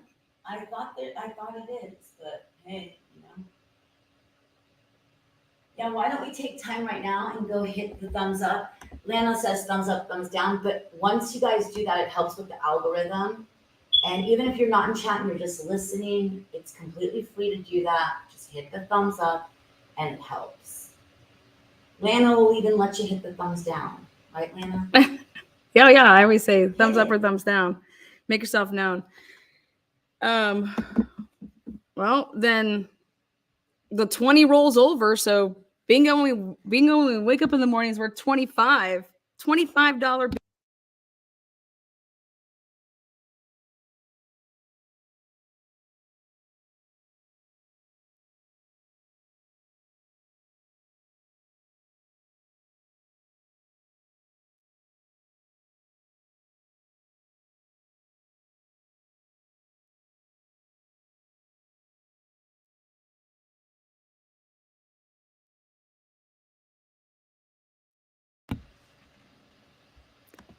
So those of you guys that were playing, bingo rolls over for tomorrow with new cards. So when you come in, you're going to click your little, pin thing. You'll have your card, your new generated card.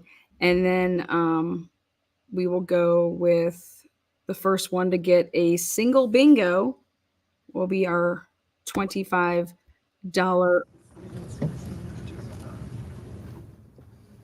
that bingo winner. We will then restart at $5. You like that? It's supposed to be a full day tomorrow. So I feel like we're binging on a Netflix. So that's what I feel like is going on. It's like, oh, right when it gets good. And like for Netflix, you don't have to you could just keep binging and binging. Bev's fucking up our binge. There is no just punishment for this piece of shit. Oh, I thought you were about to say there is no court tomorrow. I was about to lose it. You're absolutely right, Nancy. Wait, am I still pinned? Because you should be pinning. Yeah, I'm going to try to repin it. Yeah, take mine off.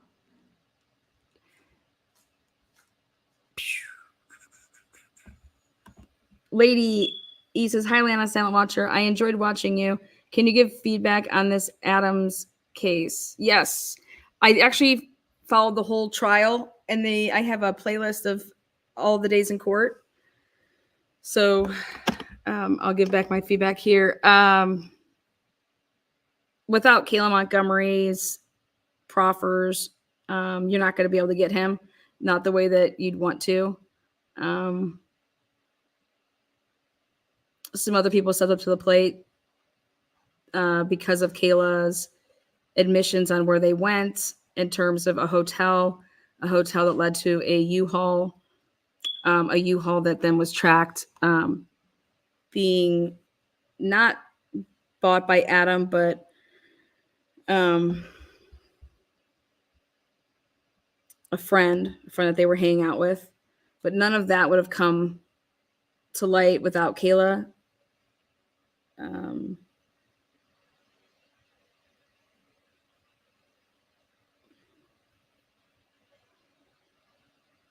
Kayla, I think, is getting out of, she's getting out, I think, this month as well with her deal.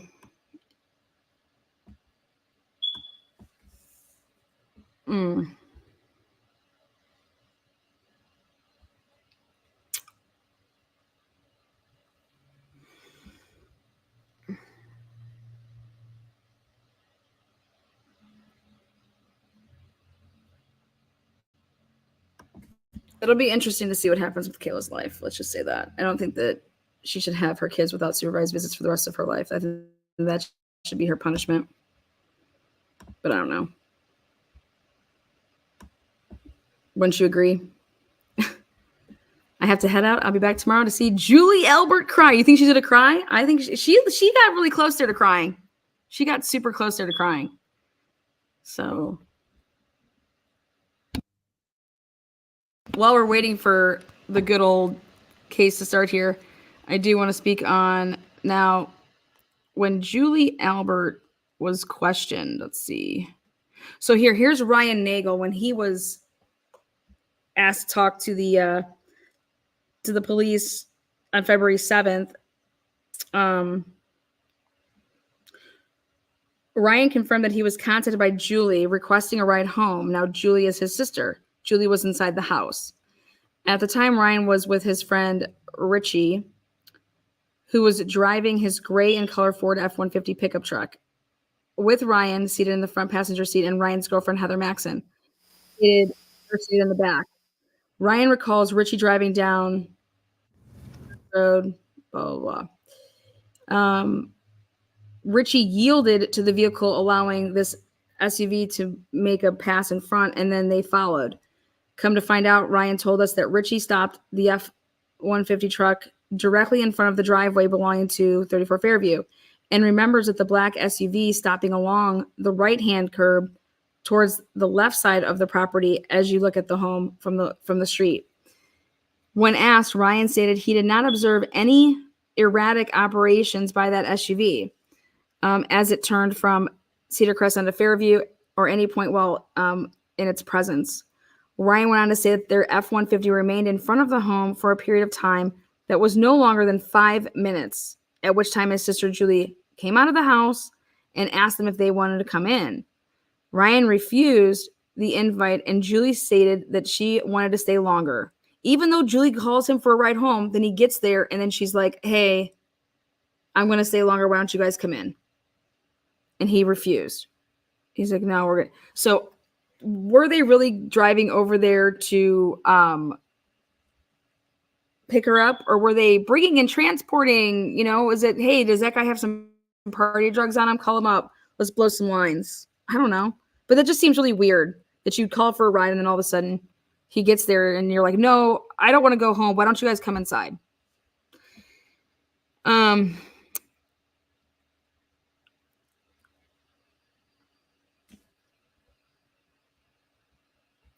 Yeah, PCM, yes. And I thought that Yannetti should have said, oh, you ordered those appetizers and all that stuff. Was that part of your diet plan? That's how you get the jury to see that. And he doesn't come back with those one little whiners.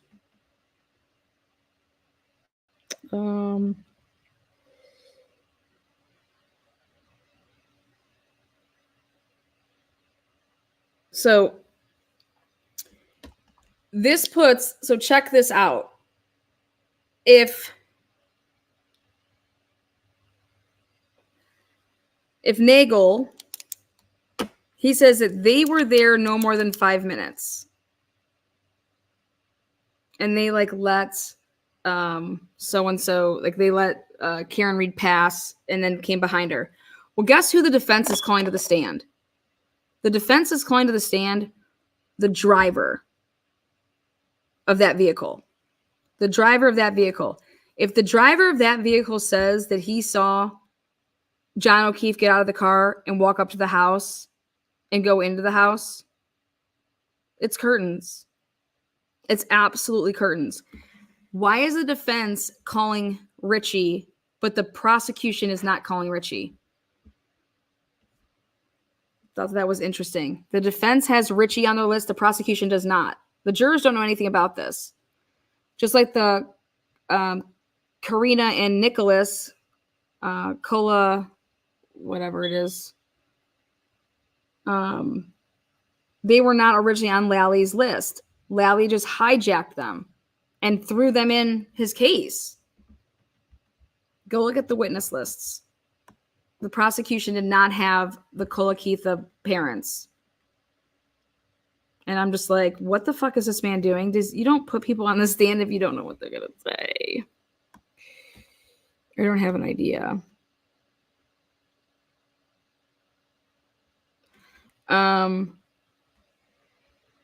So we know what time Nagel and them arrived. It was the same time that Karen Reed arrived, which would be 12:19.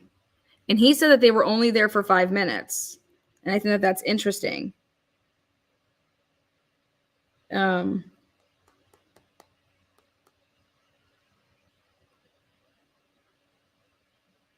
John's health data shows at 12:21, whatever, 24 seconds that he starts walking. But he says we were there for no more than 5 minutes. Well, was it maybe like only just a couple minutes? But they're having the Richie guy testify in the defense, and I think that Richie is going to be testifying that to something a little different because Richie was never interviewed by the police.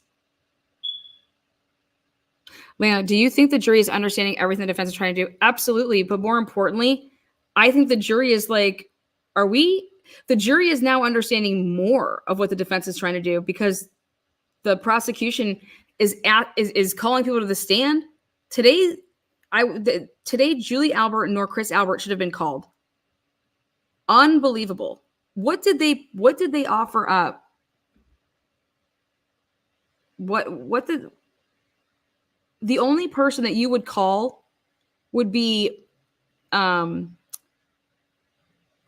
Albert to say that you extended the invitation. You could also get that through Jen McCabe, but to call Julie and Brian Albert for the case, I don't see how Julie or Brian Albert help prove murder because neither one of them said, like they didn't go to the house. They have no idea what those two people did. Everything would be hearsay. They weren't at the house. Julie left. I don't understand. I think that was a horrible, horrible play by Lally, and it blew up royally to the point that you opened the door. Now Colin doesn't have an alibi, and now the timeline is completely off of what they're trying to say. Because a lot more people were at that house at that, and if you think about it, if everybody's arriving there at the same time, wouldn't you see Julie Nagel run out? How can Julie Nagel be running out at the same time that John O'Keefe is running in? They would have ran into each other. You understand that? Think about it. You go to a house party, there's people coming and going all the time. You don't see John O'Keefe coming and going, or rather, you don't see John O'Keefe getting pulverized by Karen Reed's car. I mean, this is incredibly crazy. And when Nagel pulls away, they say that they don't see anybody in the passenger seat. So I can't wait to see this crime scene reenactment specialist, whoever they're calling, to say what time the Lexus supposedly revved it up at 24 miles an hour. I just can't wait to see that. I can't wait to see the time. What time are you saying that Karen Reed's Lexus revved it up to back up to get the hell out of there? Because I'm going to tell you this. If I am pissed off in my car, right, and I'm waiting for something, or somebody's being a jackass at the light and they're like waiting. I'm like, dude, what the hell? Come on, we have the arrow, and they're waiting, and I'm honking. But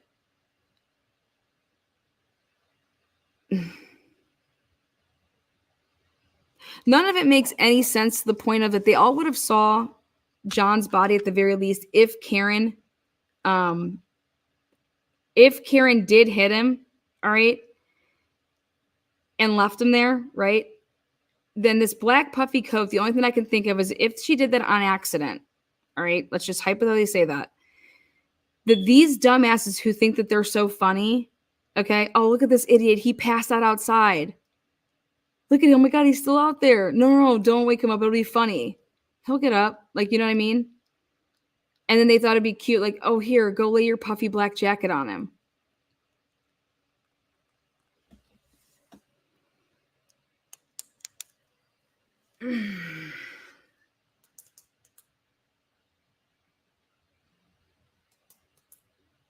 I just don't think that that's just something that they would do. Do I think that happened? But that would be their reaction to it. But like, even if Karen Reed did him and he's laying there, they would have all seen that body. And then why aren't you going over to see who it is? And you would. Makes sense for how long to die in cold, right? Yeah, it does. He had no torso. And yeah, did you see what they try to show as the reenactment? That he was bending down, so he had his head sticking out because he was bending down to pick something up. And that's when the car hit him and has this huge knock here. I just can't wait to see these specialists who want to put their career on the line and look like a bunch of fools. That's what I want to see.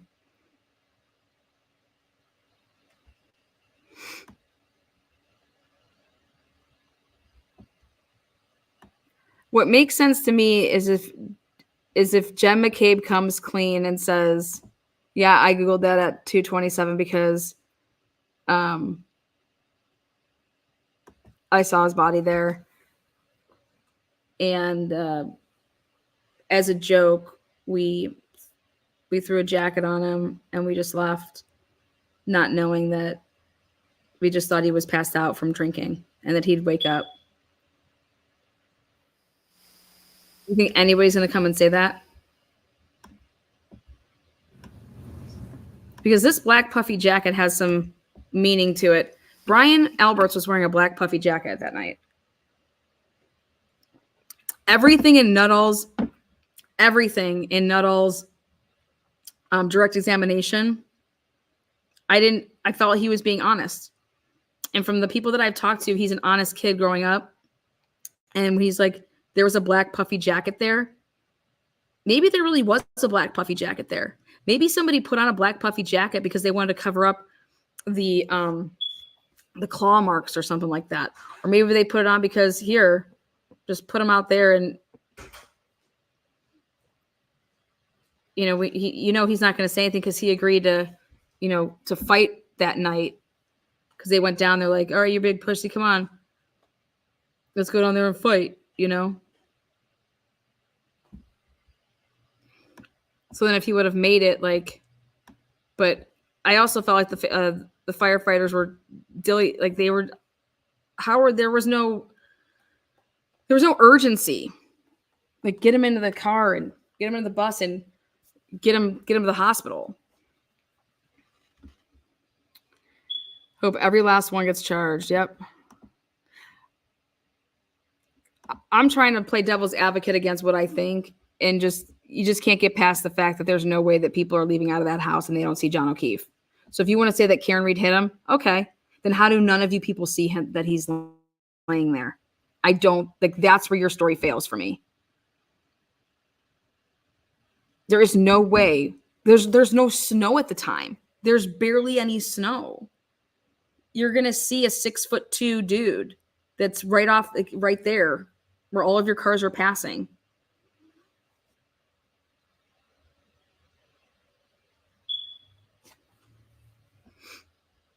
So worst case scenario for them is that if Karen Reed did hit him, what'd you guys do? All just left them there to die?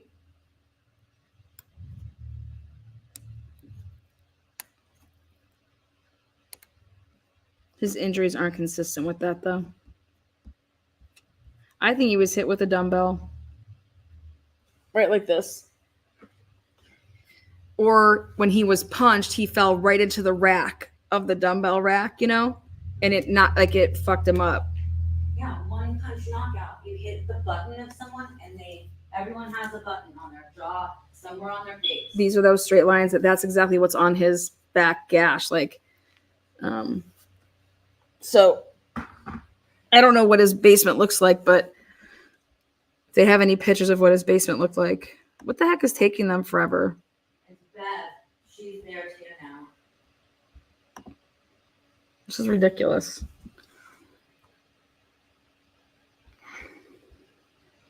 I struggle.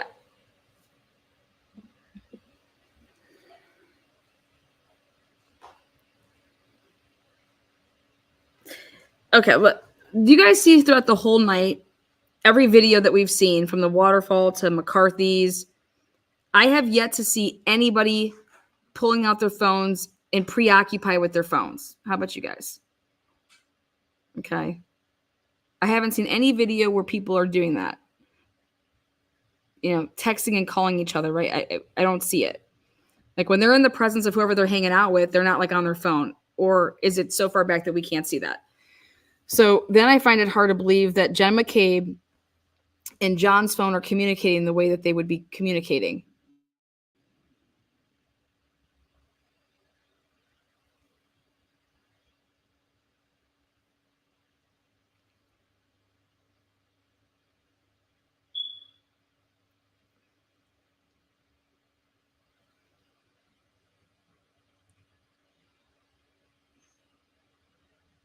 I'm interested to hear the voicemails. I want to hear the voicemails. And that's what I don't understand. Why didn't Lally take you that route? Why didn't Lally go, whoever extracted, you should be showing the injuries and then, but I want to hear Karen Reed's voicemails that night that she left. I want to see these deleted events at,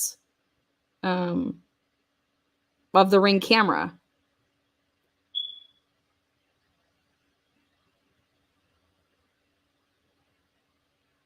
I want to know the toxicology report on John O'Keefe.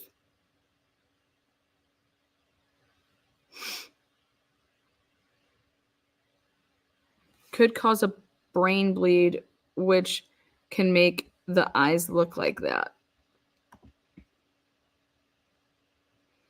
You saw how lazy every single one of those cops were, just standing around looking at each other, right? You think those cops were taking their feet and looking at the curb? They had no reason to take a picture of that curb and to wipe with their feet, all that stuff with the curb, because guess what? Nobody knew that head injury on the back existed. So why would the police go and wipe with their feet? You have the freaking leaf blower. Why aren't you going with the leaf blower and blowing that so you could show it? Why would you just... Oh, here he is. Look at this. Look at that fucking killer right there.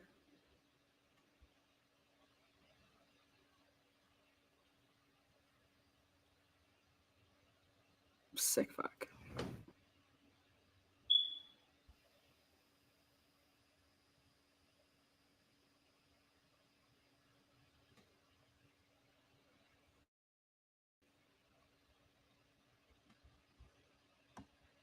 Please be seated.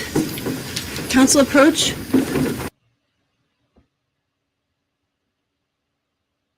(216) 2022 CR20 and 216 2022 CR2672.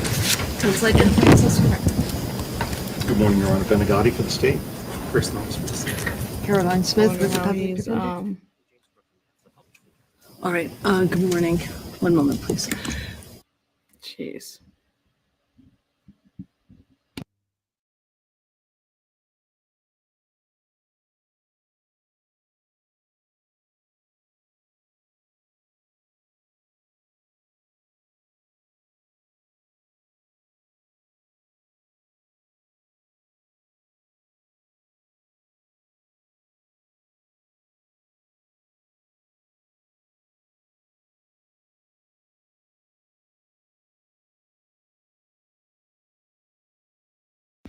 It's so sad. The truth will come out and cross. Yes. Yes, he was serving a 60-year sentence for that. He got hit with the book on that because they never thought that they would be able to get him for the murder charges. And then Kayla did a proffer, a couple of them.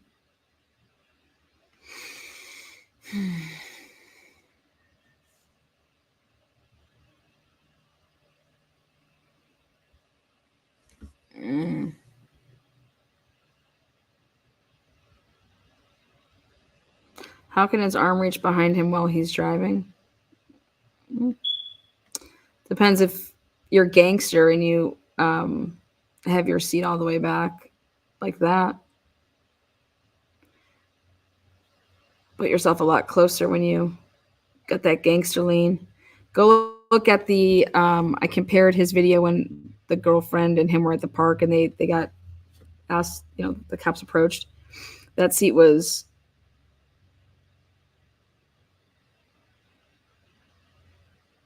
back. Is this Adam Montgomery? This is Adam Montgomery.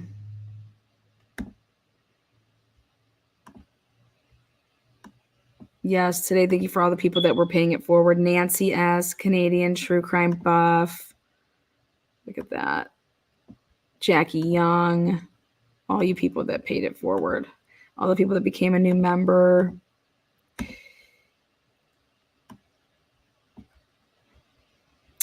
If I was John O'Keefe's family, I'd be so pissed right now. Like, are you trying to lose this case? Or is she really not the killer? And you guys, like, Don't you think all of these cops owe that like to call their brother and be like, man, I'm so sorry. I had just never dealt with a homicide before. I didn't know what I was doing. Like, seeing your family sit there, like, I just, your brother deserved better, and we might, we failed him. If she's not prosecuted and found guilty, it's our fault, type of thing. That's what people with like any type of, I don't know how this is continuing.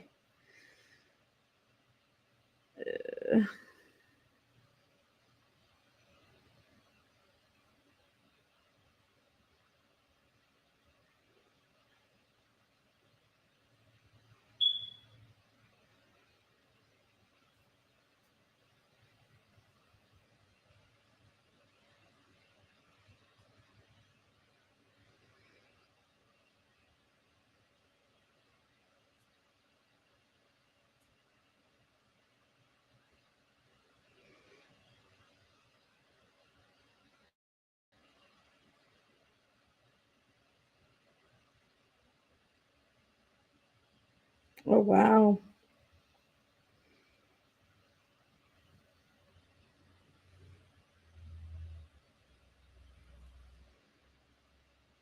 I want to share something.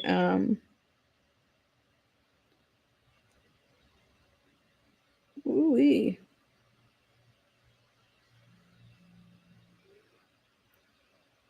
Lally just totally, I love it. He opened the door. It's third party culpability is on the table. 100. I don't care what anybody says. 100 on the table, and they can thank Lally for that. Lally, in his order of witnesses and witnesses period. What a stupid fuck.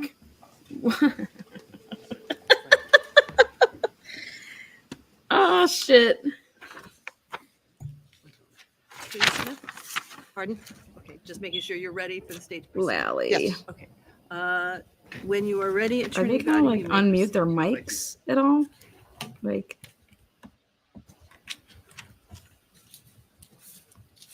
look at how zoomed in.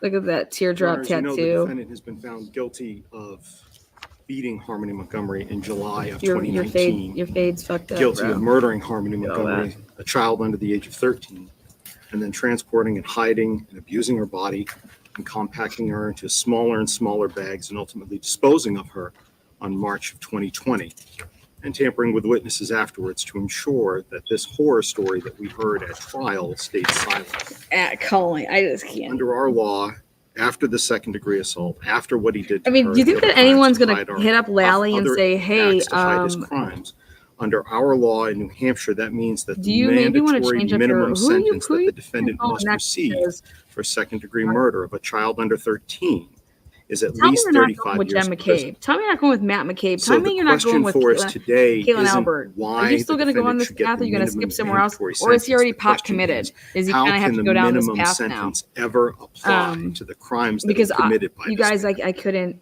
How can the minimum ever apply? I was wondering if I should be speaking when that he while it beat was happening. I Harmony said, the night hell with it. I have before to say this. in the morning What is of, Lally and doing? time and time again as he drove from the Neither methadone one of those two clinic people to that were on the Burger stand today should King, be on the stand and for he beat prosecution her today. to death and then covered her up to And if suffer you're a and juror, die how in about the car one while juror the raising their police were- hand? The state's position is how can the minimum ever apply when this court I recognized would at like the to remove last myself sentencing hearing because that he had he's 15 innocent. years of convictions for, quote, some of the most violent and I can't egregious get around the criminal fact that you behavior, guys end use quote, solo red that cups this court had to ever put seen. evidence in. How can the And minimum ever apply when he's lied over and I'm over biased again now. that he didn't kill his daughter Every and that person she for the was safe prosecution has somewhere when he lied. was first asked by many different people? How can What the if minimums every ever single one apply of them when he raised their conceded hands at and were like, trial the crimes that involved you the know, what's horrors going that he on inflicted right now? upon Why her can't body we hear from this? December 7th on forward up and until when he Unmuted, dumped muted. her Like, from the U-Haul is there that an he had conned issue? others into renting for him. Can you guys hear? Can I just not hear? How can the minimum ever apply when he's had opportunity after opportunity after opportunity, King, and he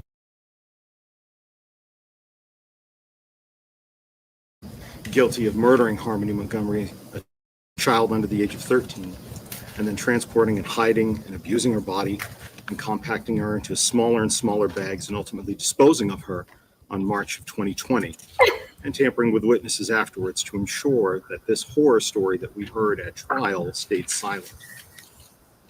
Under our law, after the second-degree assault, after what he did to her and the other crimes to hide other acts to hide his crimes, under our law in New Hampshire, that means that the mandatory minimum sentence that the defendant must receive for second-degree murder of a child under 13 is at least 35 years in prison. So the question for us today isn't why the defendant should get the minimum mandatory sentence. The question is, how can the minimum sentence ever apply to the crimes that were committed by this man? How can the minimum ever apply when he beat Harmony the night before and the morning of, and time again as he drove from the methadone clinic to Burger King and he beat her to death and then covered her up to suffer and die in the car while he ate his food? The state's position is how can the minimum ever apply when this court recognized at the last sentencing hearing that he had 15 years of convictions for, quote, some of the most violent and egregious criminal behavior, end quote, that this court had ever seen? How can the minimum ever apply when he's lied over and over again that he didn't kill his daughter and that she was safe somewhere when he was first asked by many different people? How can the minimums ever apply when he conceded at trial the crimes that involved the horrors that he inflicted upon her body from December 7th on forward up and until March when he dumped her from the U-Haul that he had conned others into renting for him? How can the minimum ever apply when he's had opportunity after opportunity after opportunity to tell investigators and others where she is right now and she can't be laid to rest? There's nothing minimal about the crimes that he's being convicted for today. The state is not going to restate everything that's put forth in the state's sentencing memorandum word for word. The state's recommendation at this time is that the defendant serve 4 to 8 years, stand committed for the crime of second-degree assault, which occurred in July of 2019, and that should then be followed by consecutive sentences of 3.5 to 7 years for his falsifying physical evidence, for what he did to Harmony's body, with a concurrent sentence of 12 months for the abuse of corpse misdemeanor, followed by another consecutive 3.5 to 7 years for witness tampering, for beating his spouse to ensure that she would stick to the story he created, followed by not less than a minimum of 45 years to life from the charge of second-degree murder. The state recognizes that this is just a recommendation. The decision today lies with the court, regardless of what the state says. But that's the state's recommendation today.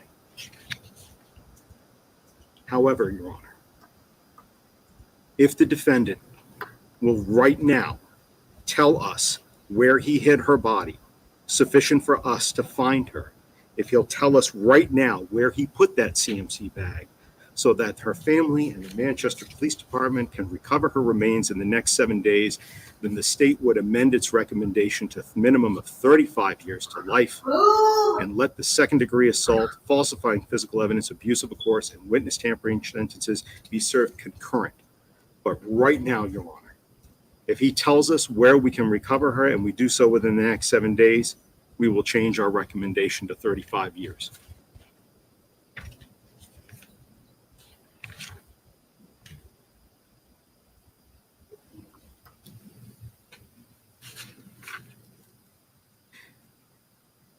Since that offer has been rejected, Your Honor, that is yet another reason why the minimum should not apply.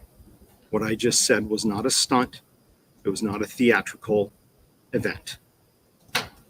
I stated in closing arguments that there are moments in life where we are tested, where our failure or our success lies in whether we do the right thing at that moment in time.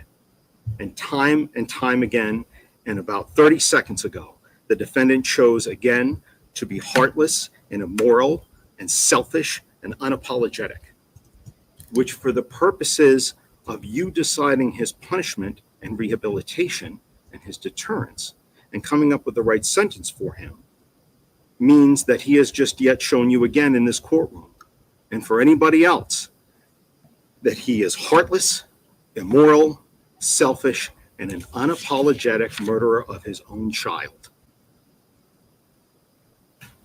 Now, as I was saying again, there's certainly nothing minimal about what he did to Kayla Montgomery, to abusing her into lying for him. There's simply nothing minimal about what the defendant did to Harmony and what he did afterwards.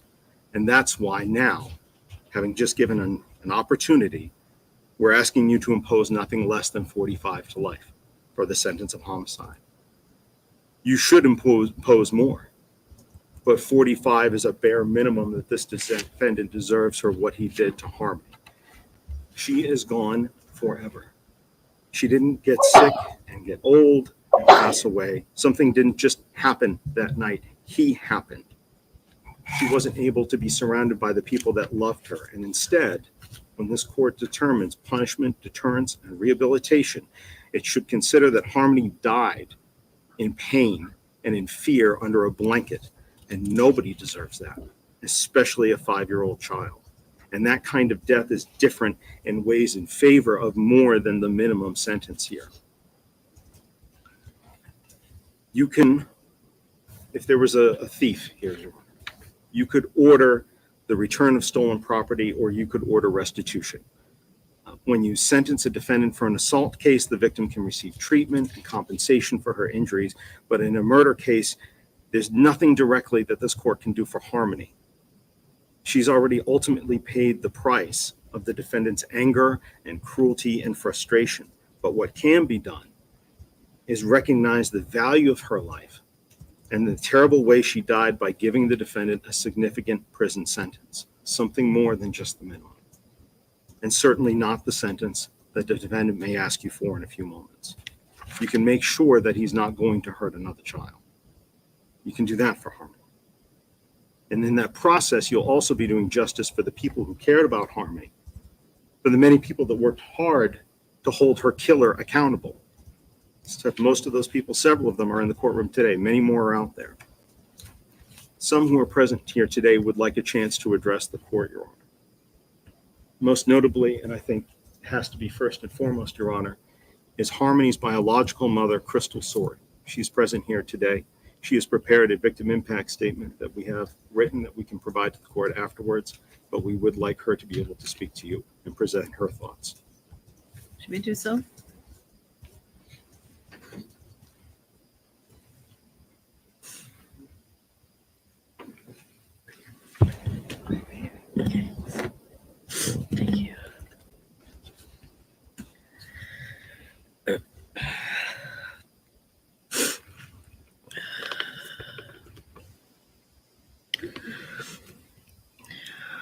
to the monster who murdered my baby. I did not kill my daughter, and I look forward to trial to refute those offensive claims. That is all you have said about my sweet daughter's life. Another lie, like all the other ones you've told. Like the cover story you told that you dropped her off with me, knowing full well and good if you had, she would be thriving right now. Not beaten and stuffed in a CMC bag where you put her. She had a life worth living, unlike your own. And it bothered you to your core that she was nothing like you and everything like me. Beautiful inside and out, funny, smart, sassy, loving, and most of all, kind. She wasn't a coward like you, and I'll be forever grateful for that. You're a coward who has to be in control of everything and everyone around you, insecure and paranoid. The list goes on. She is none of those things. She lit up a room when she walked in. She made a mark wherever she went, and you couldn't stand it. She was an incredible big sister. She loved her brother Jameson to her core, and I know she loved your sons too, no matter the picture you tried to paint of her. December 7th will forever be the darkest day of my life. The night you beat her to death, I woke up in the middle of the night in agonizing pain, from my head to my toes, and I felt like I was dying, not knowing, in the most brutal way, a part of me was dying. Suffering in that back seat for 20 minutes while you and your wife fed yourselves and your other children, and you got high. 20 minutes that you could have used to save her life. Did she cry for me? Did she scream? Did she beg you to stop? I'll never know. Because like I said, you're too much of a coward to tell the truth and do one good thing for Harmony. You may have taken her physically from me, but she is always, always with me. And I will forever look for her until the end of my days. But I hope that every day and every night you are on this earth, you hear nothing but my baby's giggle. I doubt you ever heard it in this life. All she knew with you was misery and fear. I hope you hear her sweet voice telling you to stop hitting her over and over, or how she looked the very last time you saw her, broken and bruised. You were supposed to protect her, yet you did the opposite. Harmony wasn't anything to you but property that you could throw away when she was more of a burden to you than a meal ticket. Your hatred for me led you to act on your monstrous, controlling ways, and you took her because you just could not let her come home where she belongs. My love for Harmony outweighs my hatred for you, but they both gave me the strength to listen to my instincts and to help the police put you away forever. Harmony will live on through me, and you can't do anything about it. You can't do anything to stop it. I wish you nothing but pain and misery for the rest of your pathetic life, and with or without you, we will find my daughter. I always knew you weren't a good person, which is why I left you. I just never knew to what extent, but now I know you're just plain evil.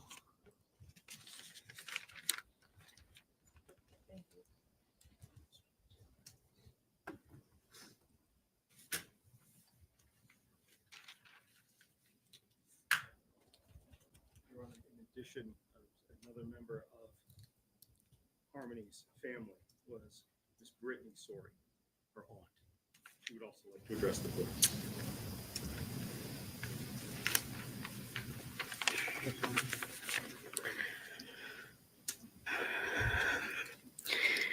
To the most vile human on the planet, the day Harmony was born is the day that will forever feel like it was just yesterday. My sister was in labor and you were in prison. Always keeping you posted. I remember that phone call with you right after she was born and they were both in the recovery room. I was talking you down from how scared you were because you just wanted to be the best dad. And I believed in you and reminded you how good you were with my daughter, that you would be the best dad and not to worry. I couldn't even believe how wrong I actually was. You are a monster, Adam, not the monster who's in your nightmares or the ones that terrify you when you're little. You're the monster that pretends to be a daddy and then brutally abused, tortured, and beat your 5-year-old daughter to death for the accidents you caused by locking her in a room 24/7, traumatizing her and making it blatantly clear that she could not trust, count on, or come to you when she needed someone. You didn't fight for her for 4 years like you had Kayla claim on your behalf.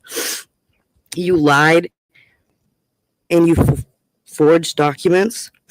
You did it to have control again over something in my sister's life. You never for 1 second loved Harmony, because if you did, she'd still be here today. You wanted to control her, and when you couldn't, over and over again, because she reminded you of my sister, you took her from us because you didn't want anyone else to have her. More proof of the absolute coward you are. The fact that you sat in court at your gun trial, like my sister said, and tried to use Harmony for some sympathy by saying you cannot wait to refute the offensive claims that you killed your daughter and you didn't and you loved her. Jury selection day, you showed up smiling at the jurors, proving exactly how evil you are. Then tell the judge the day of opening statements that you did all but kill her and expect a bunch of people to believe yet another lie from you. Because your egotistical ignorance makes you believe you are somehow smarter than anybody. You have the nerve to claim to be a victim of the disease of addiction and how it destroyed your life and all the crybaby stories you tell. The fact is this: you are a selfish, evil, conniving, poor excuse for a human being, and I hope you sit in prison every day while she haunts you day and night until it's unbearable, because that's what you deserve. I used to call you my brother. We used to talk about everything. I've seen you break down and cry and open your heart up to me. Even when you first got Harmony,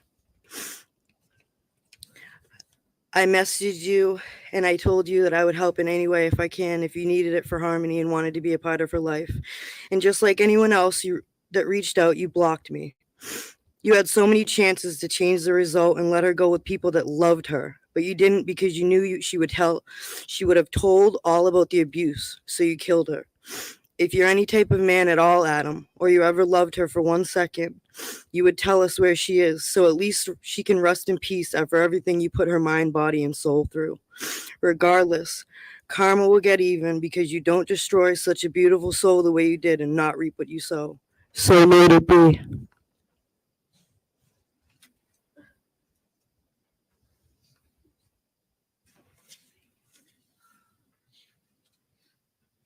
One of the other individuals in this particular event who is not present here in the courtroom today, but is the victim of the crime, that is the victim of the crime of witness tampering, is Ms. Kayla Montgomery. She has prepared a statement. We have submitted there. We will be submitting that to the court as well. It has been provided to the defense counsel. She has asked a victim advocate to please read the statement for her. If the victim advocate could please state her name for the record, and also the Kayla Montgomery's statement. Certainly. My name is Amy Van Auken, and I'm reading a statement on behalf of Kayla Montgomery. Goodbye. I wanted to write a letter to you because it's the only way to tell you how I feel. I don't know about you, but I need some kind of closure. I will forever have a place in my heart for you, whether you believe me or not. You were my best friend, my husband, the person I chose to spend the rest of my life with. You are the father of our children we have together, and I'm forever grateful for having them. I will never forget the birth of our first son we have. That was one of the many best days of my life. We had just gotten married and started a family of our own. I'll never forget when your grandmother said to me, "You're the best thing that has ever happened to my grandson." I'll always remember the births of all the children we have. Also, when you stepped up to be a father to Harmony. You worked so hard to get custody of her, and it took a few years, but you got her. I won't forget the day we picked her up and brought her home. We were so excited. Then, during the summer, was when we both started to go downhill because of relapse. After 5 years of sobriety, that was the beginning of the chaos. By the time Thanksgiving came around in the year 2019, we were losing everything. My job, our place to live, and after living in a car for a few weeks, we lost that.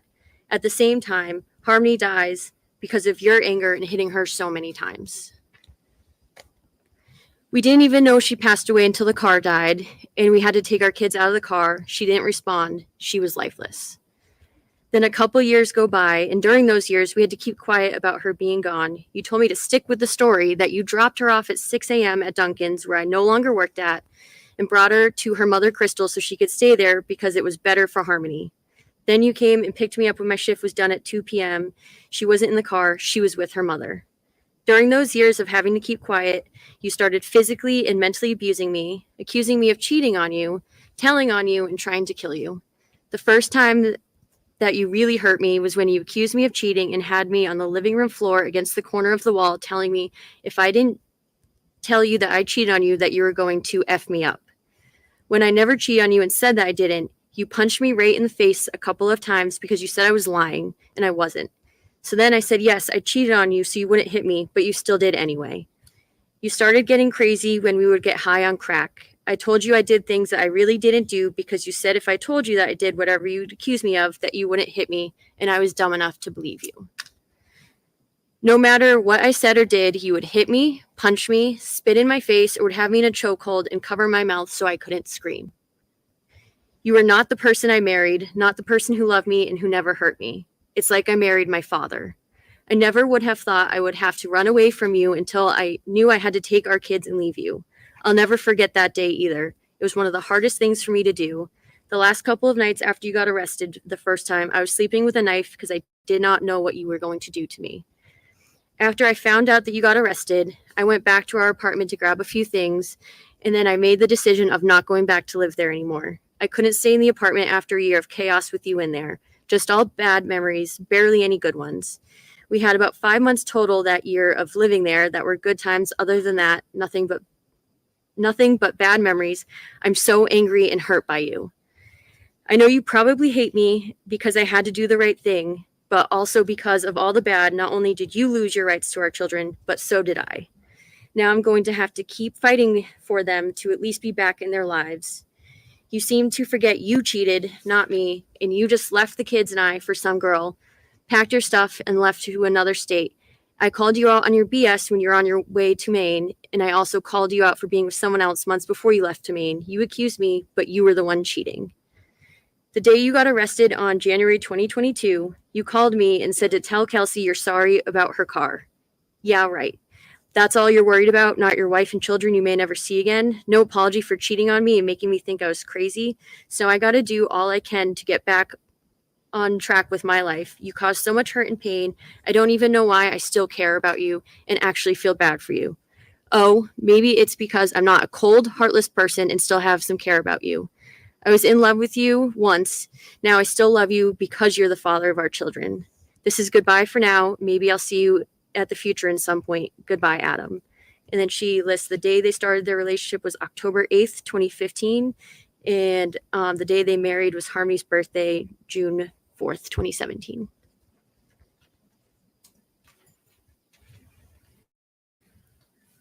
Your Honor, one family member who I've heard from yet is with regards to a very young man. This is Harmony's younger brother, Jameson.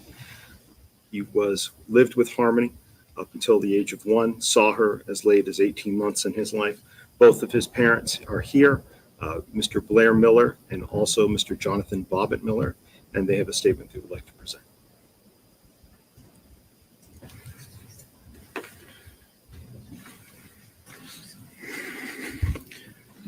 Your Honor, thank you so much for allowing us to speak here today. Good afternoon to you. My name is Blair Miller, and my husband Jonathan and I are here today on behalf of our son Jameson, who we adopted in 2019.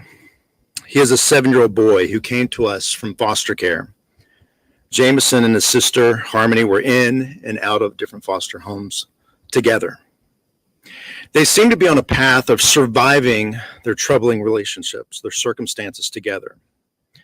To understand the true impact that this loss has had on Jameson and will continue to impact him, you need to hear the stories he tells us and wants you to know. He wants everyone to know. When we first adopted Jameson, he would always tell us about Harmony. He would tell us about her beautiful blonde hair. He would tell us about her glasses. He still does. He would tell us about her bright blue eyes. He would tell us about her wonderful smile that lit up a room. He would tell us that she was there to help him. Jameson has constantly asked us, where's Harmony? Recently, he once was struggling to go to bed. He looked off in the shadows of his closet and said, is that Harmony there? Looking back at me. These are no questions for a little boy to be asking. He no longer can hold on to that hope. Since learning about the death of innocent and beautiful Harmony, Jameson has suffered. Just a few weeks ago in school, his teacher asked him to draw a picture of his family. He drew a picture of his 2 dogs, his 2 brothers, his 2 dads, but then he put a heart above all of us, and inside that heart was the letter H. He said that was Harmony looking down on us. Jameson constantly asks us, who took my sister away? Adam, you took away his best friend, his sister. You introduced murder into his life and forever created a void that can never be filled. We will never have the right answers for him on this and can only tell him Harmony is an angel now. Jameson will grow up forever wondering how this happened, how his sister, who looked over him in foster care, didn't have anyone looking over her. You chose, Adam, to take our little boy's sister away. You don't ever deserve another choice in a free society. Your Honor, we are asking you to impose the maximum sentence.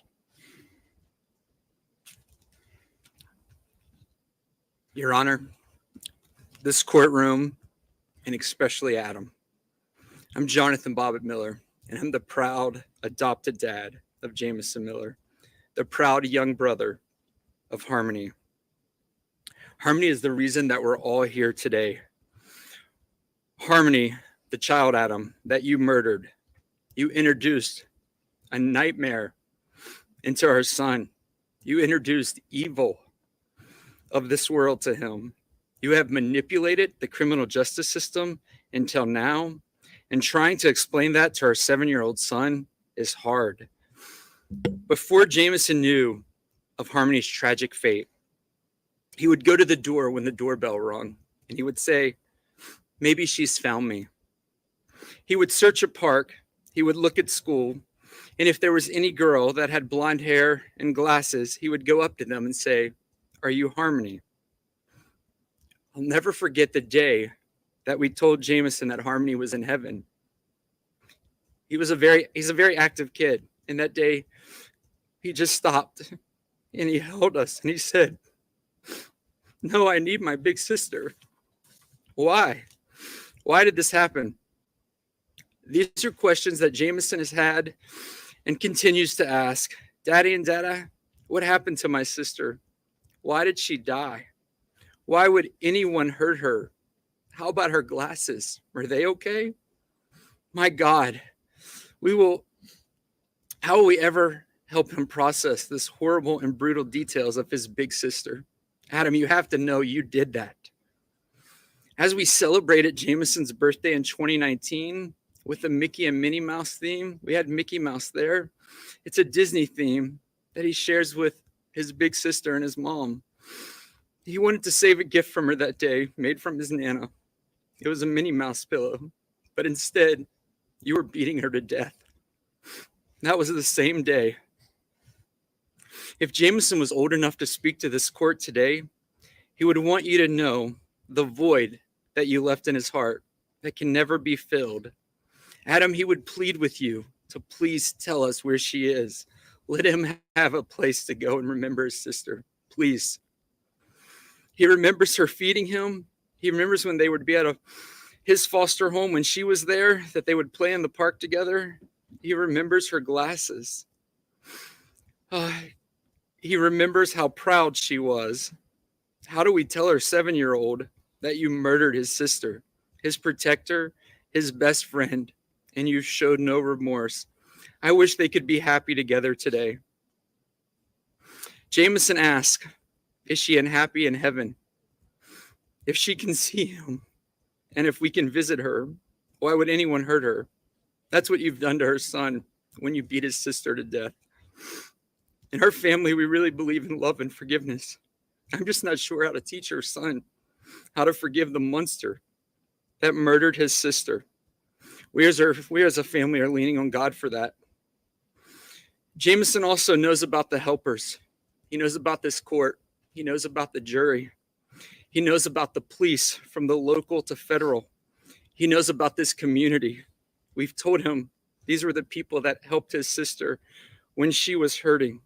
I'd like to share with you a few words that Jameson, as we were talking to him, because he wanted to know, where are you guys going? What are you doing? And I said, we're going to speak for your sister, and we're going to tell everyone how important she was to you. And this is what he said. Tell everyone my name is Jameson. I'm 7 years old. My sister's Harmony. I love Harmony. I miss her. I hope I get to see her again. My sister had beautiful blue eyes, and we smile alike. I liked having fun with her on the playground. She gave me a broken Elmo toy that was hers. I still have that, but I have the Minnie Mouse pillow and a new Elmo that's not broken. I keep it in my closet for her. I'm really sad. She's an angel. I miss her. She was my best friend. I hope she can see me playing basketball, being silly with my brothers. And I wish I could bring Harmony to my school to meet my friends and my teacher. She loves the color purple and Minnie Mouse. I made a heart for her in purple and red with mirrors so I can look for her in heaven. I hope she sees me. The red is for my heart and the purple is for her. I love my sister. I miss her. I hope she's eating M&Ms in heaven. I hope her glasses are safe and not broken. And I miss you, and I will always love you, big sister. Thank you, Your Honor.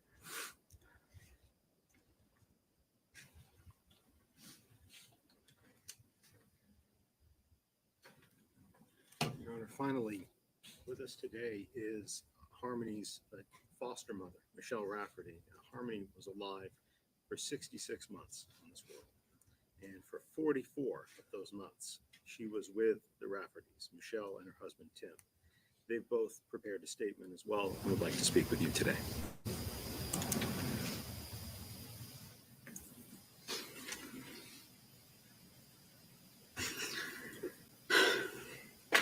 Your Honor, I'm grateful for the opportunity to speak here today. This is truly the hardest thing I have ever had to do. My name is Michelle Raftery, and along with my husband and my 5 children, we have the privilege of being Harmony's foster family. We shared our hearts, our home, and our life with her, and she filled our lives with joy and laughter. We lost a daughter, and my children lost their sister. We grieve for her every day because we thought we'd always see her again. Harmony was full of life and always happy. We jokingly told her that she leaves a sparkle wherever she goes. She loved to be in the middle of everything that was going on, and she never missed a beat. Harmony always had 2 mummies, me and Crystal, but only had one daddy, and that was my husband, Tim. I am beyond grateful Harmony had the relationship with a loving daddy and knew what that relationship should look like. She loved being a sister and had an amazing bond with our youngest daughter. And when our second daughter had her baby, she was delighted to be an auntie. Harmony was a friend to everyone, but she also had a best friend named Dominic. She loved going to church and loved going to school. She loved Minnie Mouse, playing outside, playing dress up, playing house, and loved to cuddle. She had a large community that she loved, and they loved her. She was kind and compassionate and always willing to share, even her Oreo cookies and favorite doll stroller. Since everything came to light, I have had trouble sleeping and concentrating. We had to explain to our children things that we never wanted them to hear and explain to them why a father who was supposed to love and protect her was being arrested for murder. Your Honor, I'm asking you to give Adam the fullest sentence. Adam is hateful and selfish and continues to be so by not telling us where her body is. Adam knew he could have brought Harmony back to us. He had options, but always chose himself each time. He never put Harmony first. There were consequences for his actions, and he will have to live with them the rest of his life. Our family is strong and beginning to heal by the grace of God, We know Harmony is safe in the arms of Jesus, never to be hurt again. So despite the evil brought to light in this trial, we will continue to move forward in love because love wins. Thank you, Your Honor.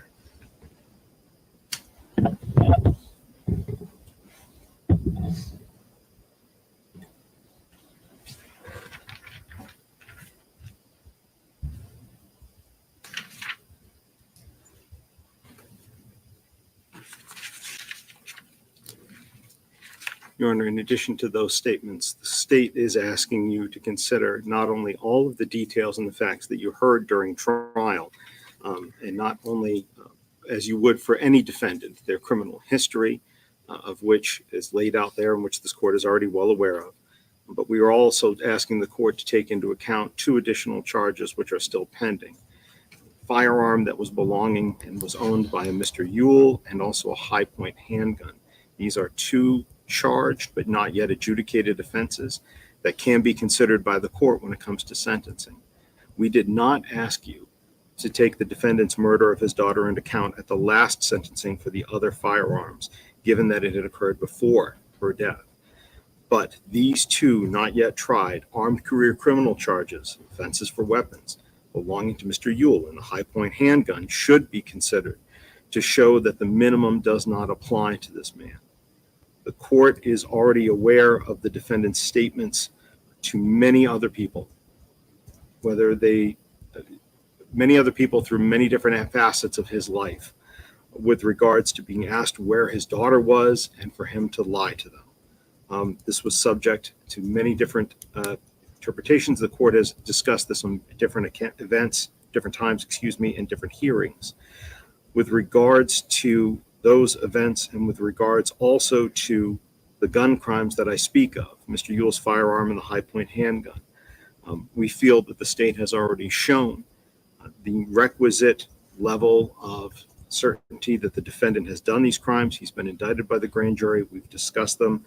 Parts of the evidence that support them have already been presented to the court.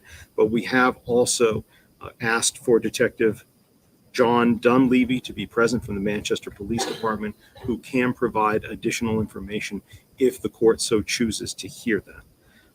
So at this point, I would leave it up to the court's discretion if and when the court should be considering those 2 charges as part of coming up with the appropriate sentence for the defendant today. But he is here in the courtroom. All right, thank you. I don't feel that I need to hear from him at this juncture. If the court feels it necessary to hear from him, I will do so later. Thank you. Thank you, Your Honor, one of the things that you saw during trial were the many different ways in which the defendant tried to conceal his crime, not just physically, but also with false statements and lies to others. Lies as to where she was, as to what had occurred, where it had occurred in the car, where he was at the time. Even lies, as you heard from some witnesses, as to whether or not he loved or cared for Harmony in the first place. You heard and saw the defendant try to sell his lies to anybody that would listen. And why does that matter? Because it's one thing to deny the charges that the state then can hold the state accountable to bring forth proof beyond a reasonable doubt. But it's another one to actively lie and deceive and blame others. And a defendant who does that, like this defendant did, is different and is deserving of more than the minimum punishment. You've even heard yourself how the defendant tried over and over again to get Kayla Montgomery to lie for him. The testimony we heard at trial included the verbal threats to her, beating her, photographs that we saw of her black eyes, testimony from other independent witnesses of him either hurting her or her running away, being injured, or grabbing a cell phone out of her hands and manipulating her even months later to get rid of telephones that had evidence of the crimes on them. You've seen those bruises. You've heard those stories from independent eyewitnesses. That was not just an attack on her. That was an attack on our system of justice. And to hold him accountable for that independently, consecutively, to the actual underlying crime of the homicide and the second-degree assault from before. As you've seen in this case, if we don't do that, if we don't hold people accountable for those actions afterwards, then the criminal justice system is failing because it allows defendants everywhere under the concept of general deterrence to think that they can tamper with witnesses and destroy evidence. And if they're caught, well, it'll just be subsumed by the underlying crime. That's another reason why the more than the minimum sentence is necessary. And finally, I'm not going to go into full detail on it, Your Honor, but you've seen in the state sentencing memorandum, there are 3 cases that are on point. And when looking for comparison here, and those are State versus Caitlin Marin, State versus Mark Heath, and State versus Chad Evans, all cited in our sentencing memorandum. In those matters involved individuals who were convicted of reckless second-degree murder for injuring children. And all 3 of those individuals, either immediately after trial or at sentence review, all had sentences that were in their 40s. And all 3 of those people didn't have the criminal history that this defendant has. And all 3 of them didn't do afterwards to their victims and what they did to their bodies, what he did to harm them. So in the state's mind, how can the defendant here get anything less for that? His behavior is worse.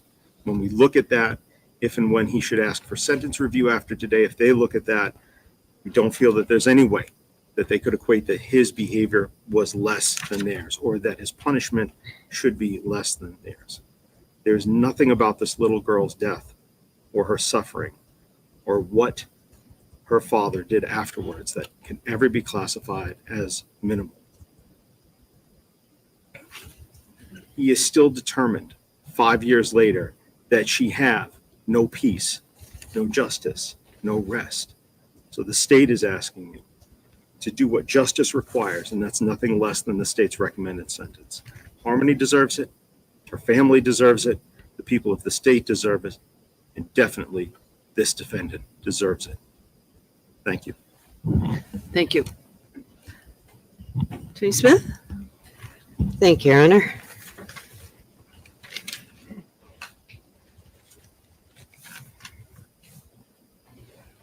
I'd like to start reading from State versus Willie at 163 New Hampshire 532. We held that just as it is unconstitutional to increase a defendant's punishment because he refuses to admit guilt, so too is it unconstitutional for a court to draw an adverse inference of lack of remorse from a defendant's silence at sentencing.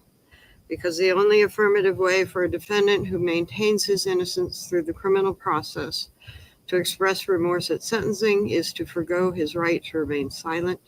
Using a defendant's silence at sentencing to infer that he lacks remorse generally violates the defendant's constitutional privilege against self-incrimination. The state said that their offer to reduce or offer a reduced sentence of 35 years if Adam Montgomery took particular action within the next 7 days, and his reaction to that reflected heartless, immoral, no remorse. You can imagine, anybody can, that somebody walking into a sentencing hearing for something where he maintains his innocence that he did not do would be a difficult situation. That person would be assisted by his counsel, who would understand that being vilified for something that you didn't do would be difficult, who would understand that when people are trying to throw him away forever for something that you didn't do would be difficult in the courtroom. The state was doing a stunt. They were seeking a reaction today from Adam Montgomery in the courtroom by their stunt for something that they said, give us 7 days. And then Mr. Montgomery, acting appropriate with his counsel's representation, was called heartless, immoral, and no remorse. Mr. Montgomery does not have to express remorse here for something where he maintains his innocence. It would violate his constitutional rights against self-incrimination. And talk a little bit about the use of priors, as argued in the state's memorandum, to elevate what is a sentence as a mandatory minimum that is extraordinarily high. And it is high because anytime a child dies an innocent child dies deserves a strong punishment. And the legislature has spoken with a mandatory minimum of that punishment. The lack of rehabilitation is what the priors are put on for. I don't think anybody can permit what another person would be like after 35 years of incarceration. To assume the lack of rehabilitation for prior records that occurred from the time that Mr. Montgomery was quite young, that many, fueled by drug and drug addiction that was introduced to his life by some of the very witnesses, family members, wives, who participated in maintaining his addiction and in a lot of the conduct that he did in the prior record. He is worthy of rehabilitation, especially after what would be the mandatory minimum under this sentence. The use of the remaining charges also are inappropriate here. You did not consider the charge of homicide at his prior sentencing on the armed career criminal charges that he faced May a year ago. But you did consider the armed career criminal charges, or at least you didn't indicate that you didn't, and the state certainly argued that they should be considered as well.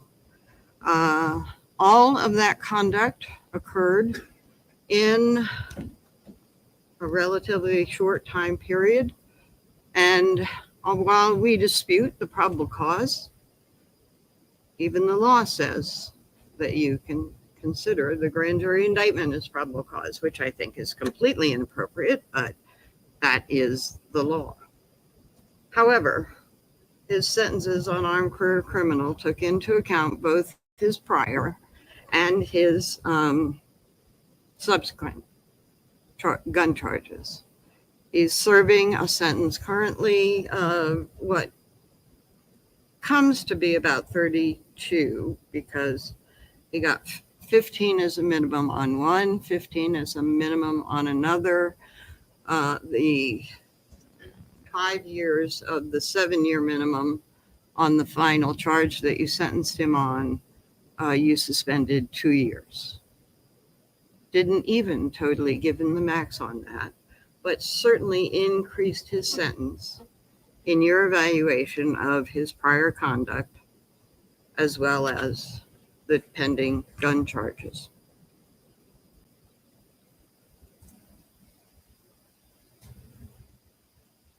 Another issue I need to address, and I'm afraid we only addressed part of it in chambers, my fault.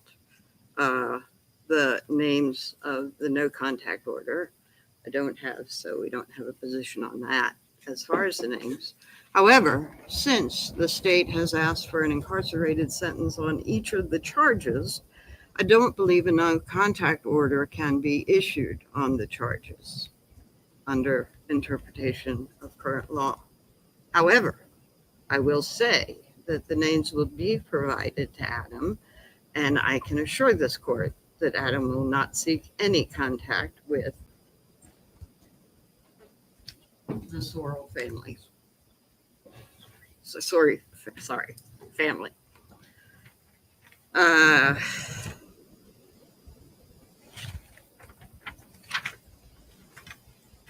So, what do you do for sentencing Adam Montgomery?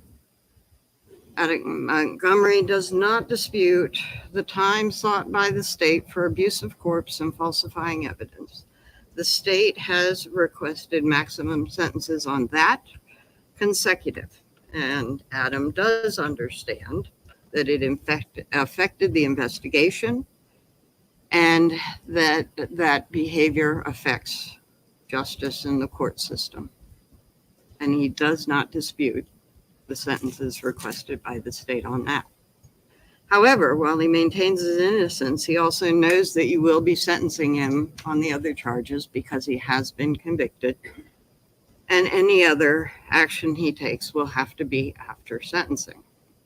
So as to the other charges, while he maintains his innocence on each of them, he can't offer a sentence because no sentence would be fair for him to say that they would be fair when he is maintaining his innocence and he did not commit those charges. So he can't offer you something that's appropriate for them, but he would request that you take into account his objections to the memorandum and especially his silence here at sentencing as being an appropriate position to take when he is asserting his innocence.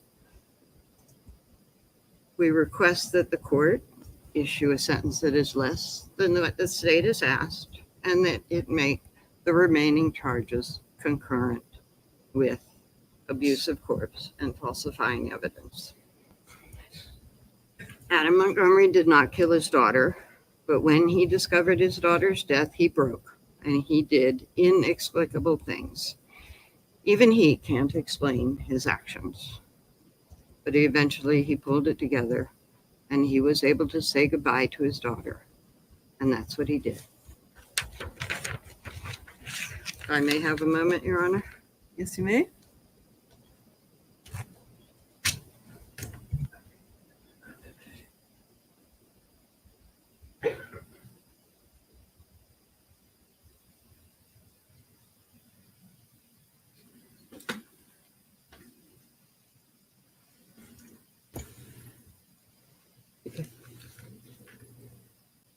Actually,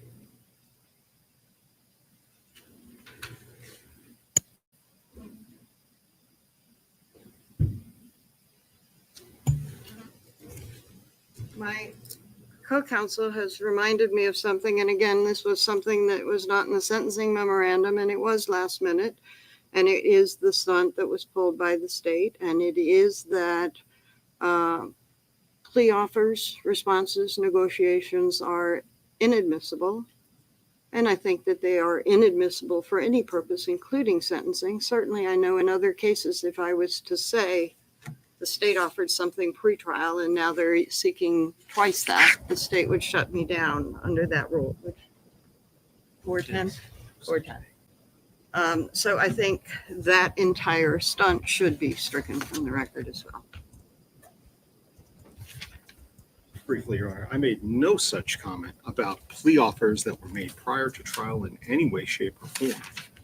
When I called the defendant heartless, immoral, selfish, and unapologetic, and in doing so, it's about the two crimes that he has admitted that he has done. It's the falsifying physical evidence and it's the abuse of corpse, which he admitted and even told the jury that they could find him guilty of.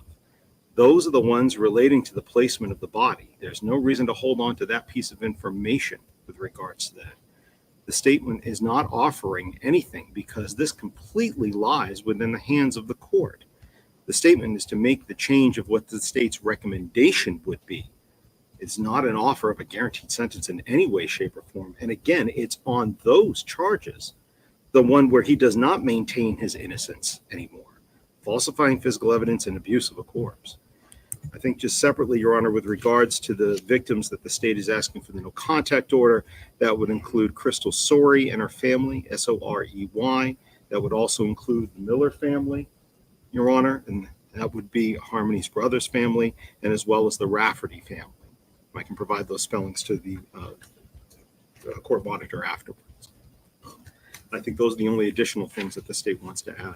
Attorney Gotti, what do you say to the state v. Toll issue that's raised by the defense about the no contact order on stand committed sentences, where all of the sentences that you're asking for in this case are stand committed, but you're also asking for the no contact provision? Your Honor, I think with regards to that, rather than to prolong this particular hearing, the state would then also ask for a $5,000 fine on each felony for that to be suspended for the period so that the no contact order can be obeyed during that time period. And if he violates the no contact order, then that could be imposed. Suspended for what period? I would say suspended for a period of, Well, on the 2 Class B misdemeanors, I would say suspended for at least a period of 7 years upon the beginning of that serving of that sentence. And for the charge of second-degree murder, I would say beginning on for a 20-year time period, beginning when he starts serving that sentence.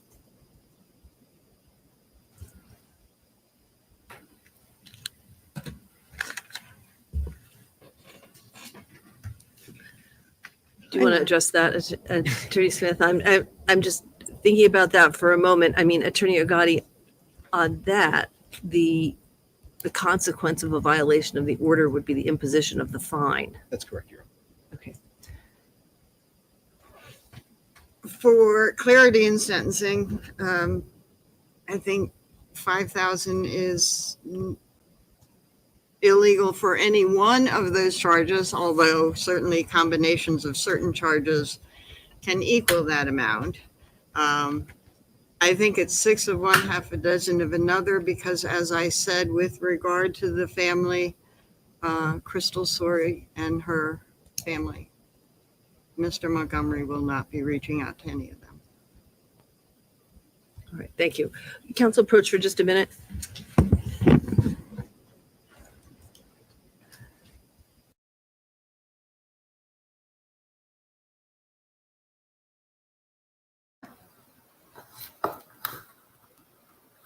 Kayla, you're a piece of shit.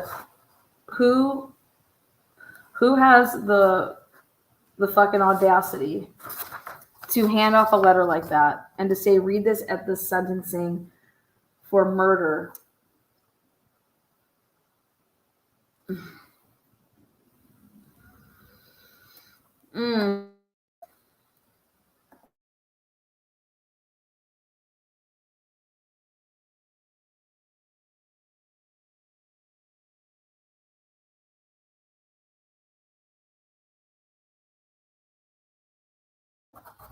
I have to get my mind thinking about something else because I'll just throw this computer. The pre-election campaign finance report, Christopher Michael Albert. Do you know where he had his celebration party at? 317 on St. Patrick's Day? At the Waterfall Bar and Grill. Reimbursement for food and beverages at meet and greet. He had a meet and greet.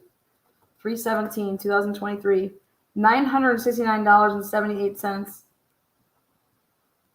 He was looking to reimburse himself.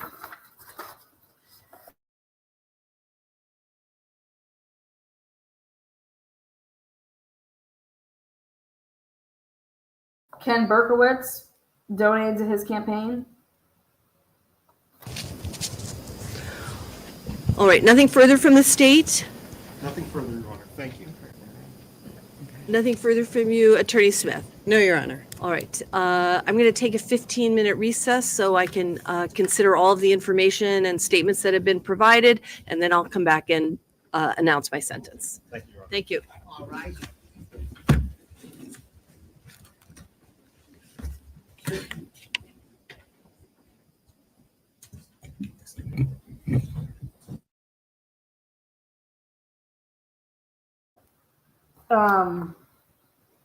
I mean, what?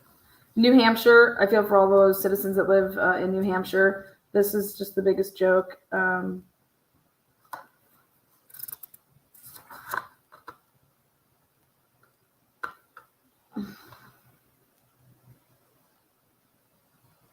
Matt McCabe, $200 donation to Chris.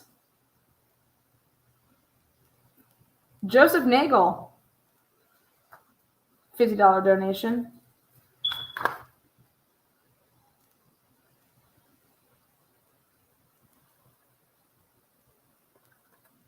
Jim Quigley.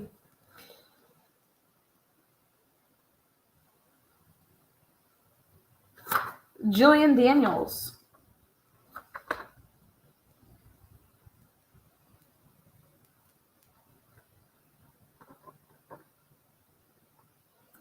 Jack Keller, Fairview Road. That's the guy that lived across the street. That's the guy that gave the solo motherfucking red cups. Jack Keller donated $40. I'm gonna send him some fucking solo red cups. Jeez. I think she's gonna max him. I mean, she's gonna do whatever she legally can do. She denied all of his motion and limine bullshit. So, I mean, I think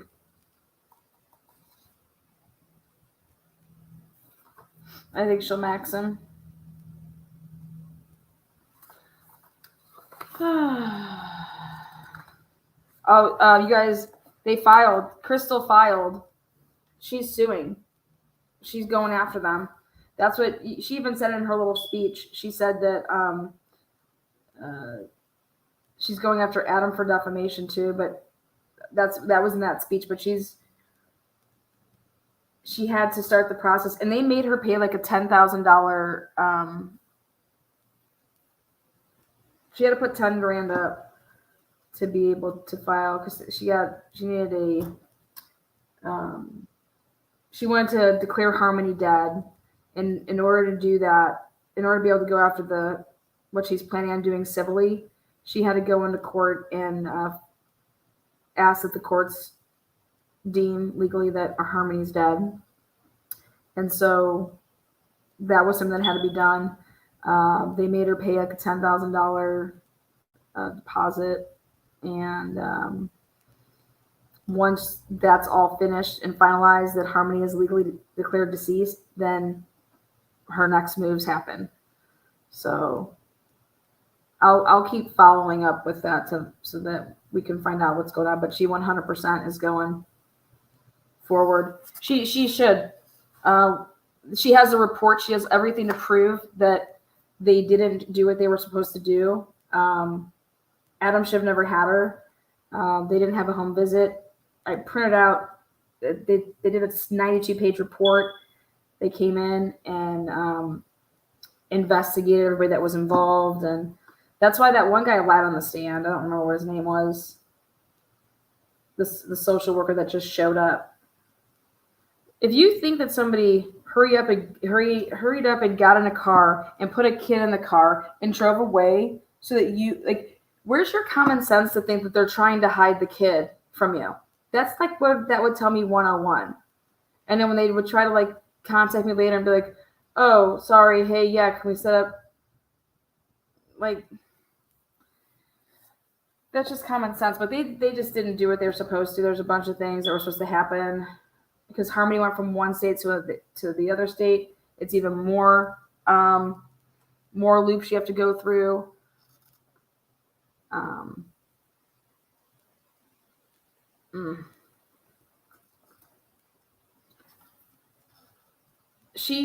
Adam wanted, they never went inside that house and did a home visit to see where you have to have a bed and a room for your kid.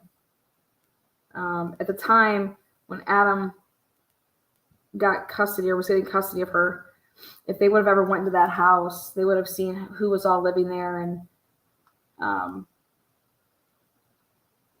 but I think all that's bullshit anyways. You come to my house for 5 minutes,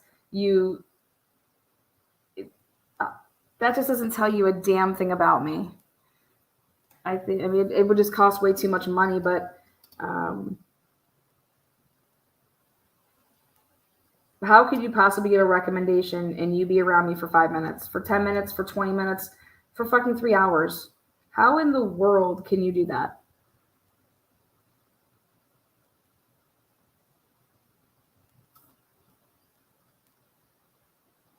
You can't.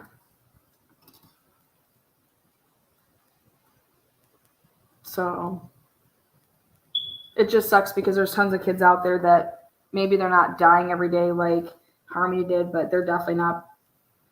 They're being used the same way that Harmony was.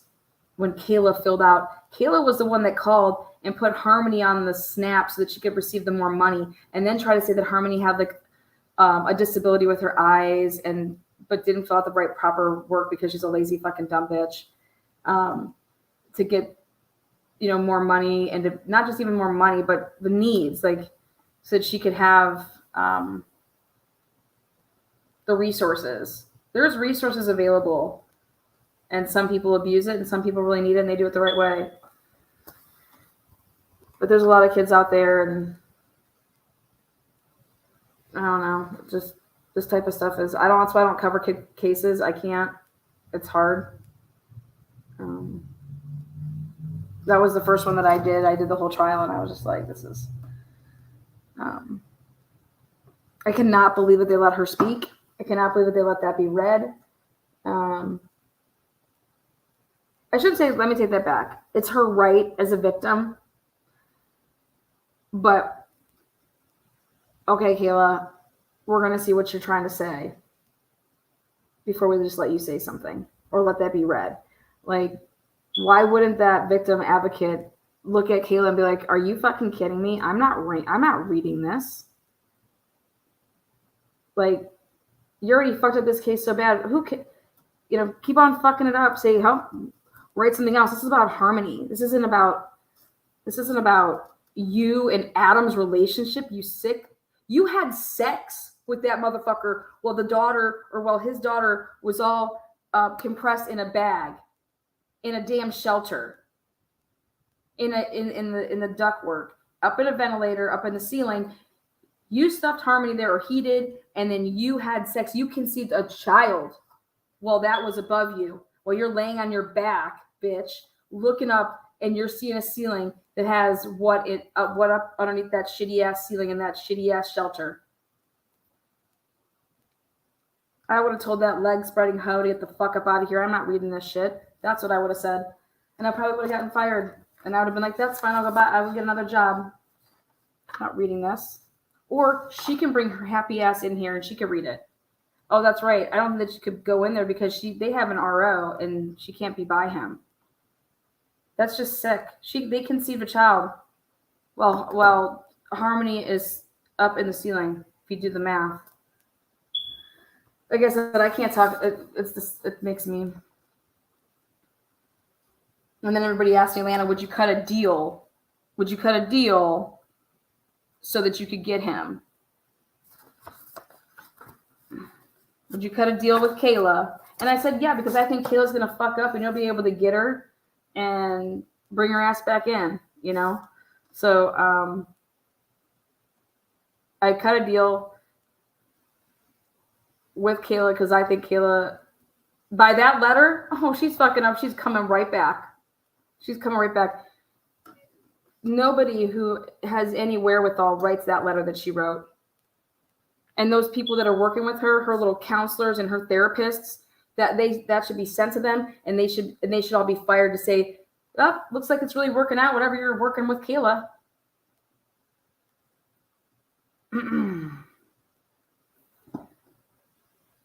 But I would have asked Crystal. I would have asked Crystal Story how we want to handle this. I would have. But Crystal wants to bury her daughter. But without Kayla, you're not getting what you got. And then you're just rolling with the gun charges, and he would have been out,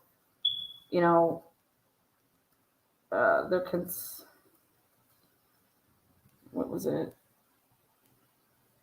He'd be out in 30, maybe less.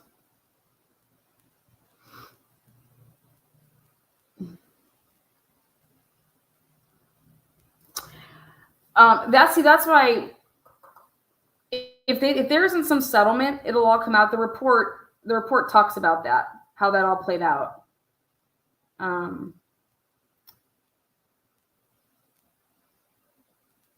There's going to be a settlement. There's no way that's going forward.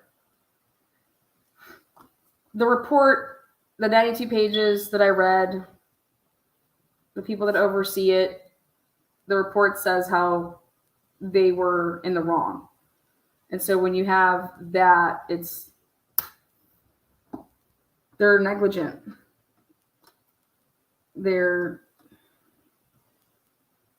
Crystal's going to get a lot of money. I just hope she does the right things with it. And I think that she will.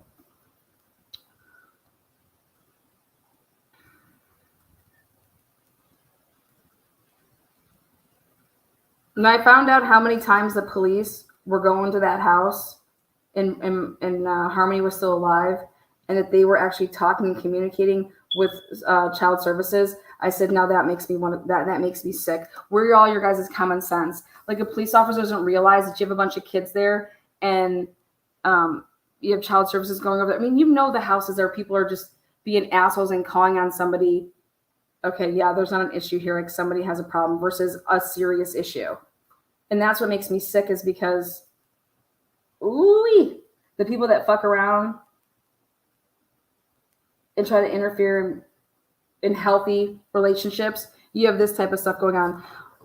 You are hurting other children that actually need these people to work on their cases to make up fucking false shit about people so that you can what? Get some more child support money, or what? Yes, I get a couple extra days. That means I don't have to pay you. And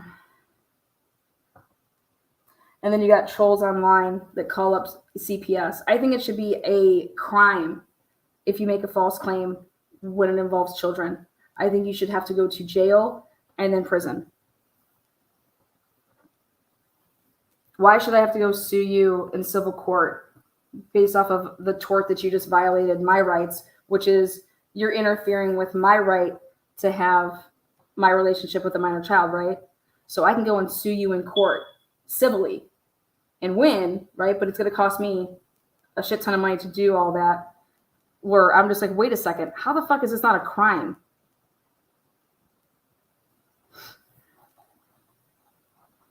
How is this not a crime? Making a false report. Get the fuck out of here. It is. It's a crime in my book, and it should be. But people that need the help, we shouldn't have all these fake ass cases out here that, hey, because you made a call, we got to come out there, and then we got to do this and we got to do that, right? You don't know somebody because you see them online, or because you, who the fuck are you?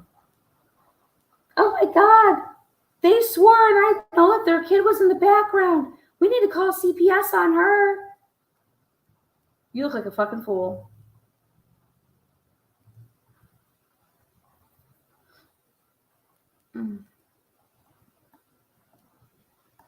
That state, Massachusetts and New Hampshire are going down for this case.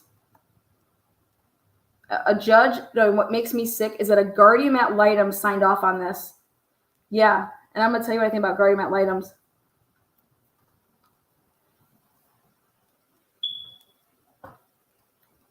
A guardian ad litem's job is to investigate. So my question is what training and experience do you have as a lawyer to investigate claims? What do you do? How do you go and investigate claims allegations made against somebody? A guardian ad litem is a lawyer for a minor child, and that's their best interest to see when two people have allegations against, or like even if just one person has an allegation against another parent, whatever, things like that. So you have the guardian ad litem because the minor child, it's here, this person is, hey, I'm the lawyer for this minor child, and I just want to make sure that it's the best interest of the child, not this other riffraff, right? So my question is okay, so when somebody makes an allegation, say that I made an allegation against, I don't know, freckled in here. How do you go about investigating that? What's your training and experience in that? What's your training and experience in investigating?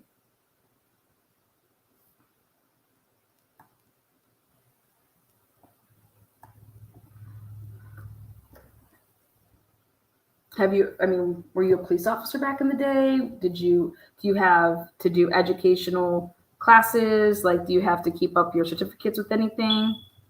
So the guardian ad litem in this case, and the judge just, whoop, yep, here you go, Adam. Because he didn't miss a couple supervised visits in a small period of time.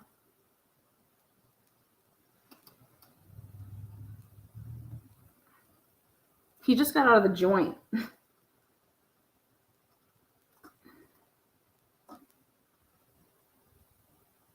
How could a guardian ad litem possibly say that it would be in the best interest of the child for Harmony Montgomery to switch another home? So she was with Crystal. Then Crystal, messed up or whatever. So the foster care took over that woman. Then Crystal got another chance. Then it went back to foster. Then Adam here, he wants to try to get his little hands in, like, I want harmony. How could it possibly be in the best interest of a minor child? And this is where, if anybody would have advocated, you'd bring up case law, Bell versus Bell, Schmidt versus Schmidt. I could read off a ton of shit. But you cannot keep moving a child from home to home. A child needs stability, so the child should have stayed with the foster parent. She should have never left that foster parent. There's no stability. So I don't care if Adam Montgomery wanted custody. I don't give a red. I don't care that he's her dad. It would have been in the best interest for his own child to stay in the care of that foster parent, and would have eased into a relationship with her dad, who's a stranger, over a course of period of time where, especially if you're going to try to take her from one state to another state, then it's a whole other part. And see, but if anybody would have done any investigating, I disagree with that. Adam's family made it look stable. No, they didn't. If they actually would have went in that place, do you know how far they were behind on paying bills? That's what I'm trying to say. How do you investigate a claim? Okay, hey, you're going to go stay at this house. I'm going to call and see where you're at financially with all of your bills, especially the mortgage or the rent. Okay.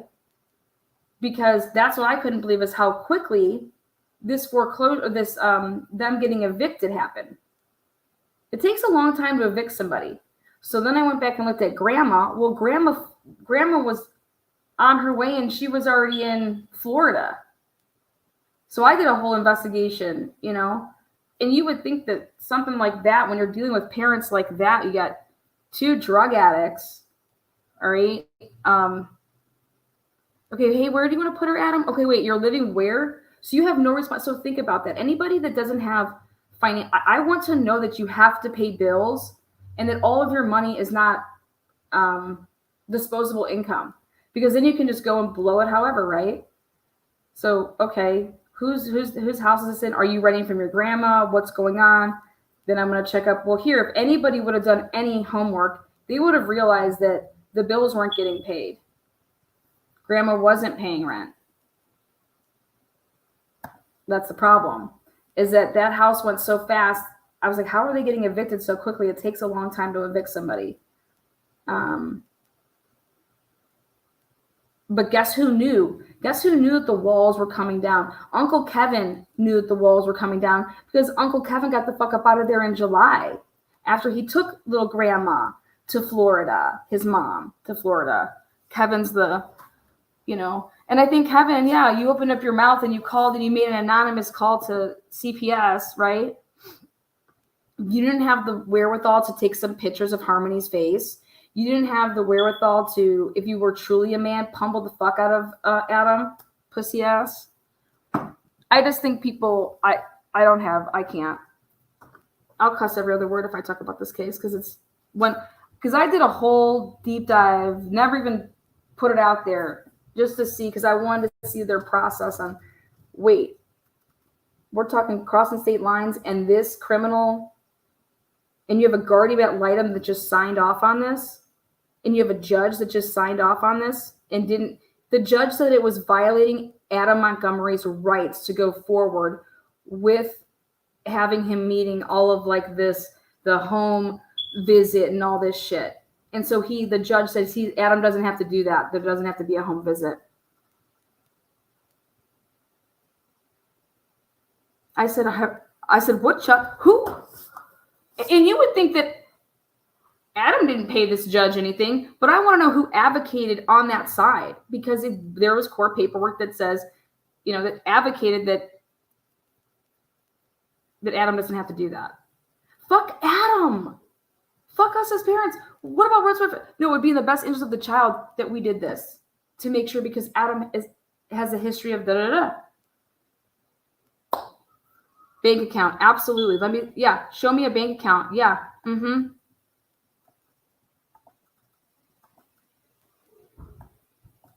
like I said, I can't even talk about it. It just, when you have idiots in positions, this is what's going to happen.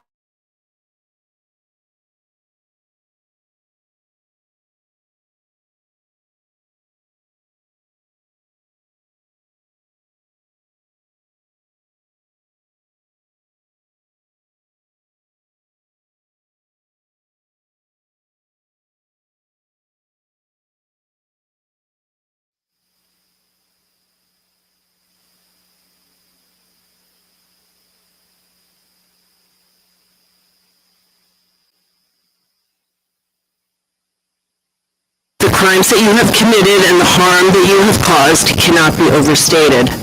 You took a human life, and you did so in the most callous and heartless of ways. You robbed a 5-year-old girl, your own daughter, of the life that she was to lead. You stole from your sons a sister. You took a daughter from her mother. You were convicted of reckless second-degree murder. Reckless in this context does not mean something that was an accident. It is defined under law as something that manifests the extreme indifference to a human life. Your extreme indifference to the value of human life is seen in so many of your actions in this case. In 2019, you beat Harmony. In the words of your uncle, her eye was fully black and blue like a raccoon eye, is what he said. Your words, when asked, were, quote, "I bashed her around the effing house." And then you hid her from the view of others, and you kept her from those that came to help her. On the date that you murdered her, you didn't hit her once. You punched her in the head repeatedly. You beat her in the car while at stoplights, more than one time. You knew that she was severely injured, yet you covered her with a blanket and didn't check on her until after you took her lifeless body from the car. And then, after her death, you treated her body like it was trash, worse than trash. You did unimaginable things to her body, and all in an effort to save yourself from being discovered as her murderer. And then, on top of that, you threatened, abused, and beat your wife to keep her silent.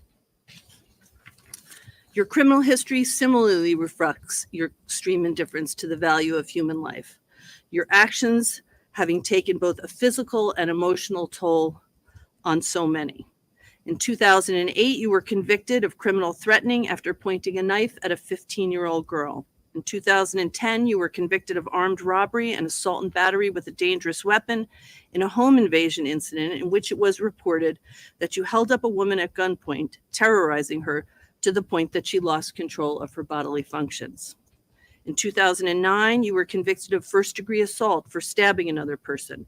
In 2014, you were convicted of assault and battery with a dangerous weapon and larceny in a case in which it was reported that you shot a man in the face. In 2019, you were convicted of 2 counts of armed career criminal, 2 counts of theft, and 2 counts of receiving stolen property, all of the charges stemming from the thefts of firearms, guns, exchanges of guns for drugs and money. The court has to consider 3 primary goals of sentencing: punishment, deterrence, and rehabilitation. The focus today is on your convictions in this case: second-degree murder, falsifying physical evidence, witness tampering, abuse of a corpse, and second-degree assault. But the prior convictions are important. And they're important as well, as each of them reflects not just your extensive criminal conduct, but each of them represents an opportunity after sentencing for you to have changed the trajectory of your life, to change how you were treating other people. But you were either unwilling or unable to do so. And as a result, at this point, the court has the responsibility to impose a sentence that not only punishes you harshly for the crimes that you have committed, but considers deterrence, that is, how to keep you from hurting others. In light of the egregious nature of the crimes of which you have been convicted in this case, and taking into consideration your extremely violent criminal history, the court finds the only way to do this is to keep you off the streets. To the extent you seek to rehabilitate yourself, that will have to happen behind the prison walls. Harmony was an innocent 5-year-old girl. You treated her in the worst of possible ways, in both her life and in her death. Therefore, the court sentences you as follows. On charge ID 2027112C, the charge of second-degree murder, you are sentenced to the New Hampshire State Prison for not more than life nor less than 45 years. That sentence is to stand committed. That sentence is consecutive. All of these sentences, I should say, now are consecutive to each other, as well as consecutive to docket 216-2022 CR 577, which are the sentences that you're currently serving. Additionally, you're to participate meaningfully and complete any counseling, treatment, or education programs as directed by the correctional authority or probation parole. Law enforcement agencies may return evidence to its rightful owner. You are ordered to be of good conduct and comply with all the terms of this sentence. This is also consecutive to the second-degree assault charge in the docket ending in 20. That is charge ID 1937947. Do you have any questions about that sentence? Nope. Nope. Nope. On charge ID 2027113C, falsifying physical evidence. On this charge, you are sentenced to New Hampshire State Prison for not more than 7 years nor 3.5 years. This sentence is stand committed, consecutive to all of the other charges that I'm about to read you, as well as consecutive to the second-degree assault charge and the docket ending in 20 and the sentences that you are presently serving.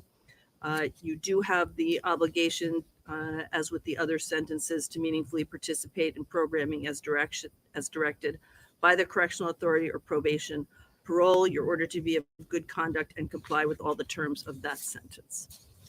On the charge of tampering with witnesses and informants, you are sentenced to the New Hampshire State Prison for not more than 7 years nor less than 3.5 years.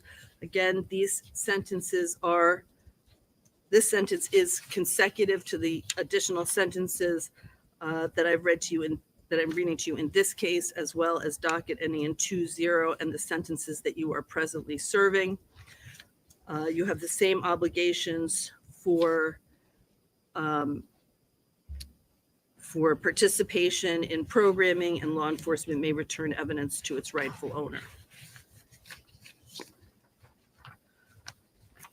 On the abuse of corpse charge, on this charge, you are sentenced to the maximum penalty of 12 months at the House of Correction. All of this sentence is suspended for 25 years. If it were to be imposed, it would be consecutive to the sentences that I read to you. And on this charge, you will also have the provision of a no contact order, and that is no contact with the Sorey family, the Miller family, and the Rafferty family.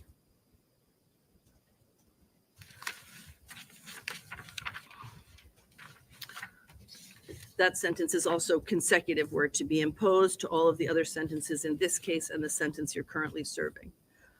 On the second-degree assault charge, charge ID 1937947C, you are sentenced to New Hampshire State Prison for not more than 8 years nor less than 4 years. This sentence is consecutive to the sentences in docket 216-2022 CR 2372. This is charge ID 1937947C.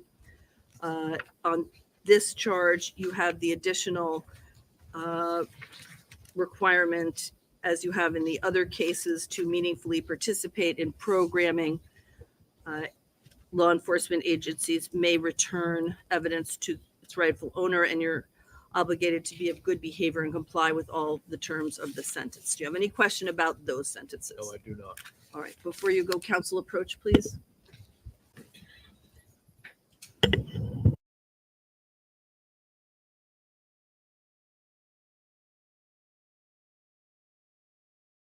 All right, they're approaching, and that's going to wrap up the coverage here.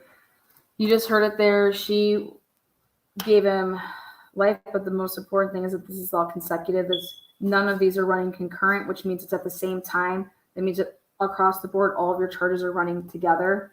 everything is running consecutive. So you're going to serve this first, and then we go to that one. Sentences that I just reviewed with you, Mr. Montgomery, are imposed in light of the extended period of incarceration. The court will also make the finding that you do not have an ability to pay your attorney's fees, so there will not be an obligation for those in these matters. The clerk will now address you regarding sentence review. You are hereby notified that you have the right to apply for review of the state prison sentence imposed on you on May 9th, 2024. The application may be filed within 30 days after the date of the sentence, but not thereafter except for good cause shown. If you file such an application, your sentence will be reviewed by a board of 3 members who will be either judicial referees and/or superior court judges. Review of the sentence may result in a decrease or increase of the minimum or maximum term within the limits fixed by law, or there may be no change in the sentence. A form for making application, if you wish to do so, is set forth below. Mr. Montgomery, this applies for both cases 216-2022 CR 20 and 216-2022 CR 2372. I'll leave those with you. Do you want to sign your name? Yeah.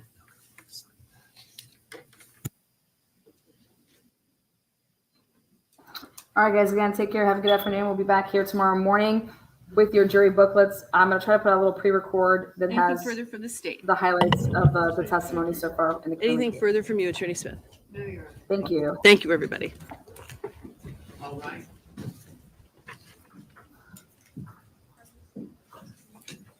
Thank you, mods, members, subscribers. Like it, share. Let's continue on the justice train. And justice comes from truth. And that's why this is truth and transparency. Take care.